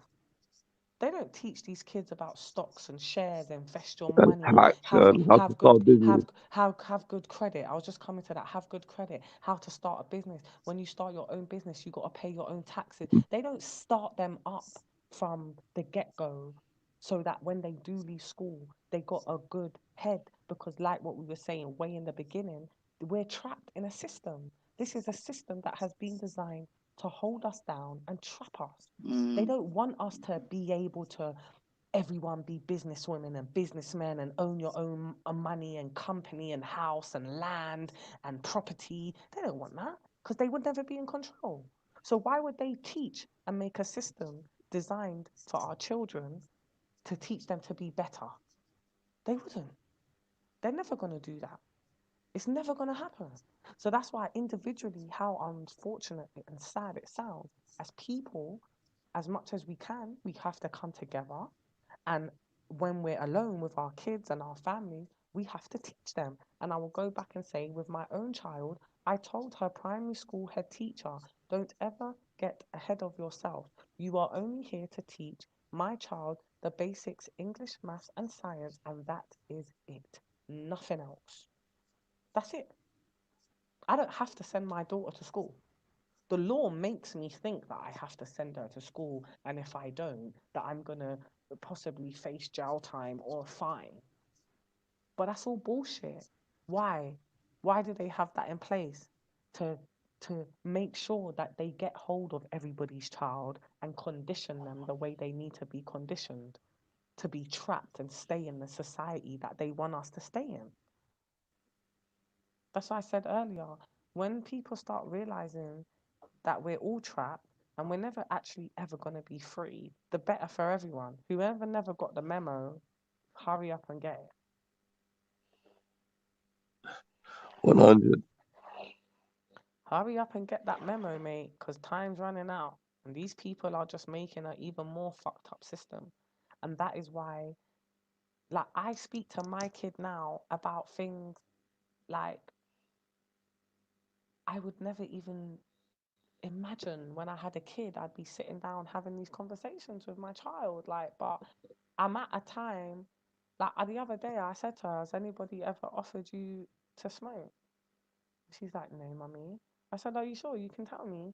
She's like, no, they haven't, but they smoke vape. Because it's in that generation. It's in that time. Do you understand?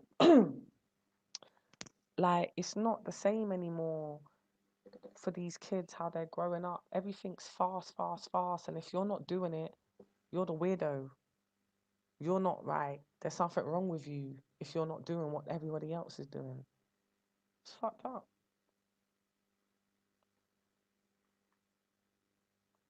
Fucked up, man. I understand. I totally agree. Pardon me? I totally agree, sis. But at the same time, how can you know? As Brother Raven says, solutions. What is solution? What would be the best solutions? You think? There isn't a solution until people, and I always say it, and it might sound crazy. You see, until people know themselves and accept who they are as a person, faults and everything, it's never going to change. The mindset of people is never going to be different. Do you understand what I'm trying to say? There is never going to be a solution because nobody comes together as one. You see that typical saying, we have to disagree to agree, yeah? People like to even argue on that. When it's just blatant in life, you disagree to agree. I'm not always going to agree with you, Kay. Would you expect me to always agree with you for the rest of the time? For me to be like, yep, I agree, Kay. It's not possible. It's physically, scientifically, you can't do that. But people. Well, isn't it compromise? Can't we compromise? We If you can can't always agree. compromise. We can always compromise. You can always come to a compromisation. You can always try to find a solution, think of a solution. But if everybody isn't on the same page, reading off the same line, how is it going to work? Because I could be in the same page as you, but at the bottom, nearly turning the page, and you've just started the top of the page. So how's it going to work? We have to be in sync. We have to be in sync with each other. No, that's interesting. We have to bounce off each other. No, bro. Well, now sister. Where's the other sister? She's maybe doing something in her house. Yeah, and that's a fact. That's a fact.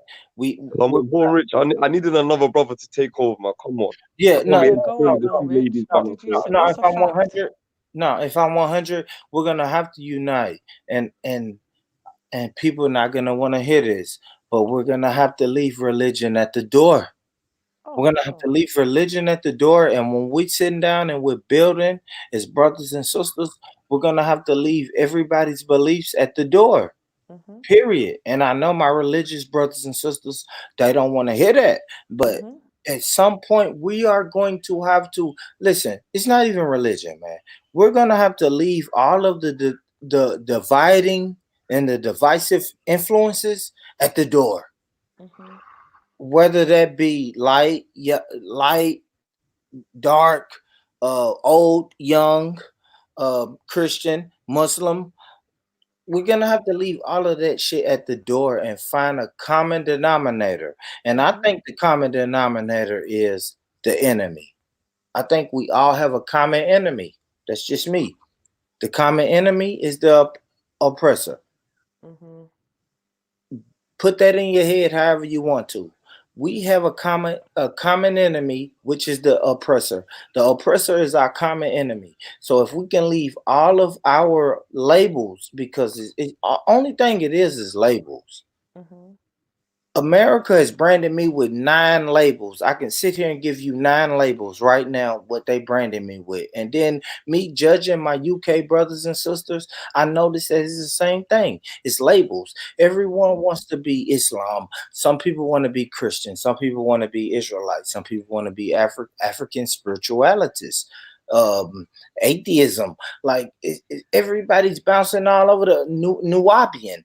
Everyone is bouncing all over the place, but we have not identified and started to correct our enemy. We have a common enemy. So the first thing is we have to identify, and that's for Brother K and Sister Finest. Who do you guys think that I'm talking about when I say that we have a common enemy? Oh, for me, the system's the enemy. The government people, they're the enemy because they created this and made us think this is what it should be and this is how it should be, when in fact it's just a fucking setup. Okay. It's a brainwash. It's a whitewash in my head. There you go. So, I kind of agree with you, sister, but I think at the same time we are our own worst enemy as well. Oh, for sure. But besides that, Yeah. Who's the main enemy? The main enemy, okay? It's the system. It's the system, my G. It's the system design that's not for us. That makes the man and the woman separate. Because at the end of the day, do you know in the UK, was it 60% of new weddings, people that get married end up in divorce. So there's already a system in place to break up the household. So I think it's the system and plus ourselves for falling for the system. You get where I'm coming from, for the boy? system.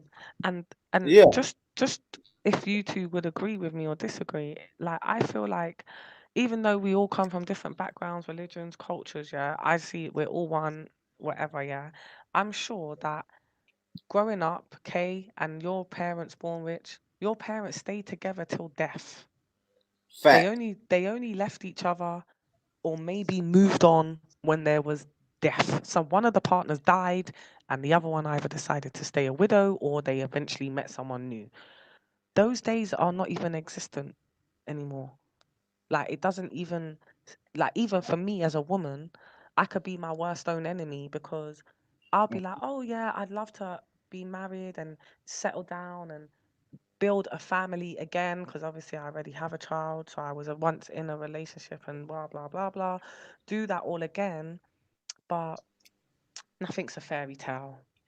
It's not even that it's a fairy tale. I Like think you've eliminated the ideal of you being with a strong black male outside of your thought pattern. No. When I say nothing's a fairy tale, what I mean is I believe and know that that will happen.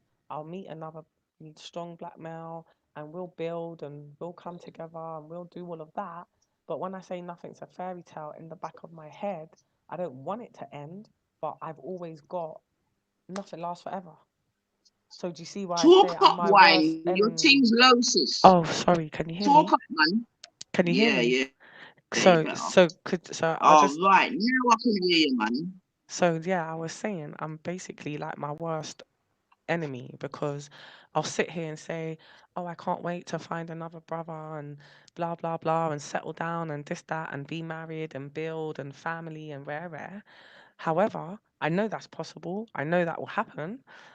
But when I get that, I've always got in my head, even though I don't have it at the moment, you know, nothing lasts forever. I hope it does, but nothing lasts forever. I'm not in a fairy tale. So I've already conditioned myself to know I may get a husband, I may get another strong black man relationship and foundation and everything else, but who's to say it's going to last forever? Because you're gonna run them off. No, not necessarily. It's because in But my with that head, mentality, you're going you know with that okay. mentality, Do you know you're what? going to You're run them very off. right. Yeah, you're right because it's Anyone something. want a cup of tea? Yeah, me too. I'm gonna make a coffee in a minute.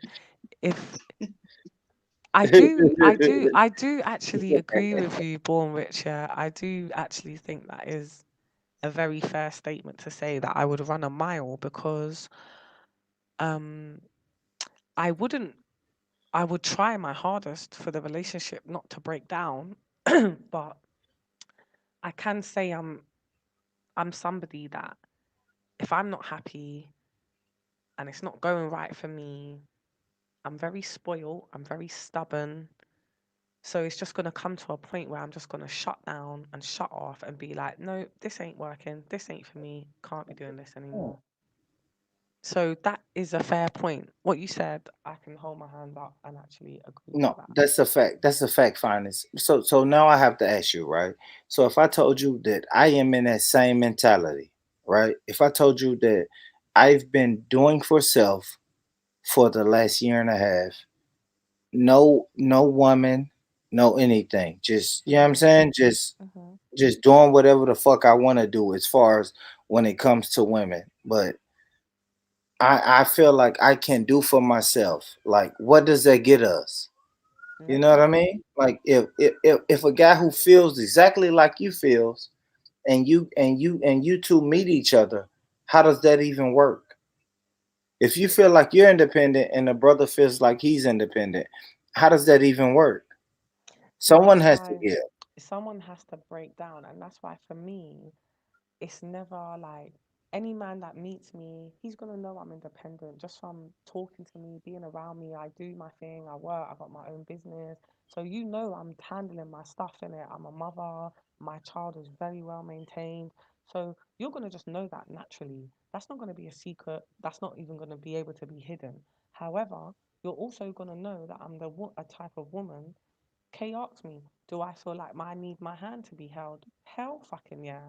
Of course I do. I want guidance. I want assurance. I want my man to be there to what I'm doing now. If I had a partner, it would make it 10 times more easier, 10 times more happier because I'd be sharing it with somebody. I'd be doing it with somebody. But so for me personally, I'm not one of those women that's like, oh, I'm independent. I don't need a man. Rare, rare, rare, rare. Yeah, hypothetically, I don't really need a man, but I do. Because like I said, I wanna be elevated. I wanna be pushed. I wanna be told when I'm doing fucked up things, when I'm doing things right. I want that from a strong man. I want it to be my man. I don't want it to be a family member. Obviously it's good, but you want your soulmate, you want your companionship, you want that foundation. So some women will come on these things and be like, no, I'm an independent woman. Trust me, I'm very independent. I'm very You know what? self-sufficient. We have to Very. continue this conversation another day. I think this is definitely a conversation that needs to be had, and we need to have No, a part Matthew two when just came. everyone's I had a was look. thinking, who the fuck is that man's voice? Sniper, you finna go big, Sniper. Nice Sniper came to close the Yo, panel 1 2 down. 1 2 1 2 1 2 1 2. Yeah, it's bedtime, mate. What's kicking? What you mean it's bedtime, fam?